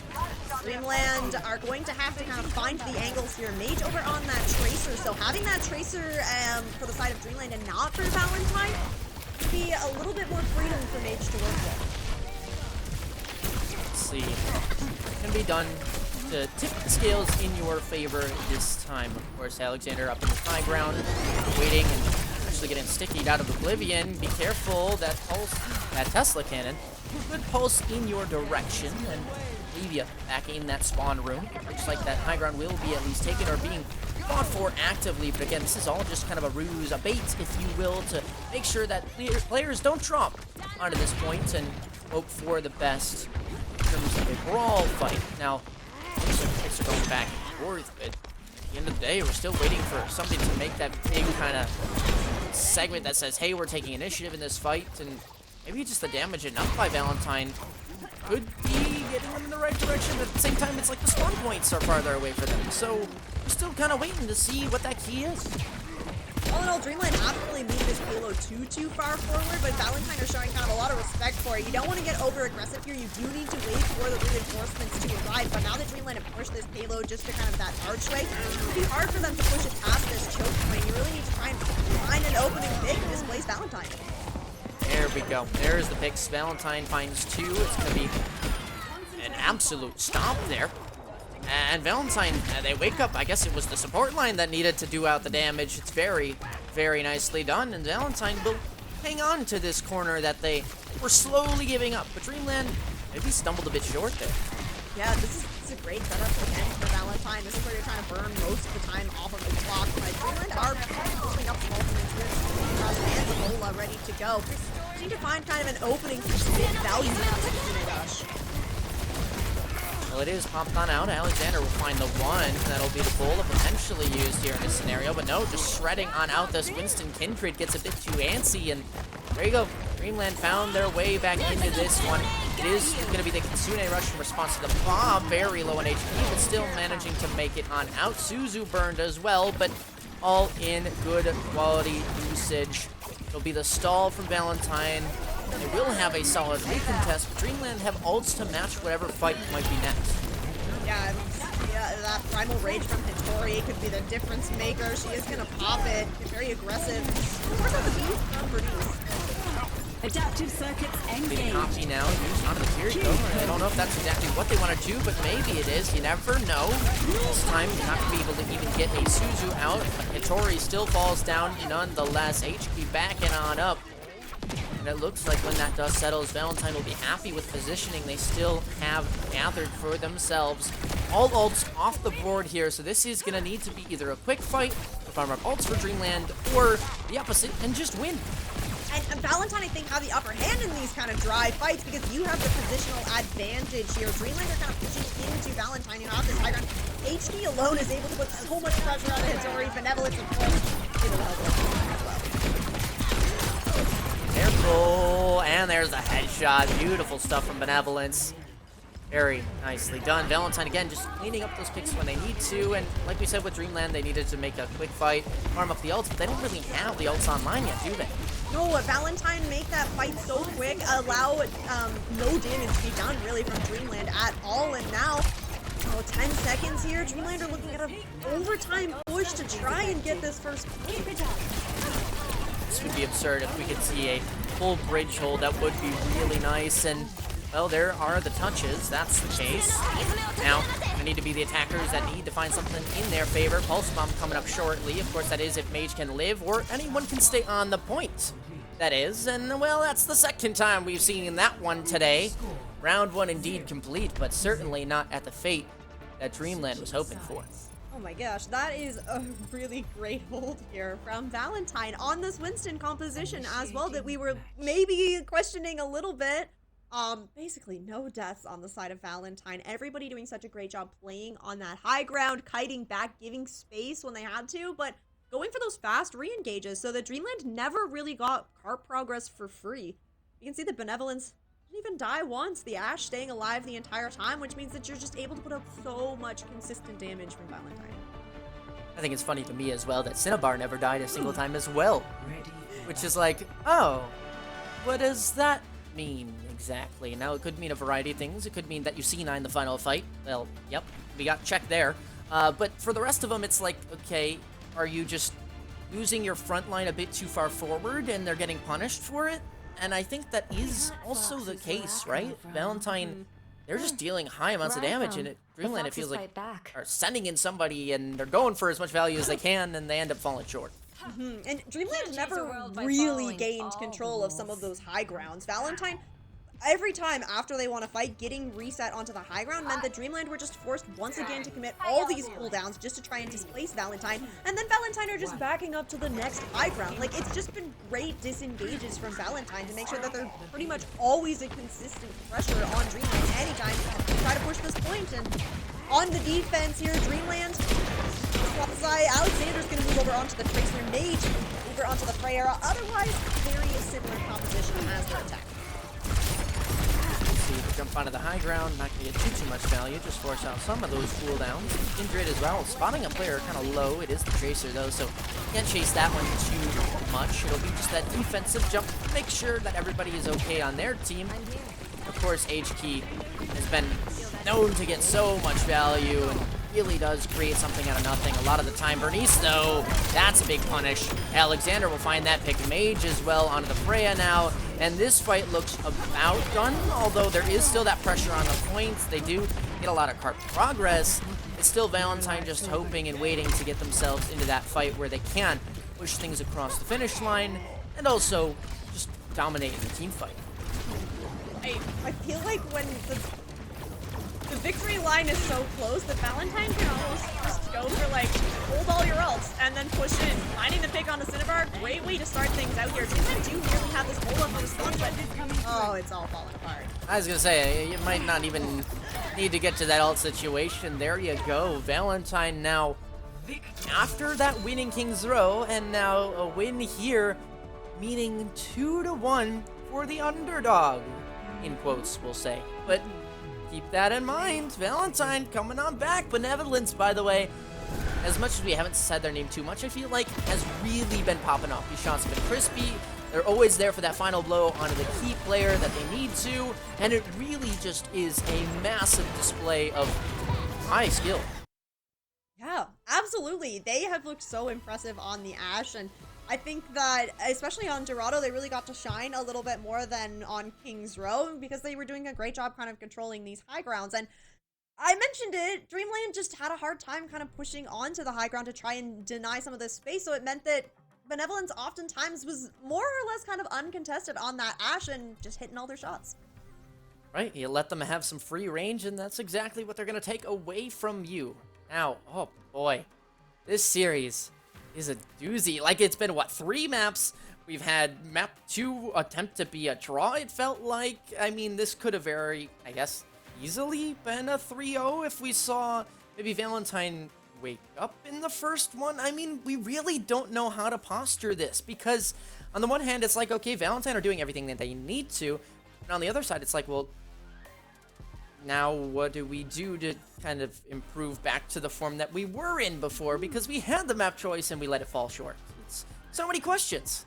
Right? And the map that Dreamland took us to was very similar shades of Ilios, where they did really fantastic, taking, 2-1. It was still very close, but you put yourself back in this position where you can play that Winston composition, but all of a sudden, I mean, is it the backline? You weren't able to play the Ana, so like the Ana Brig wasn't really working for you. Like, is that what was kind of like make or break this dive composition for Dreamland? It's kind of hard to say because I think that, it still looked good on the Winston, but I think that Lucio Kiriko, it plays very, very differently than that Ana Brig backline. So you need to make a pretty significant adjustment, right? You don't have this stagnant backline going for the anti-nades. It's much more fluid.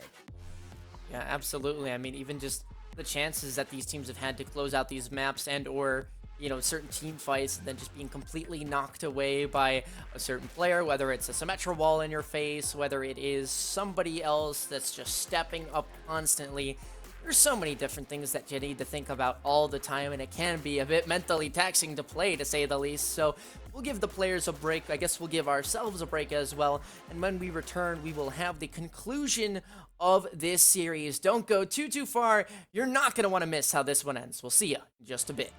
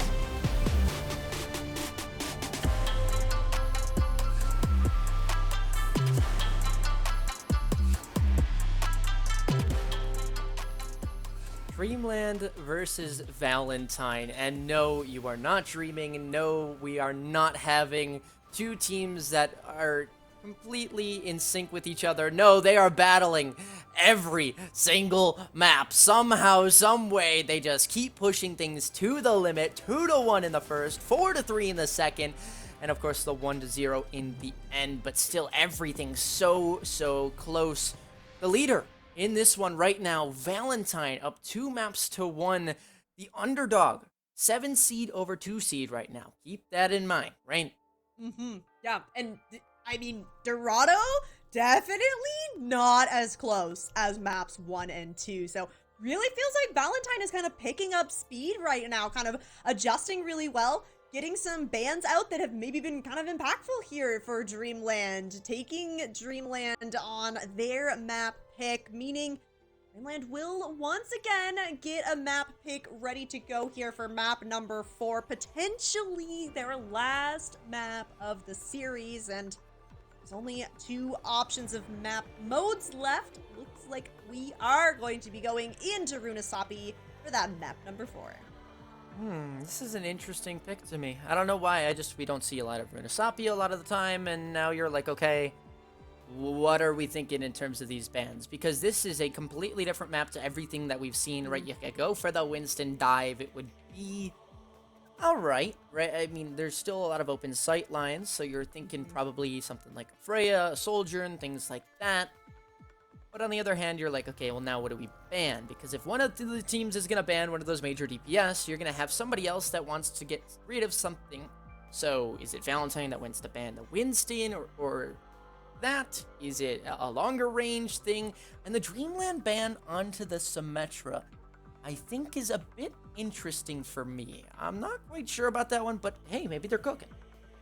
Might be cooking. I don't know. Runasapi, it has the long sightline, so you can use that Symmetra TP to just kind of find your way around the map without taking a whole lot of long range damage. But then on the same side of the coin, it's a long range map, so Symmetra's gonna have a little bit of a harder time kind of really getting value. You're forcing fights just basically on the bot if you're playing these sim compositions, so I don't necessarily expect we see the sim here on Runasapi, but it could also maybe be like a protect ban onto the DPS here, as that is gonna be okay.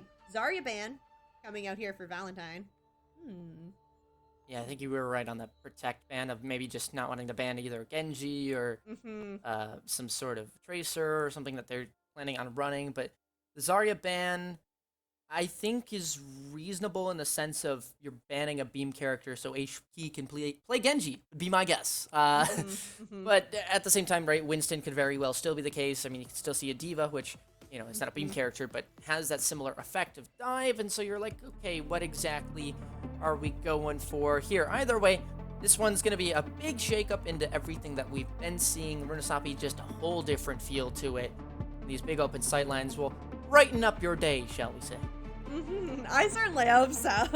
Lots to be seen here on Runasapi. Beautiful map, beautiful sight lines, and that will be coming through. I'm expecting we could actually see the Diva make a reappearance here for Kindred as well. Banning out that Zarya gonna kind of open things up, not only for the Genji, but also for that Diva. And I think that some of the fights that Valentine were kind of struggling with is when you weren't really able to get necessarily the full value from that Diva. If you get kind of, you know, demeched early on, you can't really stay in those fights for too long. So I think that that could definitely be an option here. I'm also thinking that we're going to get to see some really impressive plays from all the DPS heroes here, because as we mentioned, long sight lines, and almost all of the DPS, you know, Mage and Benevolence, kind of more opting for these longer range, the Ashe, the Freya, all of which are going to be available here on Runasapi. Give me a wrecking ball. Yeah. You know, we saw it earlier. I'm totally down for it, or even, dare I say, a Bastion. Okay, we're probably not going to see that one. Maybe that's a bit too far-fetched, but I do think that obviously high mobility has been such a prominent thing in this game for a long time, so valued. And so that's why you're seeing, right, Genji, Tracer, even Symmetra, things like that, Diva. It really is, the faster you are, the faster you can take these fights, and the more you can kind of corral your opponents into fights that you want them to take. And so Valentine, although this is not their map pick, I mean, we have to imagine they're going to be cooking something up here for this one in Streamland. This is theirs, it feels like, to both win and lose at the same time. Yeah, their map pick, definitely feeling comfortable on it, but you have to win this now if you're Dreamland, or Valentine is going to take the 3-1 here as we see, you know, the heroes being selected here. Door is still closed. Valentine are hovering Kindred over on this Junker Queen. I do think that this would also make sense playing into that Zarya ban. The Zarya bubble is going to negate a lot of that damage that is done by Kindred on this Junker Queen, and then in the same breath, H-Key over on this Genji. So looking like a pretty good composition for Valentine. Dreamland though, Hittori over on this Ramatra, and Mage is going to be rolling out on this Venture, so it's a lot of frontline damage here for Dreamland. If they can just kind of survive the initial engage from Kindred on this Junker Queen, take a longer fight, that is when Mage and Hittori are really going to be able to rip Valentine apart. Well, we finally got to see the HP Genji. It's only a matter of time, but we get there in the end, and, well, that'll be a quick pick. It wasn't responded in terms of the heals, and so Kindred will find the first with the big old slash of the axe. That time, it will be Valentine capitalizing on the bots, and now pushing it ever so quickly and slowly at the same time forward. It feels agonizing, you know, when you're just all there and you're like, oh, okay, we're step. Oh, just watching the robot take tiny little steps forward. That was the fight that Valentine needed to take. It was fast. They got the initial pick. They forced Dreamland back, but now Dreamland on the engagement here, and they found a little bit of a split in Valentine. Age on this Venture, I do actually quite like. There can be a punish on it, this player with these long sight lines, but you know, around these bends, that's where you're really gonna succeed. Ooh, the stun out of the cooldown, by the way. You saw them start to head their way down. Unfortunately, that gets canceled, so big plays being made. HK, of course, just hanging around on this bot, making sure it gets pushed on forward as well, just waiting for that opportunity for somebody to maybe dash on in on that. That was a suspicious one. You thought maybe they would flop forward, but no, instead, oh, it's going to be a slash around the corner. Nope, not quite yet. Kindred, though, feeling very squeaky clean on this Junker Queen because, let's be real, that's a lot of damage you can output in those quick moments. Mage out of the Genji now. Not sure when this happened, but it is going to be Dreamland to take the upper hand now. That's a first pick onto H-Key. That's a Kitsune Rush, and this should be the fight cleaned up. Yeah, that's Dreamland. Good timing on that Kitsune Rush. A lot of cooldowns already used by Valentine there. You didn't have the shout, you didn't have the amp, so you used that Kitsune Rush and you just absolutely flood forward. Gonna be in control of the bot now, and you're gonna have this Annihilation from Hittori ready to go. Overclock from Alexander as well, if she can just kind of find an angle here. But it's so hard to kind of control this because Benevolence, they are just like on the hunt, shutting down anybody from Dreamland that's trying to get a flank. See how this one goes. Kitsune Rush in by Valentine. And that will be to mainly just overtake the spot, take it on back. Of course, that will be a disengage for Dreamland, but now they're going to re-engage at some point. It will be into a Pico, and Kindred will punish you down for it. H-Key with one Dragon Blade of their own, beating Benevolence's Deadeye, and eventually the pick should come through. The question is for which side. It looks like it should be for Valentine, but Cinnabar finds two. Not sure how that quite happened. Make that 3! When's the last time you saw Lucio 3K in Final Blows? That I couldn't really tell you. And not environmental kills either. She is just taking those final blows as is, and this is going to be Dreamland picking up the lead here, pushing towards that first checkpoint. A big ult fight from both of these teams. So we are going to have the Rampage ready to go from Kindred. HK over onto the Mei off of that Genji now, so looking to kind of get these splits in. It's going to be a little bit tricky. You really want to just be looking for kind of the immediate kill on, which is why you're pairing it with this Junker Queen, because there's so much open space in this map that you're not going to be able to entirely split out. Yeah, I'm worried with Kindred here. Like, as much as they can do a lot of that damage, it's going to be tough for them to really support everyone else on their team. That's going to be the Suzu to cancel out anyone if they were tagged out by that Rampage. But now, when's the last time you saw a stagger onto a Junker Queen? That one I also couldn't tell you. And Kindred falls down just a bit short. Valentine on the back foot very heavily now. Yeah, and there's more staggers coming out. It is going to be a late kill on to AJMR and on the Benevolence. They will get the same wave time, so at least Valentine have that going for them. But now some swaps coming through, and that means you're going to be way down in the ult economy if you're Valentine. Kindred gonna match on this Ramattra, Benevolence gonna match on this Sojourn. Now, so Dreamland have the tools to work with to win this next fight. This Kitsune Rush plus Blade combo just waiting to be released. My gift to you. Curious to see what this engage is going to be like from Valentine, obviously, right? They do want to get themselves compelled in the other direction. Instead, it is just a speed up into the own spawn of their own. Dreamland, very, very happy with the ults, just to use the one here and almost, dare I say, look closer towards a full cap in a push match. Yeah, it's approaching its destination here for Dreamland, and a bunch of ults to work with here. Valentine need to try and make big use of this Kitsune Rush. You need to make sure that Dreamland can't fight out of this, as they've been doing. The Annihilation popped on this time. Big beat by Cinnabar there. You saw so many low HP bars, and now instead that overhealth gives them that extra chance to bounce back in. Unfortunately, though, is not enough, right? Valentine actually hold on strong. They wait out the overhealth. They make sure they can grab the picks, and HQ maybe kicked out of their ice block a bit. Oh, I'm sorry, what? I didn't even see anyone on my screen there. Oh, HG finding these picks, the right clicks from the Mei, absolutely deadly. Valentine back in control here thanks to some fantastic support ult usage. AJMR really finding a great angle with that Kitsune Rush, and then the wall also from HG. Just making sure that nobody from Dreamland was going to be getting out of that. Now you have the Blizzard ready to go, trying to get back in control of this bot, but Dreamland, everybody is here to put a contest as soon as the bot gets to this barrier. Remember, Kindred on that Ramattra coming up through the Annihilation. You're expecting to see it pop relatively soon, of course, maybe in response to something. Maybe you can see an opportunity, but I like this a little bit better just because they are able to support their team just a bit more. It'll be the Nemesis form popped, and oh, yes, swing and a miss there. That one, unfortunately, not going to go how you expected to. Kindred, big 3K with the Annihilation. And this Valentine team are not going to give up that easy. They're going to get this next checkpoint. Of course, there will be a bit of stall time, but Dreamland, they're 127 meters. It was a lot. It's not something that Valentine are going to completely give up on trying to claim back for themselves.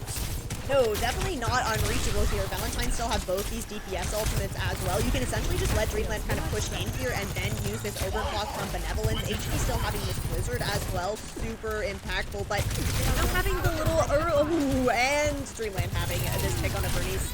Pretty good. There's Benevolence to bounce right on back. Asking you shall receive. One of them will always step up in the end. Benevolence with 3, maybe? Let's see it. Oh. They fall off the map. Nope, they didn't. And now they're gone. Okay, well, they're back to the spawn room regardless. Either way, still going to be the picks going the way of Valentine. You'd have to imagine in terms of the numbers, but everyone actually quite back really, really fast. That's going to be oop towards the edge. The mantra not quite falling off, but his chances for Benevolence are so close to being converted on. The angle just a bit too far away from them. 32 HP, a dream, and it will not be answered. Instead, it will be a nightmare for them. Dreamland continuing on forward. Alexander, a big fight from them. And now, once again, you get that bot forward, moving in the correct direction for yourselves. Pulling your team back into things with that overclock. Dreamland do still hold on to the beat. And maybe want that for this Annihilation from Kindred that is coming online. We saw Kindred use that in response to the Blade from Mage before, but Mage has not been able to build up to that Blade once again. Not sure if Valentine are aware of that, but that is an opportunity to potentially open the fight with this Annihilation instead of trying to use that in response. I love how this matchup between these two teams is so nail-biting every which way, but that's a little costly, right? You see the bot actually making its way across the checkpoint, so if these spawns are needed, Valentine should still be able to respawn and have a solid fight a little bit further forward. Dreamland, of course, gonna win this fight. Looks pretty dang clean. I believe everyone got that spawn except maybe Bernice? Oh no, Bernice, the one character that can speed back really fast, got the further spawn. Oh no. Bernice is gonna have the sound barrier. Actually will get the forward spawn just in time there. So Valentine in a good spot to recontest this as 5. Now potentially looking to go in with this Annihilation or the beat. We saw the aggressive beat from Cinnabar worked out well for Dreamland here, but you have to be aware, Valentine, that Mage is now coming up to this Blade. So you need to have something in response to whether it's the beat or the Annihilation. very careful there. Somebody's gonna need to make a move on your team. Valentine, who is it gonna be? It'll be the beat out early here along with the Annihilation. Ult dump fight incoming, and it will be Kindred to strike first. Of course, very low on HP. They'll try and pick and choose their punches and their battles, and eventually Mage will go down. Bernice with 2, Benevolence with 1, and then make that 2 for them as well. And again, these fights going blow for blow, ult thump for ult thump, but if that is the current trend, Dreamland will just wait until this 20 seconds is up, and then proceed to pop the 4.5 ults that they have right now. Yeah, this next fight is looking really dicey for Valentine. You need to be able to either disengage from this continuing rush from Juno or match it and just somehow pick a better value. Well, HT's gonna go and hope for the best. Unfortunately, they meet a real gunshot straight to the base right off the rip, and they're trying their best, but they will not succeed. And that should spell a quick and easy final fight. Dreamland, they tie us up at 2. And well, it looked like both teams really had a chance to take in the map. Dreamland, when they got out to that 127, it was all history from there. One final map to settle this one. Guaranteed it ends in 5. Let's see it. I'm excited. Map number 5, neither of us predicting that we would get to go all the way, but super excited that we will get to go to the tiebreaker map. The Ramatra Mirror coming out in the favor of Dreamland there, and definitely making sense why they wanted to take us over to Runasapi. Hattori did look really fantastic on that Ramatra. Yeah, my bad. I was not familiar with your game. My bad. I get it. I get it now. Yeah. Ain't no way I would have held a candle in that lobby, by the way. Yeah, 2 maps to one side of Valentine, 2 maps now to Dreamland, and now you say, alright, what are we cooking up in the end? I guess you can look at it with Dreamland having momentum to go into the final map, which is always nice. On the other side, Valentine, they have the, quote, advantage with the map pick, the map type, the bans, all that good stuff. So, who's really trending upward here? Like, who really has the upper hand in this final map? I think it's pretty dead even, and I hate to say that, you know, looking at dead even scores, but like, it's true. I agree. I mean, Valentine being in control of the map pick, because we're on this 5th map, you only have 1 map type to choose from. We have to go to a Flashpoint map for this last map, which leaves either New Junk City or Surabasa, the 2 Flashpoint maps in our pool.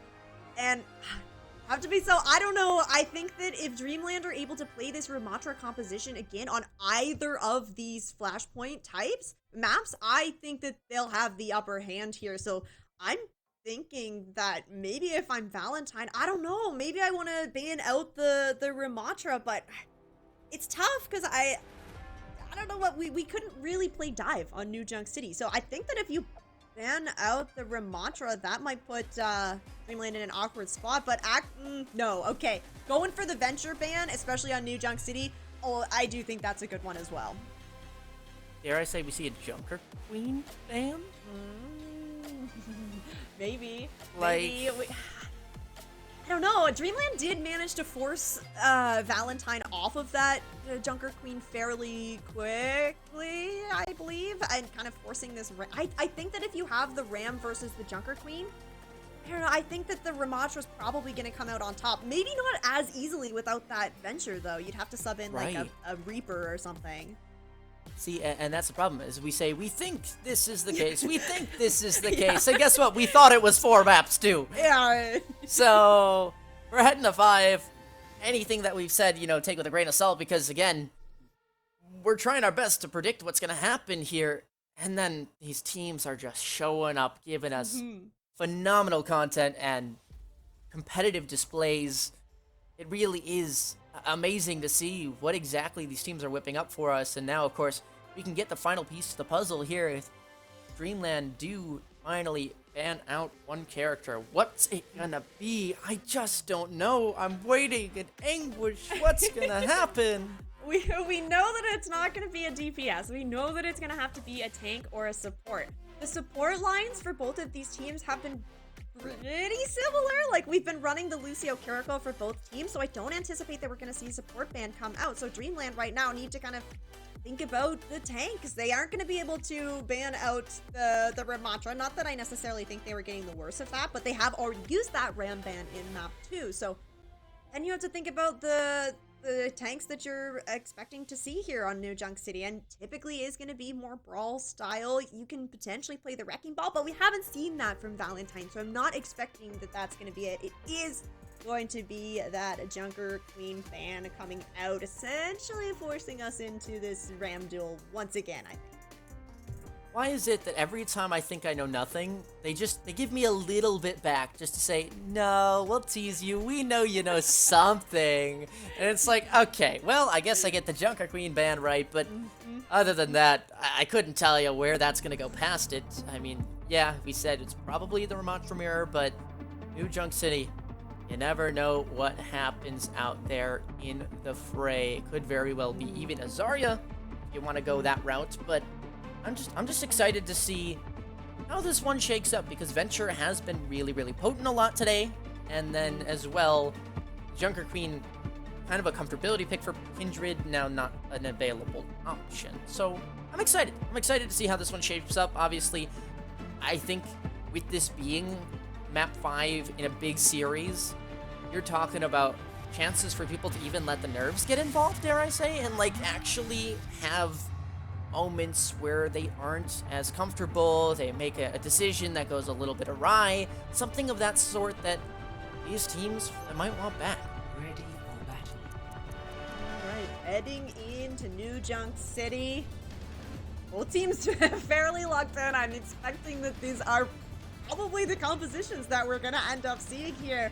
No more trolling the casters, knock on wood. But I think that, yeah, HK and Mage could very well stick on the Symmetra. So there is a chance that it's just to kind of get the TP out of spawn to get a little bit of space, and then potentially over onto the Mei. But whatever you swap onto, you're probably going to want something that's in the front line, able to kind of support your Ramatras here, as it is going to be the TP out. It is going to be both players sticking on that Symmetra. Everybody just making a beeline towards this first choke point. I like Benevolence getting a little bit of an angle here, as we're probably going to be seeing a little bit of break around Rosie here on the first point. I'm down for it. I'm down for it, absolutely. I mean, I know HT, I have to expect big things from them, as we've just seen how they are capable of using these teleporters so ridiculously well in some way, shape, or form, always finding the opener. And here it'll be Mage fall a bit short here. That mirror maybe favoring Valentine just a bit more. 2 picks already, and now you're saying maybe there's a world where Valentine take this first point, or at least the first cap. It looks set in stone. That'll be, yep, indeed, Valentine winning out this first fight, and now Dreamland on the back foot in a match that is, you know, them as the second seed, don't forget. That's right. Looking at the difference in these compositions being the Cassidy versus the Sojourn, the Cassidy is going to have more immediate value. You're going to be able to put out more consistent damage than the Sojourn, but if Alexander has time to build up these railguns, she's going to be able to have that one-shot potential to take somebody out. Oh my gosh, HK just comes in flying. Not even at a level 2 beam or anything. I think it's just off the back of Kindred's fists that they end up taking the fight victoriously. One more body shot, there you go. Benevolence still doing Benevolence things. And again, it's not like, oh my gosh, they're frontlining and they're popping off. It's, no, they're off-angling and they're popping off. And it's not always on screen, but they are putting the work. Don't you forget that. Yeah, even just like forcing out cooldowns and forcing out resources from Dreamland and Benevolence, they've already built up to this Deadeye. It is Valentine holding quite close here. HK has just been able to build up so much charge on the sim. You want to try and keep as little distance as possible, but Dreamland looking for a rotation. Nice little TP in to avoid these choke points. See, that's gonna be Deadeye, the railgun missing, I believe that was, in speed around the corner. Let's see what they can get. Nope, just around the barrier. The corner is going to be favoring Dreamland, at least in that case and scenario. But Benevolence, once again, the first to strike now. Wall on out, over health galore. Annihilation on the point, but Kindred will run out of it eventually.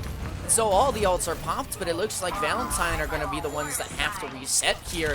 It's Dreamland to make a nice fight for themselves, and they will be very happy with that result as they stay alive in that first flashpoint. Yeah, exactly. Yeah, nice little rotation in. I like the use of the TP from Mage to find Dreamland a little bit more space to work with, and that's exactly what you need to be doing coming into these fights. If you're not the one on the defense, You need to use that TP in and then use the speed to kind of find your way around. It's all about rotations with these Symmetras. It is going to be Valentine looking to come back into this. They're pushing on the far end here. Not a very common kind of entryway into this first point. You do have this Kitsune Rush ready to go. And you're going to have this Photon Barrier from HP as well. So a good option here to kind of just dump and block. Well, that was a big first pick. Benevolence finds that one before the beat goes down, and now make that a second as Juno, again, a Kiriko, is also going to fall a bit short now. Alexander not going to pop that overclock. Doesn't feel like it's worth it. Might not have the confidence to go forward with the angle they had, with the amount of resources still available. And with that being said, it looks like this first flashpoint is indeed over. Valentine will take that one, and again, every single fight, very hard fought by both sides. Valentine still maintaining that momentum from the previous few maps. I can't say the previous map, but, you know, before. That's right. Getting over here, aggressive TP in from Valentine. They want to win this fight out before the Ducks even unlock, and Sim turret set up on the doorway. Uh-oh. Yeah, you just ran into a micro-ray, bro. Yeah, that's gonna hurt a lot. That's 3 turrets and a Symmetra and a whole bunch of other people shooting at you. I mean, just every time. Valentine, I would say, honestly, out of all of them, they were gifted this first fight win. Hate to say it. They definitely had the tempo going in their favor. I think if you're running this Cassidy as Valentine, you need to be looking for that. You need to be looking to get aggressive. You can't allow Dreamland to get any space for Alexander to work with. You need to shut her down before she kind of really starts to build up those railguns and really pop off. Dreamland looking for an angle in now. You do have a Kitsune Rush, and Alexander has this overclock. You need to create the space first. So I like this push onto the high ground, trying to displace Valentine so that you can get some value from his own. There we go. Kitsune Rush combined with the overclock, and then Benevolence just squeaking their way on down. Unfortunately, is not going to be able to find anything with that, but Benevolence actually falls short. That's an unfortunate pick there, but it goes the way of Dreamland nonetheless, and they should find themselves doing pretty well. I mean, it's 70% on the point, don't get me wrong, for Valentine, but Dreamland, if they need to go in any which way, they're going to use 2 ults, what was it, maybe Kindred used theirs there? I wasn't quite sure, and at the end of the day, they take the fight, and they make sure that this doesn't get too out of hand. That's right, stopping some of the bleeding here. I like that rotation from Dreamland. Go all the way around, you force yourself up onto the high ground, and then when Valentine has Benevolence drop, that's when you find the split, and Dreamland collapsing onto that Cassie very effectively. This is a whole lot of everything happening. This gives me flashbacks to King's Row with the walls intersecting, but now here we go. Just keep moved away, that high charge, and buff from that wall not going to be used in effect. Kindred goes down to their counterpart of Vittori, but at the end of the day, still looks like Vittori will reign supreme in this particular fight. Yep, sure. Yep, okay, I was going to say, Benevolence is just, you know, the last one alive. Just, you know, don't worry, guys, they'll take down the TP for us. Oh, well, right. Well, Valentine looking to come back into this last fight here on the Ducks. And starting off strong, nice little pick onto Alexander. Beat as well, keeping them in this flashpoint. Early movement up towards that high ground, almost a flip. There's the flip, and that's going to be, I would say, relatively costly for Dreamland. They go for a rotation around. They don't quite have the ultimate. It was just to dodge, of course, the overhealth from the beat, but letting Kindred almost farm up into this ultimate that they want to use once again, and if that does manage to get out, you're gonna be in a world of hurt. There's the beat, there's the farm on up. Cinnabar feeling happy about that one, and no annihilation, not gonna be used in this one. It will just be the Kitsune Rush out from Juno as well, the flip on out. This should be good. Don't need to go anything else, do anything crazy. Would just be Dreamland up now to their first flashpoint. Back and forth was the series. Back and forth goes this map. I expect nothing less from these two teams. It is going to be a short little walk here for Dreamland to find their way over on to Refinery, but members of Valentine actually already got themselves set up here, and with Benevolence having this Deadeye ready to go, it's going to make it hard for Dreamland to kind of push in here. They're just going to be able to kind of zone everyone out, and then if you do make it onto the point, then you're going to be facing down that annihilation here from Kindred. It's going to be the Deadeye as the point unlocks.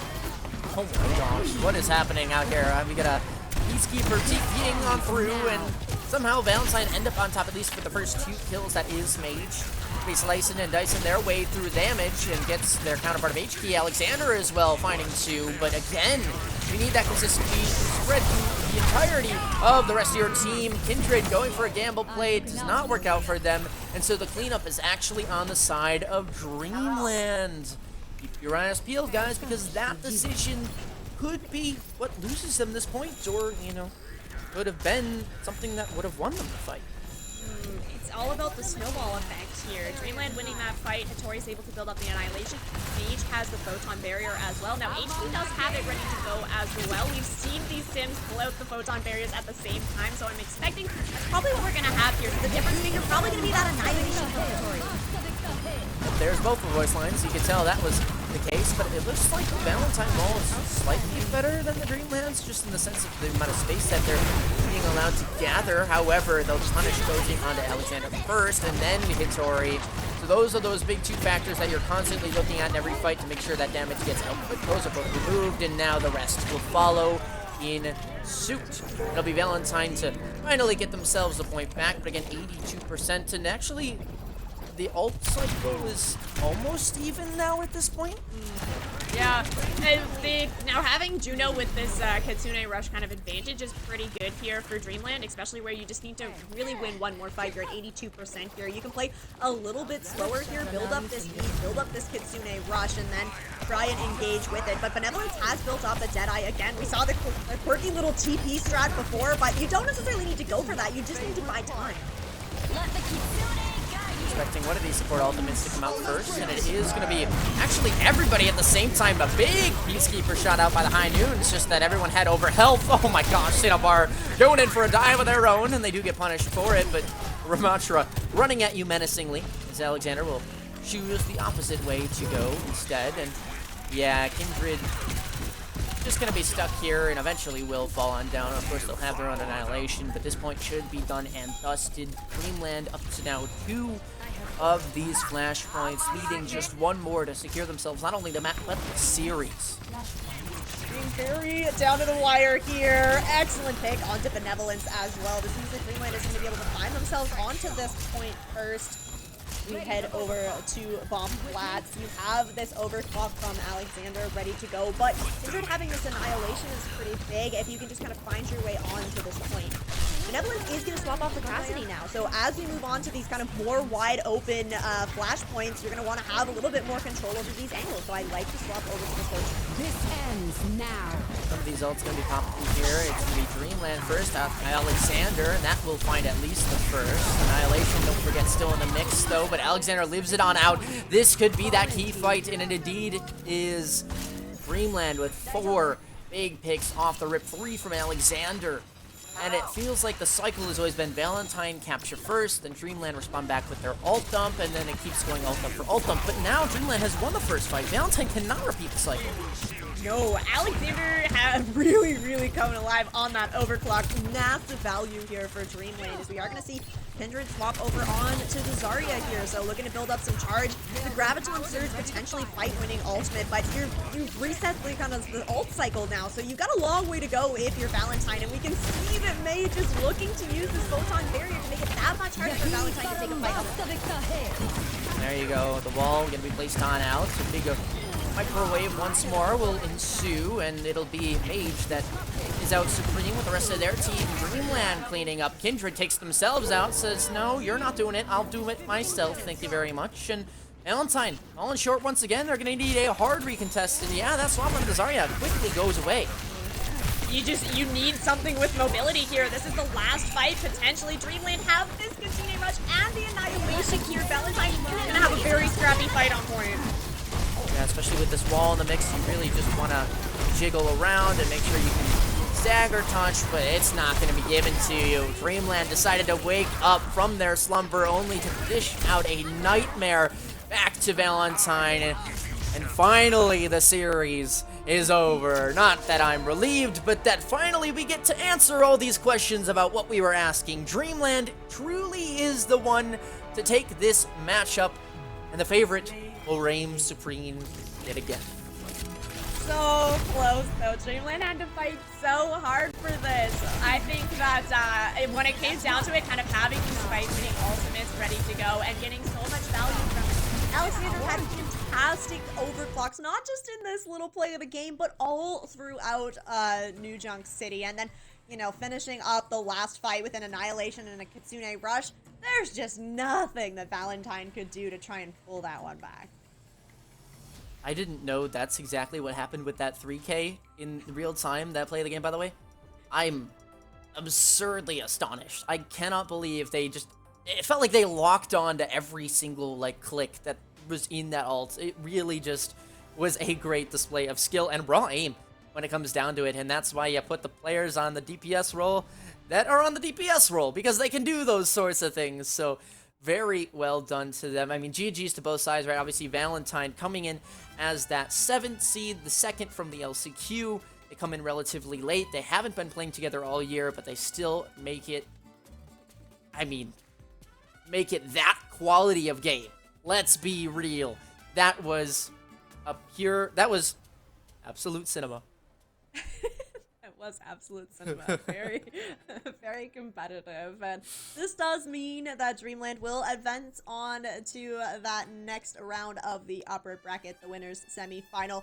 Unfortunately for Valentine, gonna have to go down to that lower bracket, but they still have a chance to fight through things here. And I think with the showing that they put up, definitely a strong contender to find their way through that bracket.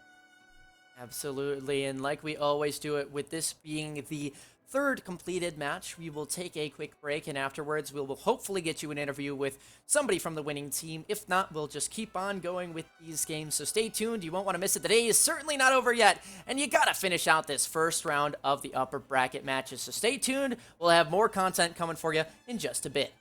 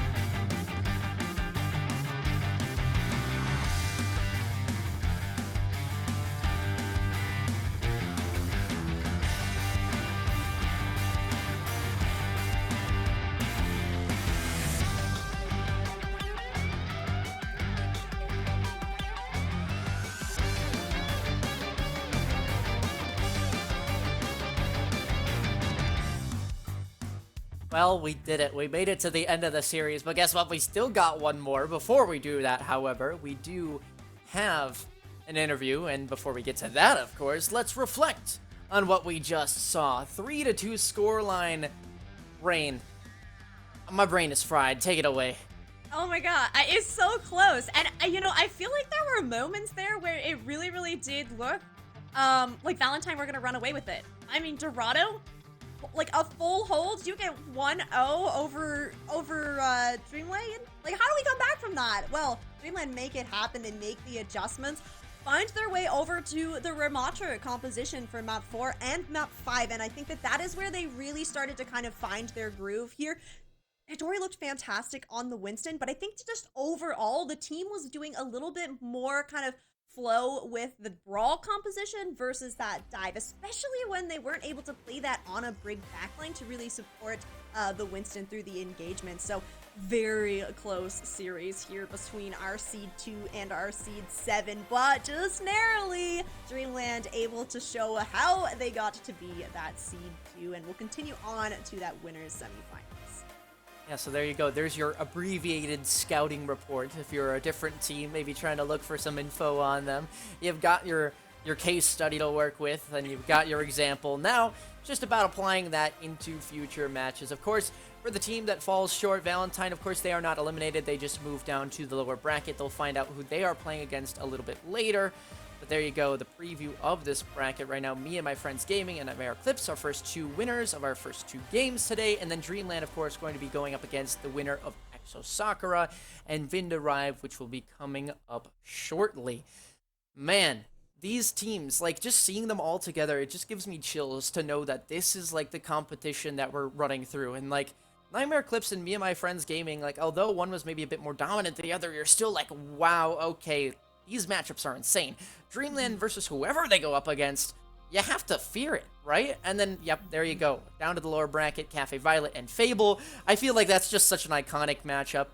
For you guys that don't know, that's the first matchup that me and Rain casted together, I think. And then Valentine meeting whoever ends up falling a bit short in this matchup. Yeah, it's also, I just have to comment how fun it is to get to run through every single quarterfinal match. I'm super excited that we were able to do the schedule this way, because it is just us getting to introduce you to every single one of these teams, so you get to see all of them in this first round and really get a taste for maybe who is kind of your favorite, who's running the compositions that you like the most, and really get to kind of set yourself up to cheer for a team to come through these brackets. I think that this is a fantastic setup that we have here for the first day of Calling All Heroes Champions. Yeah, when I saw that on the notification, I was like, oh, wait, we're gonna do 4 games in the day, and they're gonna be all the same round. And then I was like, oh, we're gonna do 4 games in the same day, and it's gonna be the same round. I see. All right, I'm liking this. So yeah, I mean, it really does provide a nice little sense of story, and that's why we encourage you guys to keep on coming in and watching every single day, because you don't want to miss the narratives that's being set up. And on top of that, Rain, you know what else they would miss is if they don't tune up in every day. If you don't tune in every day, you won't get all the awesome viewer incentives, because every single day we have a new set of spray, banner, and hero icon for the chat to receive. So make sure that you connect your BattleNet to your Twitch, because these are the rewards that you get just for day number 1. This is so cool. Every day gonna be something new, and if you haven't tuned in today, there's still time. There's still one more match. You can get in on some of these viewer incentives. Absolutely, and as much as we promised you, we give you the rewards here, but unfortunately we lied about the interview. There will be no interview. We had some technical difficulties. So with that being said, we will take another quick break, and then when we do return, we will have the up and coming matchup. Rain, you already know what it is. Set the stakes for us. What do we got coming up? Last match of tonight, last winners round 1. It's going to be Exo Sakura taking on Vind Arrive. Definitely stick around. Seed number 3 against seed number 6 will be coming up after this quick break.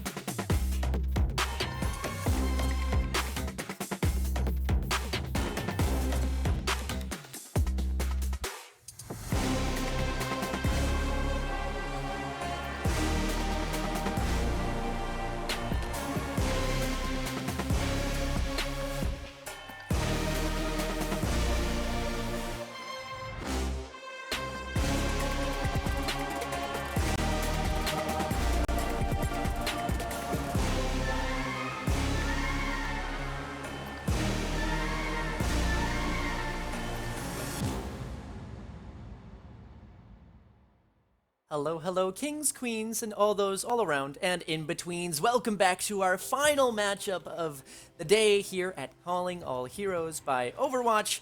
For those of you just joining us, it's been a long day, but we've got one more to go. My name is Arcast here with Rain. Will be your yappers for this final edition of what is the big agenda. And Exo Sakura and Vindarive will be our two teams for today. Rain? Super excited to see this last match of the day. Every single match that we have done today has gotten closer and closer. So definitely high hopes for this last one, the 3rd seed and the 6th seed. So on paper, this should be a fairly close game between Exo Sakura and Vindarive. So definitely looking forward to this one, and being the last one of the day, just all that much more pressure, I think, for these teams. Oh yeah, absolutely. I mean, they've had to wait in agony for these other matchups to get done. Now, obviously, they had an idea of when their matchup would be, but they have had to wait a decent amount of time in order to get that rolling schedule going into their matchup. So they are going to have a few extra minutes to now simmer and cook and let the nerves maybe hit them a bit. But heading over to our first team, it is going to be Exo Sakura. This team, I believe, out of the spring qualifier. Yeah, spring qualifier in the 2nd position. Yeah, so these players, you've definitely seen them around if you've been in Calling All Heroes. We have Zoe and Ivory on the DPS, Mari the tank here, and then the support line, we have Regime and Paulette. I'm excited to see these players in action. They do have a couple of substitutions available if it is needed, so it's nice to have a little bit of flexibility in the roster, especially when those hero bans and everything come into effect. Oh, absolutely. I mean, definitely having that depth of roster, whether it is, you know, people that you want on specific maps for their hero pool, which could definitely be the case, as we've seen in past Overwatch history games, but, you know, just having a big group of friends like we've seen in the interviews before. They're saying, hey, it's just our group of friends that are playing our games, and, well, to have all of them come together and have that high-level competition and all have the same goal in mind, that's pretty dang cool. Exo Sakura, we're pretty familiar with them. They've had some high highs, some lower lows, but at the end of the day, they are usually one of the most consistent teams that we see here on this stage. So coming up against Exo Sakura, it is going to be Vindarive at seed 6, as we mentioned. So I believe coming in through the last chance qualifiers, the LCQ. So maybe a little bit less well known, but definitely still lots of potential on that roster. So I'm excited to get to know them a little bit more and see kind of what they're bringing to the table here, because sometimes being one of those teams that's a little bit lesser known actually is kind of the edge, especially coming into a championship series where this is the end of the road, at least for this year.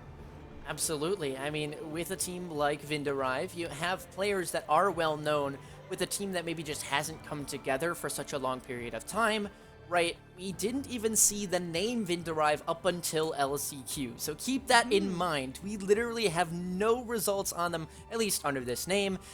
Maybe this core is played together a little bit here or there, but this is like their final test, and it's also their first real test, as, you know, the LCQ, 3 out of the 4 teams ended up making it through, so, you know, do with that information what you will, but, man, this is going to be a team that you have to look at and say, there's a whole lot of question marks, but we're going to have to see what they can do, and we got to respect them, because if you do disrespect them, they will blow you out of the water. Let's be real.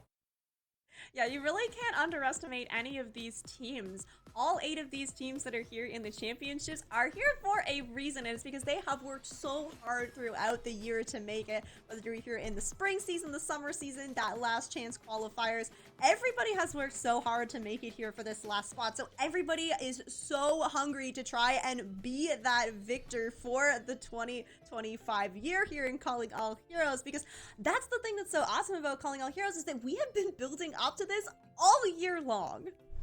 Yeah, I'm really excited to be a part of this journey, and I'm happy to at least been here since the summer split, but I'm also curious what things were going on towards the spring. So maybe for those of you that were there, give us a shout. Make sure you get yourself known that you were here the whole time. Let's head over to Vindarive, though, the newcomers, if you will. Missun, Bion, Amity, Cameron, and April to round out this roster. And again, this team will have a couple of substitutes available if it is needed, but this is going to be at least your starting 5 here, and I always am interested to see and kind of like the heroes that people select for to represent them on the graphic, because of course we give the players the power to pick who is going to be their hero when we do these roster reveals, and sometimes it is true to form and people play what they actually are going to play, but you know, sometimes a little bit more mysterious. And I mean, if we get to see a Lifeweaver here, Ari, I wouldn't be too unhappy. It would be fun to get to see. Yeah, Lifeweaver is just like a bastion on support, right? That's how that works, right? Okay. Both of us having wishful thinking today, but it would be silly of us to think that we would go anywhere else other than Ilios for the first map. Let's be real. It's been the same 2 maps to start us off all day long. You tired of it yet? Don't care. We're going to it again. Exo, Sakura, Vindarive, and the band's a bit different to start us off. Echo as the first one.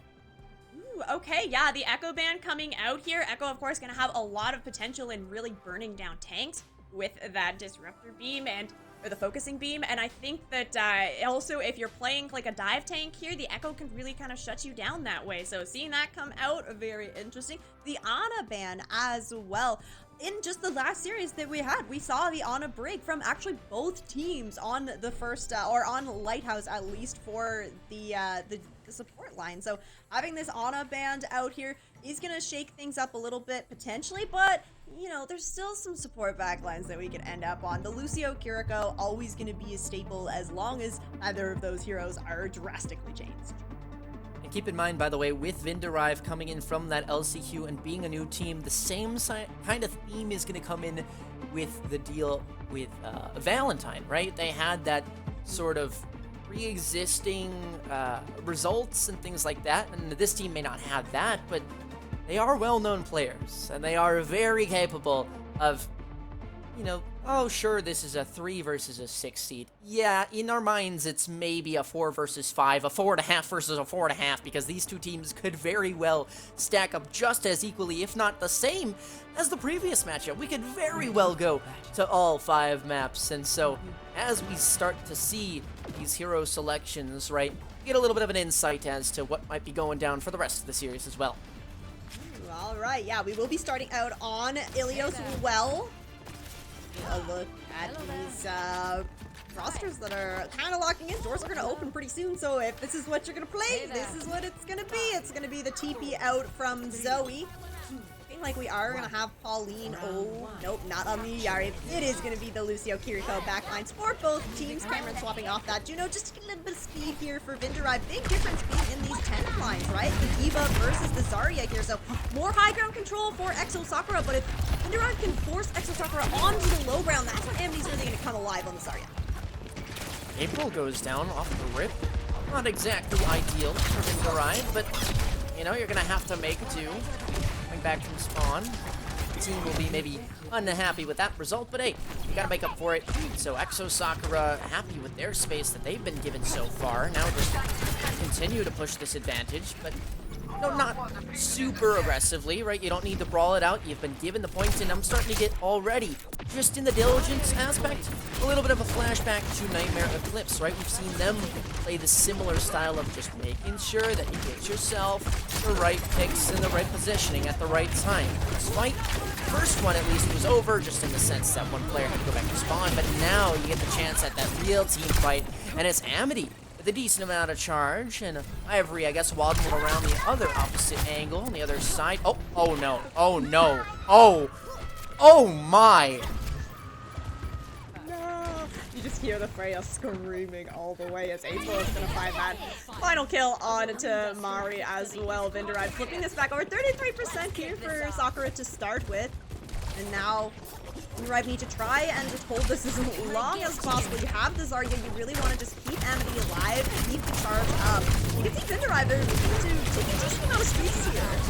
Absolutely, I mean, have a full charge Zarya, they want to make sure they can maintain that charge, and then, as well, push the advantage with it, right? It's important to use the resources that you have in your favor.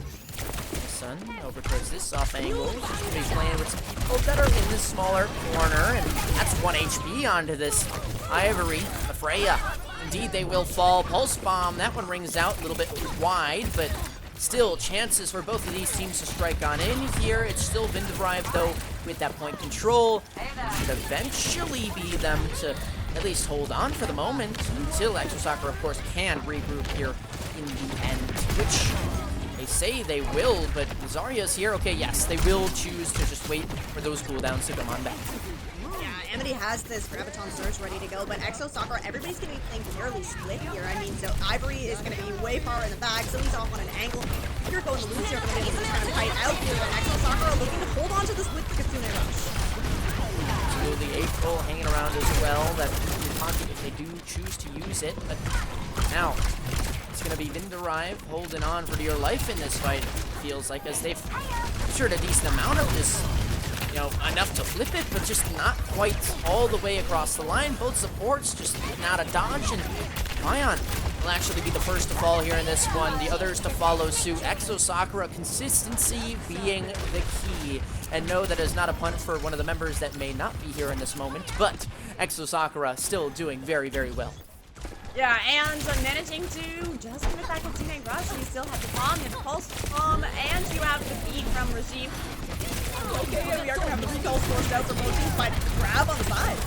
Absolutely, Cameron finding first. Now Vindrive hope to continue that in-team fight win, right? We'll see this Freya, although maybe finding a bit of value onto the one. April and Miss on going down, it still is that final touch in the end. Amity with a decent amount of charge still to go. Ari, let's see what you've got in the store. It'll be a DMAC with the self-destruct as well being used. Is that what that was? Nope, it looked like some sort of pulse bomb or Ebola, something of that sort. And now, of course, you have to go back to the spawn room. Everybody's here to combat you and make sure that you cannot capitalize on free space. Vindrive are just running it down your throats, and validly so. As again, we talked about, when you have that space, you should absolutely take it. Yeah, and Exosoccer has committed ultimates there into kind of a lost fight. Now, They only need to win one more fight here, but Vindrive very quickly gaining percentage here. Don't have a whole lot to work with, save your Pulse Bomb for each side. Mari has to be looking to try and eat this Pulse Bomb from Miss Sun. Or potentially the Suzu even from Pauline. Regardless, it's going to be hard to kind of find the value for both these Pulse Bombs. I think there went the one. I think we saw it on the floor over there. But that'll be, I guess, the beginning of an engagement that doesn't quite get started into the end. Let's see, though. Final fight territory, 99 versus 99. Somebody's got to make a move, take initiative in this fight. Who is it gonna be? Zoe, pretty close over in this corner, looking for the best of value that they can. But now, instead, it'll just be everyone waiting for that right opportunity to strike. Nope, want to be the first one overstepping this one, and it is Regime. Regime will go down, and that might spell disaster. Exosoccer, though, still hanging on for dear life with that Kitsune Rush out from both sides. Freya's in the mix, and of course that overtime timer still very much of pace in this one, but Amity to clean things up. It's a beautiful Graviton Surge, and when they are called upon, Vindrive will be the ones to close it out. Yeah, it feels really good to come into a 99-99 fight, and then you have the Graviton Surge to clean everything up. And Amity, I mean, she connects onto two members there, both squishy. Mari not in that mech, so really good job to just kind of clean up the fight. Very back and forth, though, which is sometimes a little bit surprising on well. You definitely have a bit of a defender's advantage if you can kind of get yourself set up on the high ground. So that speaks highly to just the tactics that both these teams have for kind of re-engaging onto these fights. Yeah, I'm just looking at these stats right now. I mean, nothing strikes out at you except for one damage count that maybe is a bit higher than the rest. And by that, I mean maybe double the rest. It's Amity, who's been really pushing the advantage. And again, that's what we expect from someone playing Zarya, who really needs to get all the value that they can. It really is nice to see them using her to get that value coming on out here. But now, fresh point, fresh set of HP bars, ideas potentially, and a deep breath. Get yourselves into this one.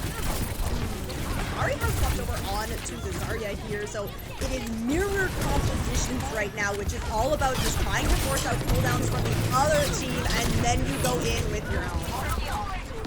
Already trying to take that duel against Amity on that other Zarya. Unfortunately not going to work out for her, so in will the rest of the team go. Amity striking down yet again. April having some fun in the back lines, but this is all but chalked for this first fight. Vinderive will continue their domination of what was, again, shall we say, 85% convincing. Amity has set herself up right on the high ground here, just absolutely pouring damage down into Exo Sakura. This one is building up to a pulse bomb as well, but right now if you're Sakura, you really just need to try and displace Amity from this high grounder, and at the very least speed past her. Looks like they are going for the latter option. Of course, this will be a pulse bomb that could very well spell disaster for at least one, maybe two of these players. Forcing out a recall, potentially. No, not quite yet. Instead, the pulse bomb. That one lands on the floor. Catch this. Well, nobody did. Instead, Miss Sun will fall on down. Back to the spawn room with you.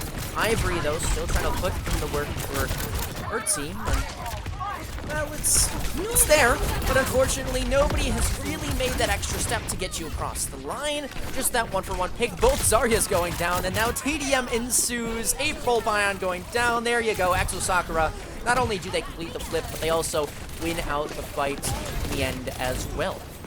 Yeah, and it's looking like the Exo Sakura is going to be able to at least get the lead here as Vinderive are coming back into this with the graph ready to go from Amity. Support ults as well coming online.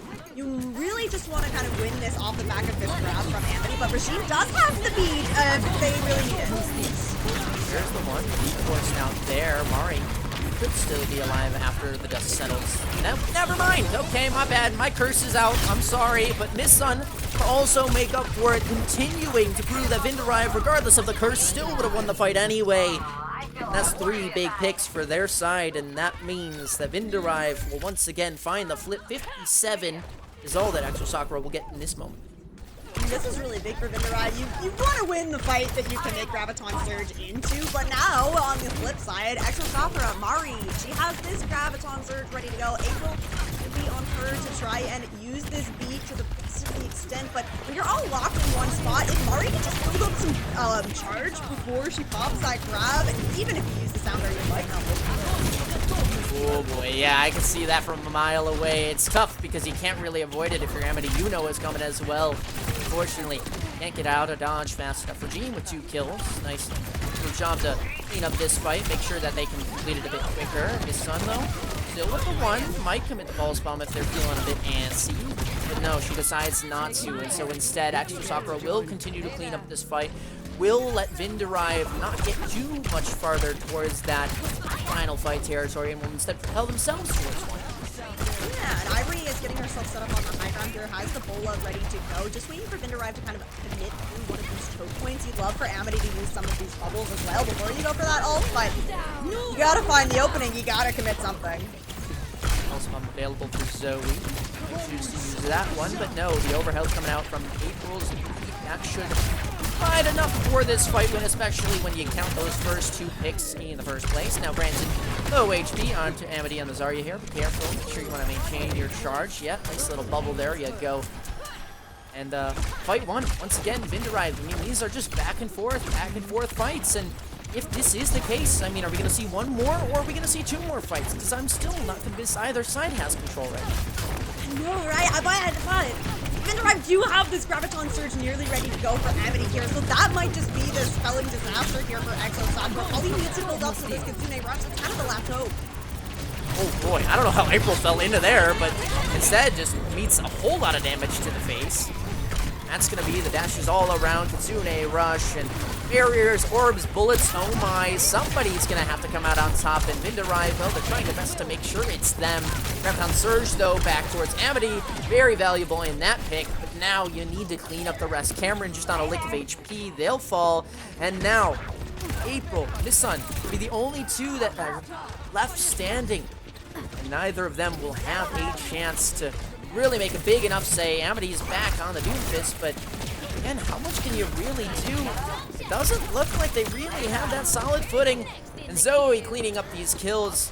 great showing from her should solidify that this map is all, well, the sub-map is done and dusted. Very close in the second one here, but now it really does show that, yes, these stakes are valid. These teams are very close in caliber. Another 100 to 99 there. Exo Sakura did such a good job keeping Mari alive in that last fight.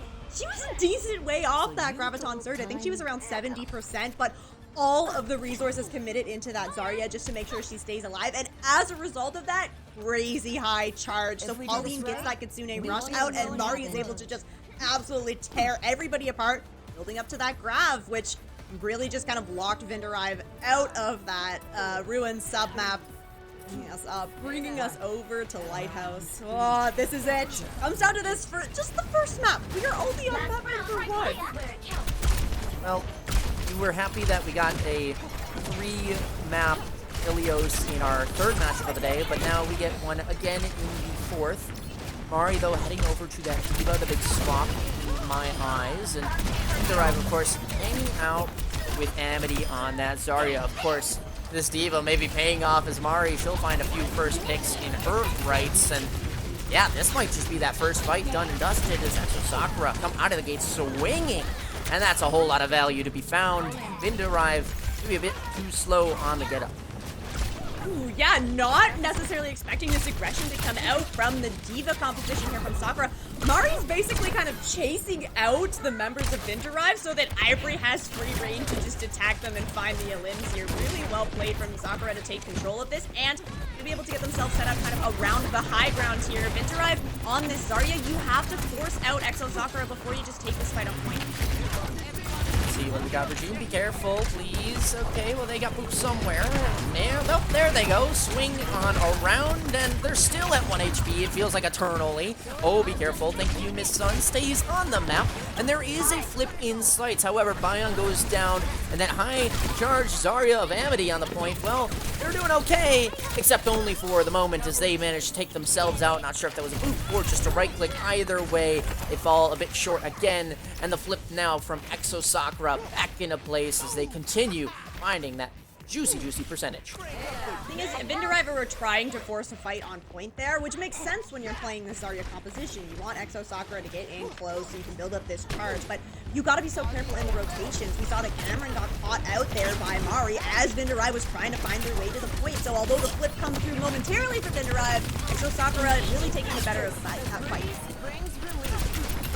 Mari hanging up towards this high ground, has the self-destruct available, could very well use it. Kitsune rush, everybody popping their ultimates out on this point. That's Pulse Bomb in the mix just for good luck, and it is going to be Regime and Ivory picking up 2 total, along with Zoe to add that up to 3, but Bayon making up for it almost single-handedly. She's got a handful of picks for herself. The only problem is that everybody else is back in spawn. So, Exo Sakura will continue to hold on to this lead and almost go for the reverse sweep of, you know, a control point. Not the whole series, but the control point.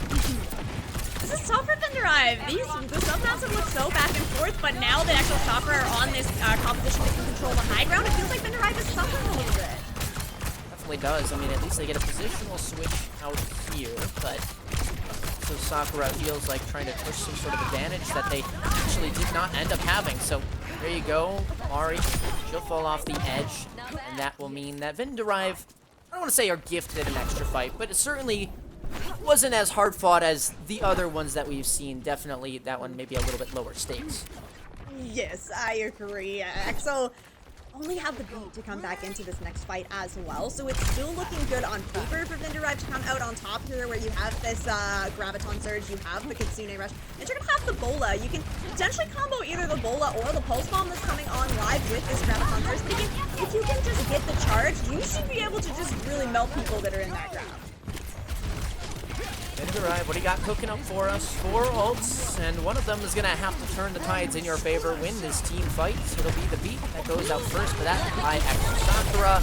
Now the Bola, now the Graviton Surge. Amity uses it kind of in the end of their lifespan. Mari, though, beautiful defense matrix. They pick up a Pulse Bomb with 2 additional kills, and I think this one might just be going the way of Exo Sakura for good. As much as the pressure is there from Bayon to grab a few more picks, the flip will come through for Exo Sakura. They'll need to clean this one up pretty quickly.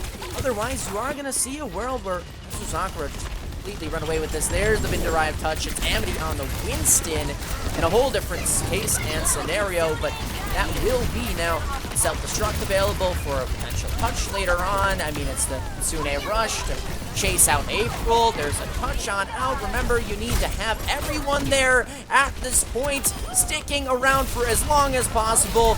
Again, you can tell Mari just wants this fight for themselves. They don't want to have to go to another one. You don't want to give Vin-derived that extra life and the extra chance. Stalling it out, waiting for the boops, and it's good. Somehow they hold on. Mari giving her team that first map victory.